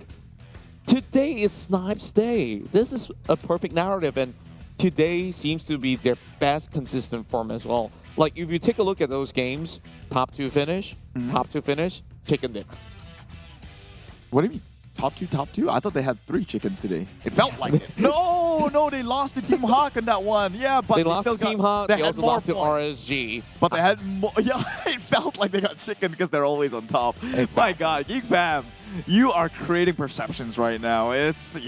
Right now. Snipes, 7 kills. Damrude, 5. Yuhai, 3 of his own. No wonder he was rushing up front. He kind of knew that his ally Snipes taking all the credit. Like, He needed to get guys, that. I had enough. I need my MVP. You're and I'm not going to outshadow. let you guys tell me what to do right now. I call the shots. Well, thankfully for them, they are now sitting out on this one. ACDE Geek Fam is in Group B, which means Dingoz, Geek Fam, MAB Esports, and Team SMG will not see the light of day. They will take an early break, and I would say a well-deserving break for Geek Fam today. Honestly, everybody else was like, whew, whew. Have we done enough, though? It's finally chance, end of the day. But we got to work hard. It's been a long night for some of these guys out there, but that's true. Like, literally, this is their best chance. Geek Fam's out. This is the best chance. No. Oh, my God. So it's time for them to finally reel in the chicken, guys. So with that being said, before we get through that, we got the Bramble Overlord set, and you can go into Chapter 3, Protecting the World Gate is your class right here. This is part of the Ultimates. It's absolutely cool stuff. Make sure you check this one out. This is part of their original collection. So far, so good. And we still got more amazing sets and things to offer, because up next, well, it's our face. That was I guess you could sell ourselves again like a shameless plug. Imagine if we actually get a skin of our own in the game. Nobody would buy it. I don't think anybody will buy it. Nobody would buy it. Nobody. Even if it was free, no one's going to get it. Honestly, I'm jealous because they keep releasing voice packs, but we never got our voice packs in. Come on, like some of the casters on the bit like that. I mean, who are we? Who are we? No. Maybe when we get our teleprediction right, we'll get a chance to have our voice pack featured. Okay. So this is our prediction for this round. Team Secret. Well, I guess the both of us chose a kind of an underdog today. I won't call them underdogs today. ever. Today Okay. they are. Everybody's an underdog today except for Geek Okay, no, Fam. Team Secret, Right. provided they did get a top 2 finish. Yes, they For did, rivals. which is why I'm not putting them as underdogs. Okay, fine. Crit Again, did number 2 too. outshadowed, outshone by Yeah. Geek Fam. You gotta Yeah. pardon me here. Yep, but I love that we're picking these two sides who are powerhouses that have made it to the C finals multiple times. So it's more of like the last touch that they had here on week 2. Team Secret did have a growing momentum, and then finally it has dipped as well, except for the game that we've mentioned. They finished second, but was it a high-ranking game? Maybe not the best, but honestly not the worst. Still better than 4 rivals, I guess. Their run here, they haven't had a shot yet. I know Geek Fam Miramar. to stop them now. Yeah, I know. But they're still 7-9. It wasn't Geek Fam who stopped them. It was 7-9 in the process, right? So 4 rivals. Like, I know Miramar is their map, but they have this thing against Sam9 in Miramar. We've seen that yesterday, and now it's happening again. It was Sam9 who eliminated 4 rivals. Okay, I want to ask you this. Do you believe in feng shui? No. Not at all. Okay, I don't really believe in it either, but like, you notice they changed their logo color from red to green. Yeah. Maybe it's a little bit more of a paying of homage to their previous name, Yoodo Alliance 4 rivals, which was definitely a mouthful. So now, I don't know. It feels like this new season, the winds have changed. It has drifted away. Like maybe like they placed their phones sideways and then the feng shui changes. I don't know. Oh my god, the headcanon is just a bit too strong here. I don't know, but it just felt like they're not comfortable anymore. That I agree. But I think that's more of like too much chefs in the suit, right? Like you mentioned, everyone, at least 3 out of 4 players that were playing are all in-game leaders. Whose call do they listen to? That's a fair point. I think this is something that we haven't talked much about. If they're all in-game leaders, so let's assume they all have knowledge, right? Like, which they do. Yeah. I'm not assuming. But who is going to be the most right out of the bunch? I tell you what, if everybody's an in-game leader, 4 men drop onto different spots. Lead your own game, man. We've seen that one before, but that was a sign of protest, it seems. Not really. I mean, was it Dr. TA that they had this sort of 2-2 split? 2 over the north. No, that was a 1-1-1. Yeah, you're right. I think that was in Sanhok. Does that meta ever work, especially in Miramar? No. Not at all, right? It's too fast. What are you doing, one person out there? Who's going to guard you in the back? You got to trust your allies. trust the PUBG lords to give you that circle. Yeah. And I wonder where that circle is going to be because we're about to move into our very final match right here. And we've already seen circles since our last illness. Early on, we have one in Minas Generalis. Let's work back in towards the left-hand side over on the western end. It's about time we find out for ourselves as we have our final map of Week 2 to A2. This is 2022 PMPL MYSGPH, diving in to Miramar. Arriba! Ding, ding, ding, ding, ding, ding, ding, ding, ding, ding. That's not even a Mexican tune. I'm disappointed with myself. I'm not tuning my voice. I'm not going to try. Yeah. Sorry if you guys are using headphones, by the way. I could hear him loud and clear. And let's take a look at the freaking flight path here. It's down, skewed down towards the southern side. You know, who's going to be happy about that? It's Tabah NSEA, who likes to play over at Valdemar. Indeed, and overall with this flight path so skewed towards the southern side, I think Chumachera will be one of the good locations to book for themselves. So Mikado will never ever go wrong. Team Hawk, they're about to move right in because they'll be playing on this very final map as well. I know, still waiting for that prison Las Higo Minas Del Sur circle. They should. Come on. Okay. Imagine if that pops up, right? It also means that you can only see half of the circle. Well, it could close down towards there. I'd be happy with that. You know, it's funny. I want to see something that's like you encase imagine you only get like 1/5 of that screen of the circle, and everyone's like on the panic station, like, what do we do? What do we really do when that circle closes all the way to the corner? That, my friend, is what they call content right there. But that's not happening. I was just about to say, oh, thank God GEEK Fam is out because El Pozo doesn't seem to be reachable at this point. But, well, hey, push comes to shove. I mean, you're eventually going up to the northern side. So El Pozo looking very, very attractive right now. Yeah. And it's also a very fair game. But then again, if, say, El Pozo's going to be emptied out without the presence of GEEK Fam. Oh, Kim already has the Winchester in hand. Oh. Bantoff coming in from exams. He's still trying to do the jiggle. No folding.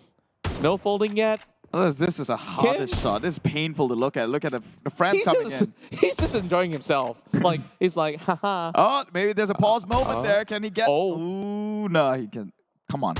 Just hit it. Hit it. Come on, Yoodo. Well, it's definitely not a crit. That's for sure. Yeah, otherwise you'd be on his knees. Critical hits, right? Got the reference there. Meanwhile, Team Hawk Zali playing by himself, trying to loot in this vast area, I guess.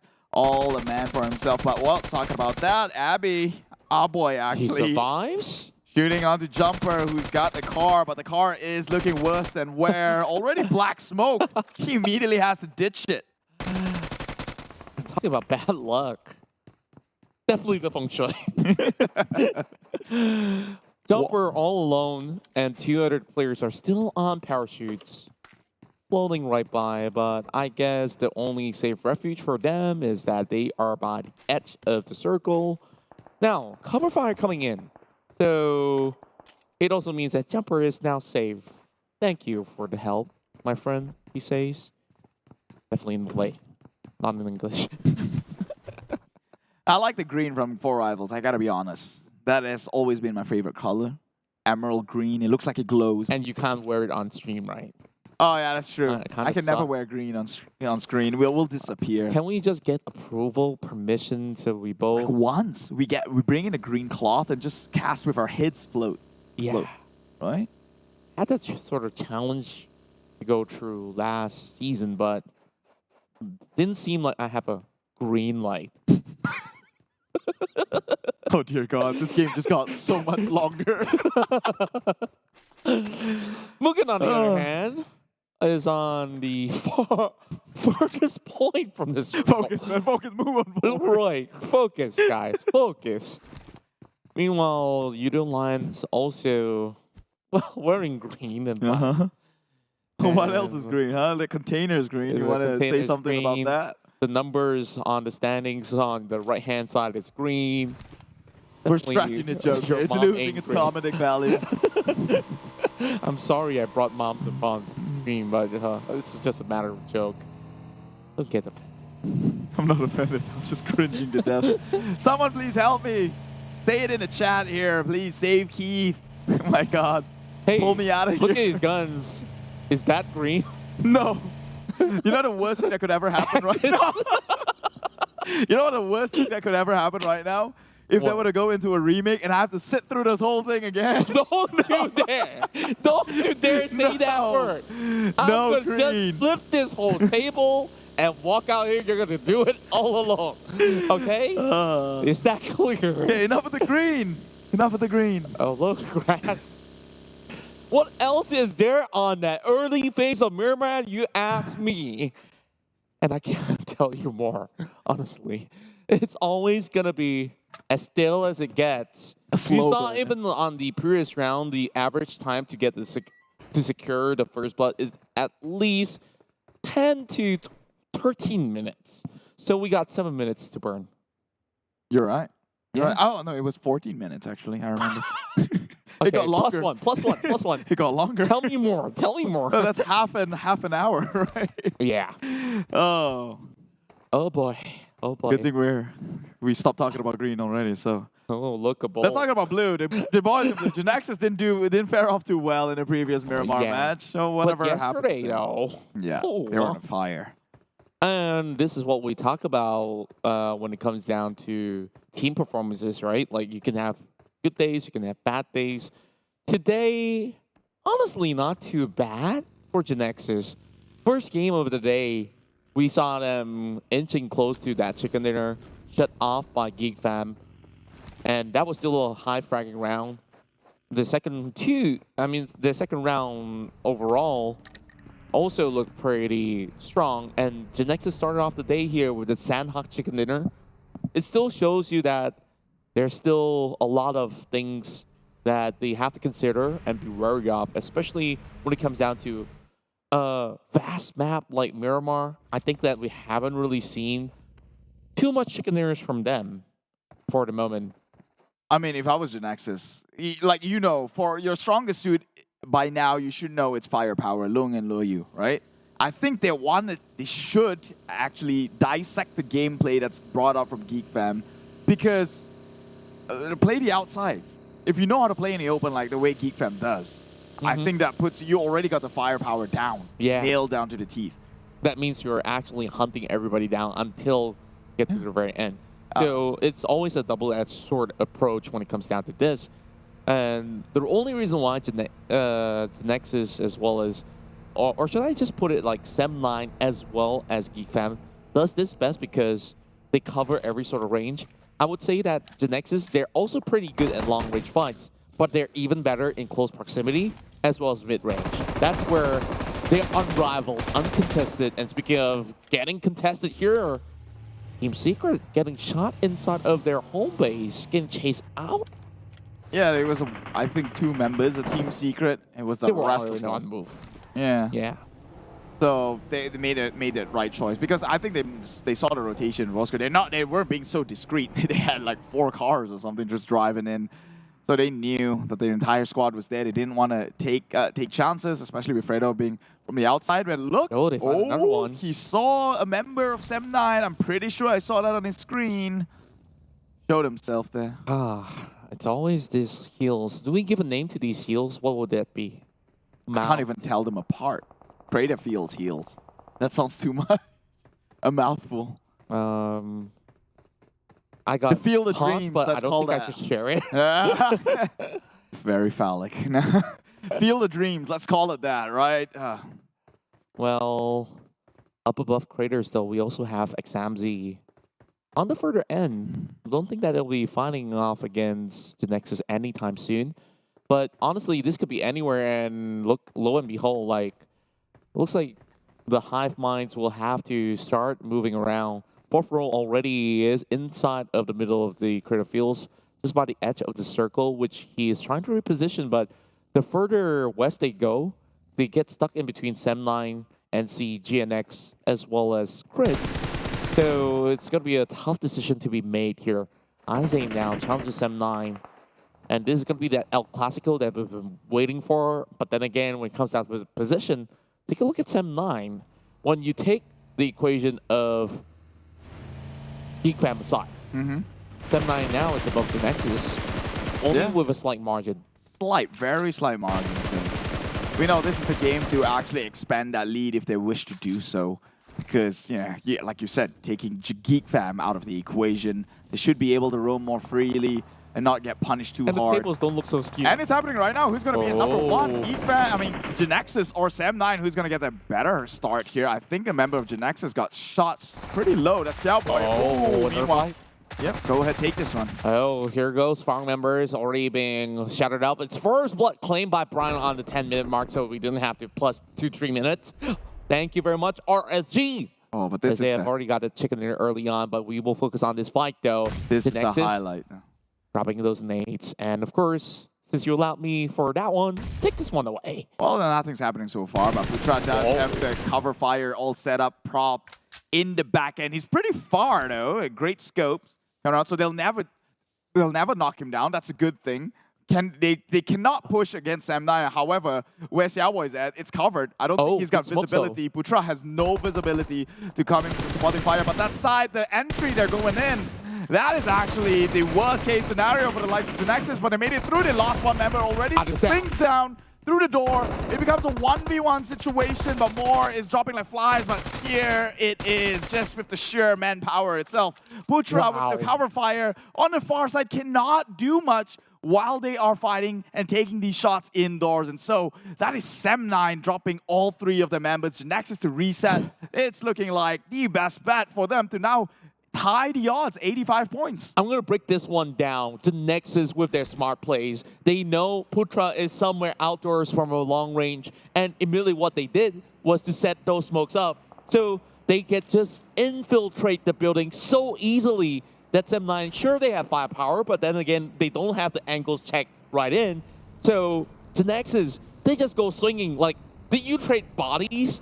It's never, ever going to work out because 4 versus 3 is already going to be much better. So with one last member standing, it was really down to that one final member inside that shack, which couldn't hold for their own.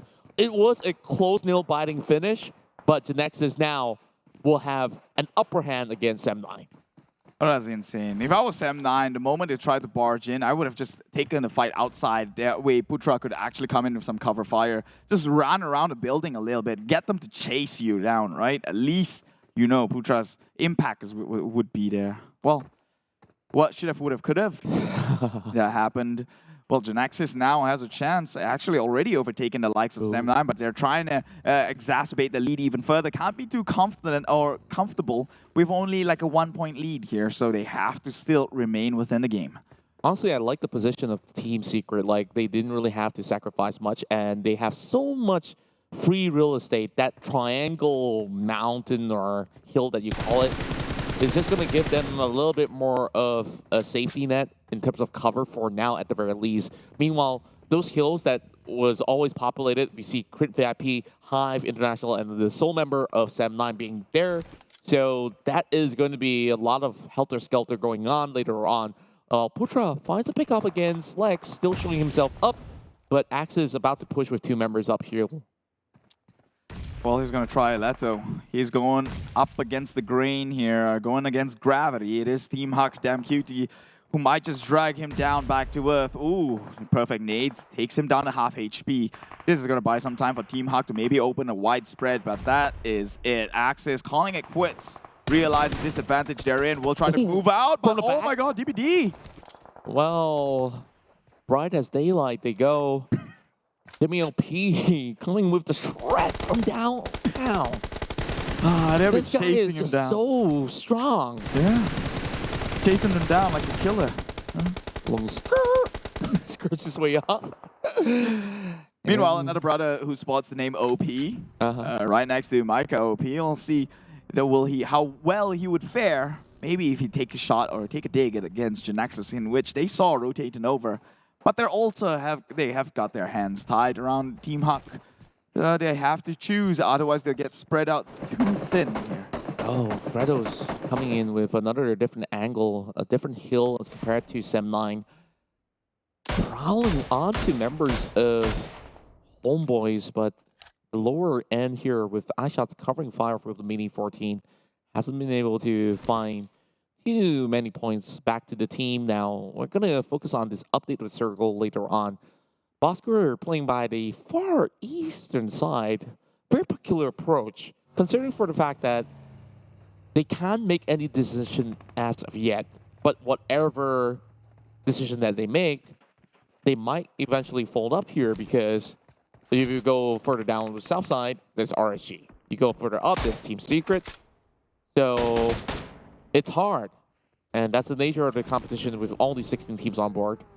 Well, I guess if you're well within Circle, you could opt to just wait out to finally make a game plan. If like every direction... Just wait for another Circle. Right? Here, because if every direction is too much of a risk, then it's already a gamble as it is. Might as well wait for the direction to pull in, at least take one factor out. Now you know whether to go up or down or left or right, and then act accordingly instead. This is time for action. Coming in from Axis Red 1. Rift. Going back to a team, so much glitz and glory for the past few seasons. Oh, and he hears them cars. Yeah, like the engines is just taunting him, like to do something about it at all. It's a good engine though. I can hear it. It's turbo. Oh, it's actually no. Oh yeah, indeed it is turbo. All platinum white, but it's gonna be shots being fired. Like that's for honking. Not exactly honking, just revving the engine. Honking the engine. That's a weak love chicken dinners. Well, they take a one member down. It's the guy with the supercar here. So unfortunately, that entry, as glamorous as it seemed, will not bear fruit. And now Axis will have to try and push up against the likes of DBD. The flank side, though, Riff is trying to find his way through. Maybe he could get 2 members. That's going to be enough for the rest of the members to follow up on it. But we will shift instead over here where RSG will have their hands full with Yoodo Alliance. Wow. Perfect compounds for them to secure, and these are the 2 teams with the first dibs, but Oleo now has to go in for a quick resuscitation. Genexus? Meanwhile, Genexus comes in from the back and immediately swerves for their life. Genexus crashes out a little bit too early and feels like the game has already reached the pinnacle of it. RSG with 5 takedowns and make that 6 to continue on slaughtering out teams out there. Genexus at least walk away with that 3-pointer that they secured from Sem9. Not a good day for the boys in blue, it seems. Genexus.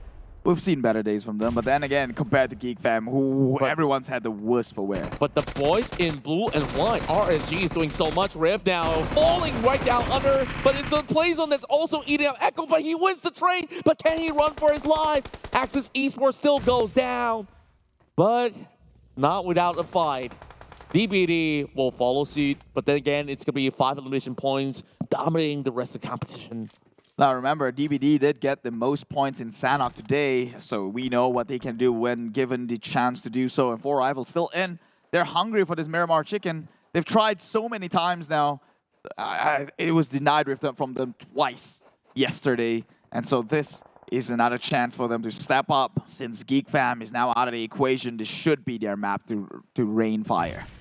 Nasty getting a better position so far. Game after game. Huge improvements from the Singaporean representatives. Now, this is an interesting angle that they find themselves into, a tunnel, and that could be a perfect shelter for them to bunker in. Izane still. I don't think he intended that. That doesn't look fun. All the way down. Oh, survives. Oh, so that he survived. What happened when he flips the car and it wasn't nearly as high, but yet he broke his legs in that one. I believe it was Kid. It wasn't Izane, but still, come on. That you survive. What? Ah, man. He's got bionic legs. It feels like it, but DBD might not have that same sort of technology built in them, but they are about to crash right down under, and they call it directly to the wall of Yoodo Alliance. Yeah, such a bad idea, that one. They got a bunch of shots already coming in from the opposite end. It was time to get out of there, but, well, as great as they may have been so far in this match, 5 eliminations, they will bow out eventually. Now, RSG to continue the momentum. Yeah, they're just trying to blow each other up with those grenades overall. And eventually, RSG has to also make a move because they're about a very corner of the circle. And oh, it's going to be Bosskurr down, being tagged up. Rush coming from a distance, and it's going to be a little bit of shelter for them inside the shack. And NC doesn't have to move. They have possibly the best position out of all the teams out there. And they can carry on turtling into this corner and not pay any price for it. You will pay some price. Like what? For everything else, it's MasterCard.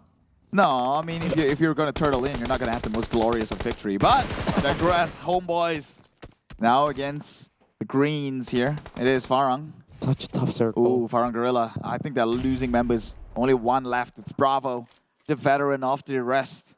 Can he pull his weight against HomeBois? Currently, the bottom fragger at 16th place, barely breaking the 10-point mark. They just have to keep themselves alive, and they should be able to at least reach top 5 if everybody continues their battle. And we start off here with MUGEN coming in with 11 placement point for themselves. That's going to go to a single digit, though. And Bosskurr finds a good shot against Examzi. Somehow, Quick VIP hasn't really shown too much of their cards, but HYVE, they are onto something. Oh boy, a big frag is on the way. They're about to drop it to the rest of Tabah NSEA, and that's going to be a Livik down on the ground. But take a look at that. Blanks couldn't approach because the rest of these members of Yoodo Alliance is pinning him down from approaching. You know what's good news?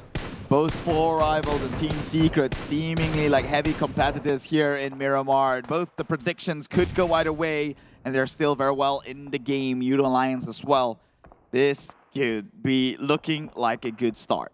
Yeah, a lot of smokes being set up, coming in from either from the side of HYVE or even Tabah NSEA. But he knows they're all hiding indoors. But HYVE, they're also getting tagged up. The rest of RG, not really making drastic measures, but they are trying to pin some of these players out. Bro forced to retreat all the way downwards. And Blanks, he can't seem to actually get all of them, but he will try to at least tag 2 of them up. He will get one HP left from both ends, and he will find 2 of them. And I guess this was the price to pay. Yep, turtling in. You know what? It seems SMG's been through this before. Don't always turtle in. You know, you become easy targets. 4Rivals coming by too. Exactly, that's my point. 4Rivals is still in the game. Team Secret still in the game. RSG looking strong. Yoodo Alliance as well. They're looking like the tough competitors. HYVE though, 5 kills under our noses.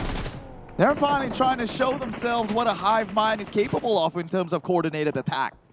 NC has got a frag of their own, trading right back, swerves all the way to the back, gets a nade onto the king of nades himself, Oki. But it's going to be Appy that will go in for a trade. Frankie now then picking out, but no trades coming in, but it will be from all the way down. It's the HomeBois here that sends them flying off. Their best run so far for HomeBois, but they'll take whatever points they can get. Right now, they're looking pretty good for the RSG. Now pushing on the Yoodo Alliance. They're one of the top contenders. Oh my god, RSG, they're just feeding themselves. 7 kills by comes in secretly from behind. They're just taking them one by one. The hardest competitors. RSG seemingly down number. Only 2 left to play. Oh my. And it looks like he has to find a way to push his teammates into the circle. They do survive. Wow. Quick thinking coming from Fredo as he saves the buggy for himself as well. So they could basically take their sweet time. Everybody in the middle of the valley of death. And they will see no evil, but there's 4th row, sending them to the death row. 4Rivals Team Secret, both 7 kills each. RSG with 8, but only has 1 member left. And 4Rivals now taking out members of Team Secret. It could go either way, this one, but it's feeling green with the high ground they have. 4Rivals. Team Secret has got to be careful. Bosskurr has got the eyes on the mime. The nade! It catches one! And Team Secret, that is them out so close. You've had hope on them, but I guess my prediction will still live on. For now, I would say, and of course, that's looking mighty fine. 4 members intact. Everyone else have 2 to 3 members to last out the entirety of the match. But now I'm rooting for HYVE International, and we see Rex crashing right in. Has that block hit, and that attracts the attention of the jumper. Is not looking all too good. Rex now has bullets marked over on location, and we see even more coming in from the side of HYVE. as that's going to be 8 elimination points coming out of RSG. They're still fighting to stay alive and to get the chicken dinner, but no longer in play. 4th place finish at the very least. Now PMPL trying to take a total of 50% of that land area play.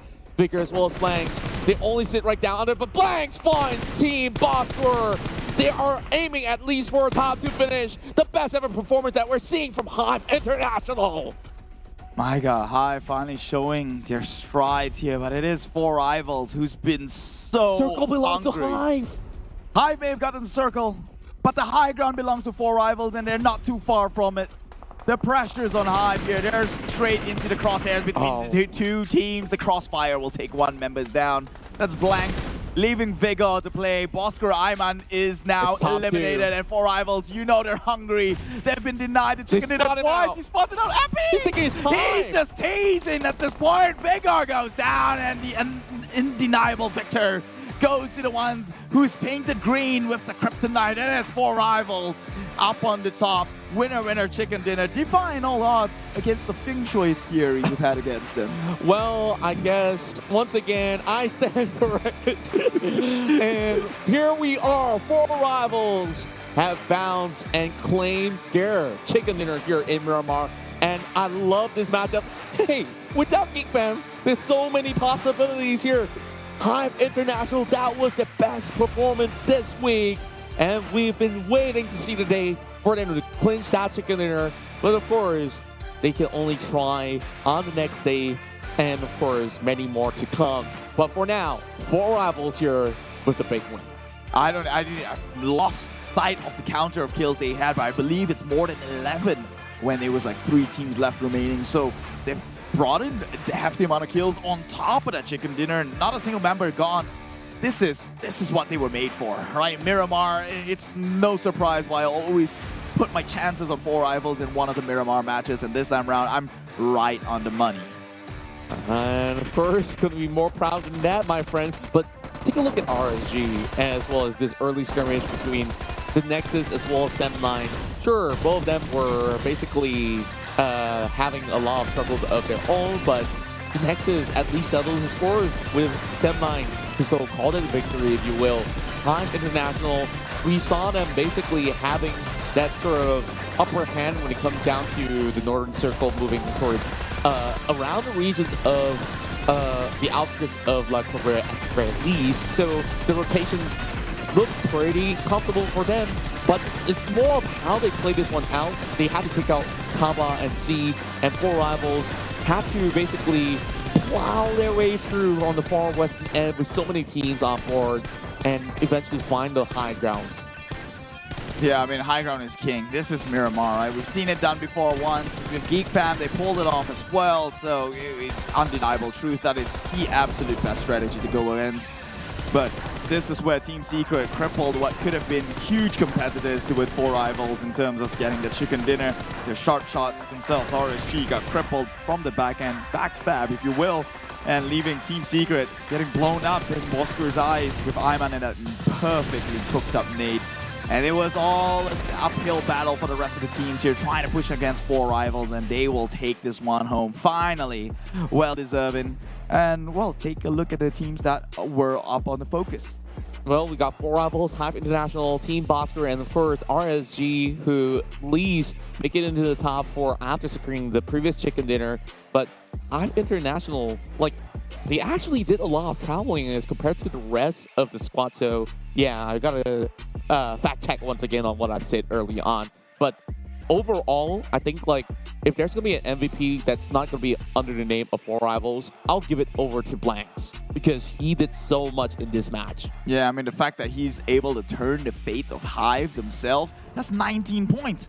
You're probably going to go up there grazing the first draft, still down in the second, but maybe around the 12, 11, I think 15 spot. Possibly even 10th place if they're coming up with 19 pointers here. This is absolutely huge. But of course, when we factor the rest of the teams who are also getting points, yeah, you're absolutely right.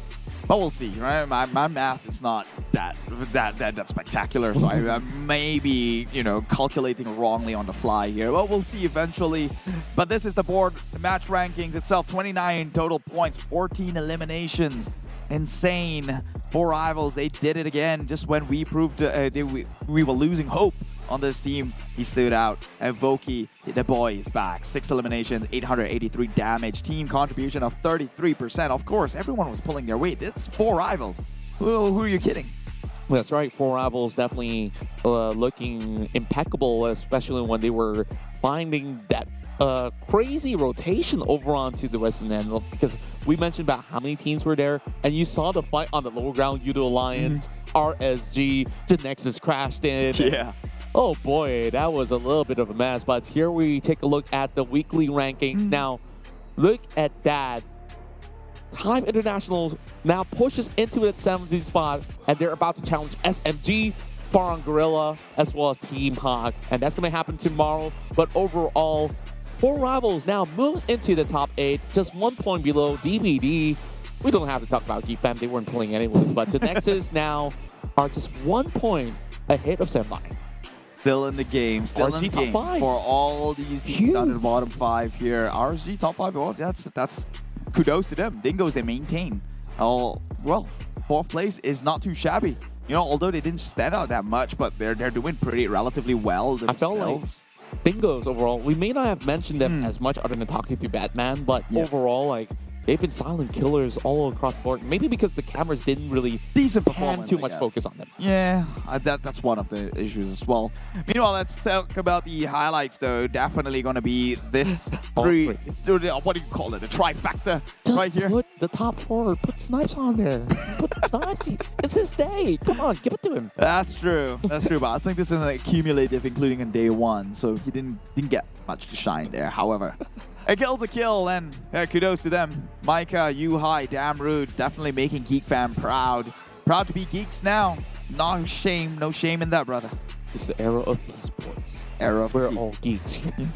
Not kidding. all of us. I'm pretty sure some of these guys are jocks, right? Like, no shame in being one.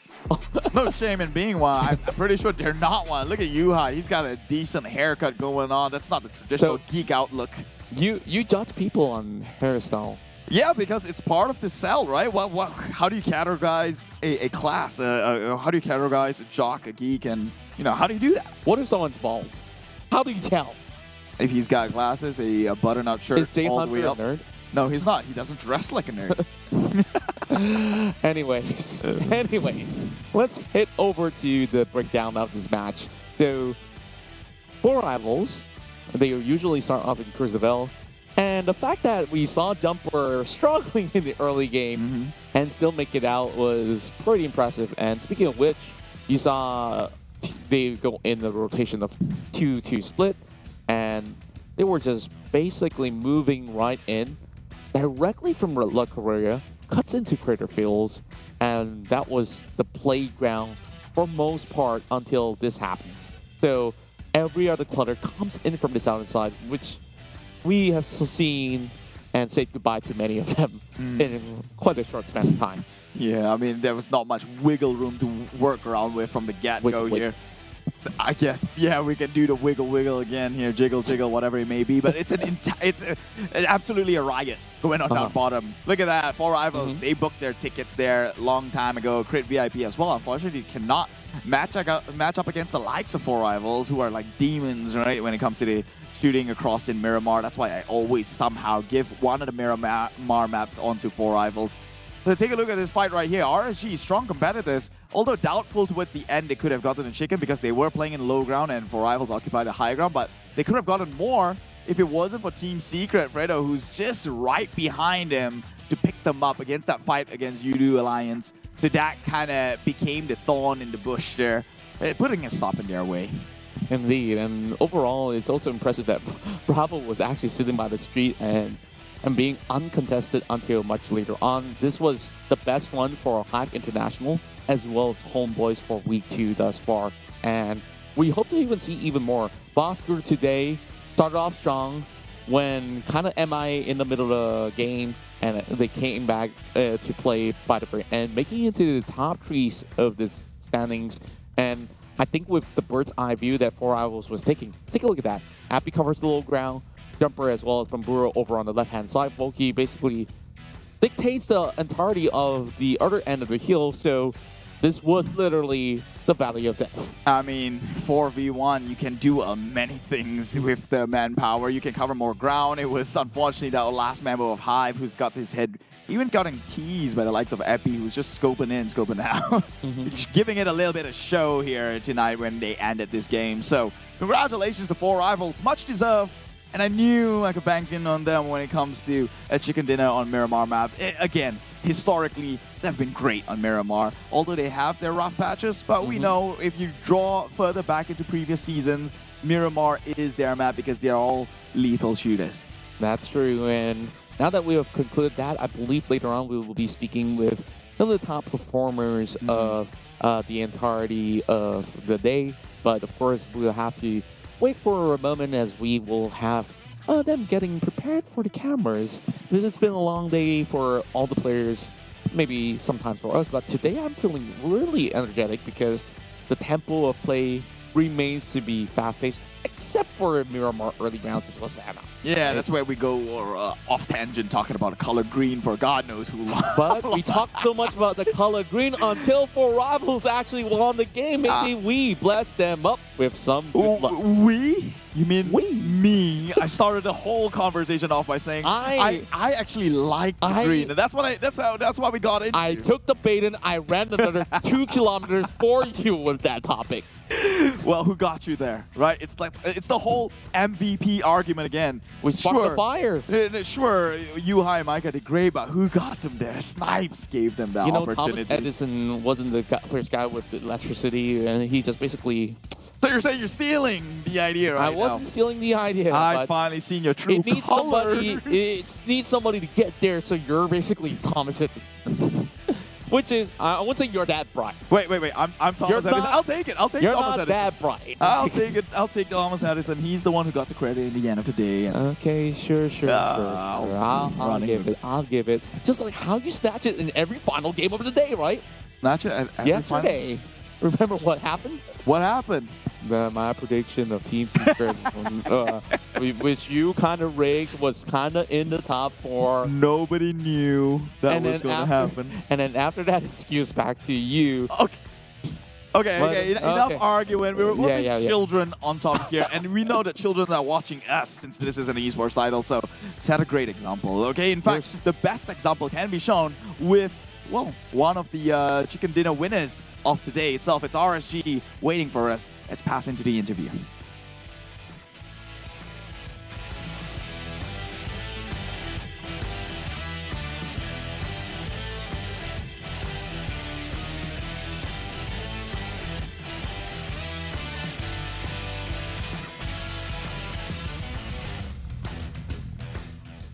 Now let's welcome on board RSG, and we have Rex, who's been performing so well for the entire day. Congratulations, you guys have a chicken dinner, and you guys do so well inside Miramar.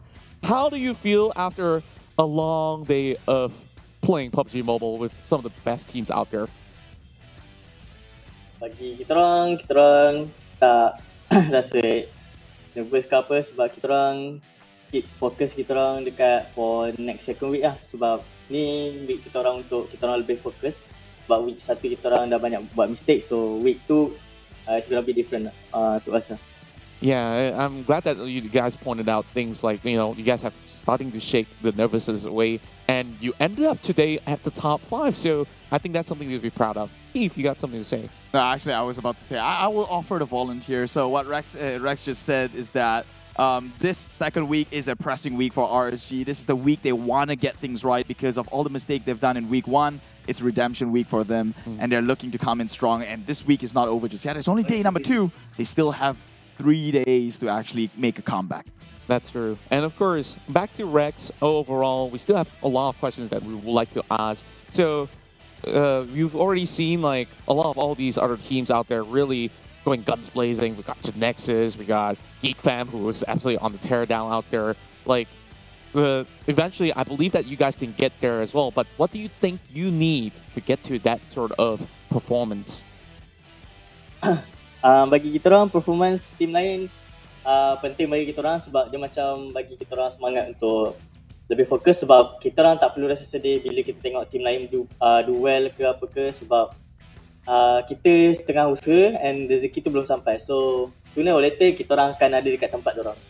I love that mindset because like that inspires the rest of RSG to do even better, right? Like that's essentially what that means for you guys as well. And that's also a good example that you guys could basically get good ideas of.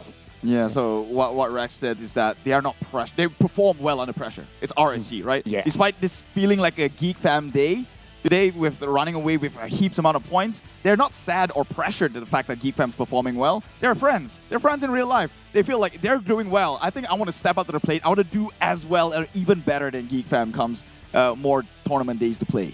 Alright, and of course nak tanya just random question lah dekat Rex kan. So, do you have any tips that you could give for people to play Miramar a lot better? Because it's the biggest map, it's also sometimes really hard. So, you've won the first Miramar run, and on the second game, you were so close to that chicken dinner, and there's so many people surrounding you. So, tell us maybe some tips on how you want to approach everything. Yeah. Bagi saya, banyakkan main klasik and explore the ground itself lah dekat Miramar sebab Miramar punya terrain kan lain, dia ada slope apa semua, and then kita kena banyakkan main game tu sendiri lah sebab kalau kita tengok je but kita tak experience it, so tak bagi impact banyak pun. So kita kena experience it, kita kena pergi dekat tempat tu, so kita akan tahu certain ground tu boleh main for certain situation. Yep. Alright, that's great. So, of course, experience it for yourself, go to your classic games, explore the map, understand the terrain, and then use it to your advantage. All right, so any more questions from you, Keith? I have a question for Rex. Okay, Rex, what position did you honestly think RSG was going to get before Team Secret actually shot you in the back? How did you feel? Like, did you feel that could have been a chicken game for RSG? To be honest, kita orang boleh chicken game tu, but masing-masing ada mistake dia masing-masing, including myself. So me and my team did our best already, so we just focus on the next day lah. So today just anggap yang unlucky but can do it better. I like that attitude coming out from RSG. That's a champion's mentality right there. Again, just to echo on what we had with another team, that was Dingoz, you have to first recognize your mistake to be able to fix them. And I have no doubt that RSG, they're coming in very, very strong this season. Thank you so much, Rex. I really appreciate you coming on this interview. Good luck on RSG. We hope to see more chicken dinner coming out from the boys in blue and white. All right, GG RSG, let's go. GG RSG. Okay, thank you so much, Rex. We'll catch you guys tomorrow. For now, have a good rest. Words, thoughts. Well, professional. That's the only thing I can say about RSG right now, because it seems that's the common theme between like all these teams, right? Like when you're playing at a certain level or echelon, there's no time to beat around the bushes and go in circles and play the blame game. They understand everyone made the mistake in that equation and they're out here to fix it. They're problem solvers. They're not just complaining about it. Indeed, and overall, you see that Rex, he realized the reality of things. Like, sure, there are teams above us, there are teams below us, but we focus on what we could possibly do on some of the mistakes we made. Like, a lot of analyzing to be done, and always stay calm and composed. All these are saint words from the man himself. And remember this, RSG have been able to reach the pinnacle and claim the championship back in this whole PMPL. So we're hoping to see them rise back to glory, and that's all what we do have for the entirety of the night. Yeah, you know what they say, you did it once, you can do it again. That's it from us. That was the 2022 PMPL MYSGPH Fall. Contra on my side here. Pleasure. It's been pleasure casting with him, and we're going to see more of him again with the next 3 days. My name is Keith, but tonight we're going to wave a goodbye. So bye-bye and see you tomorrow.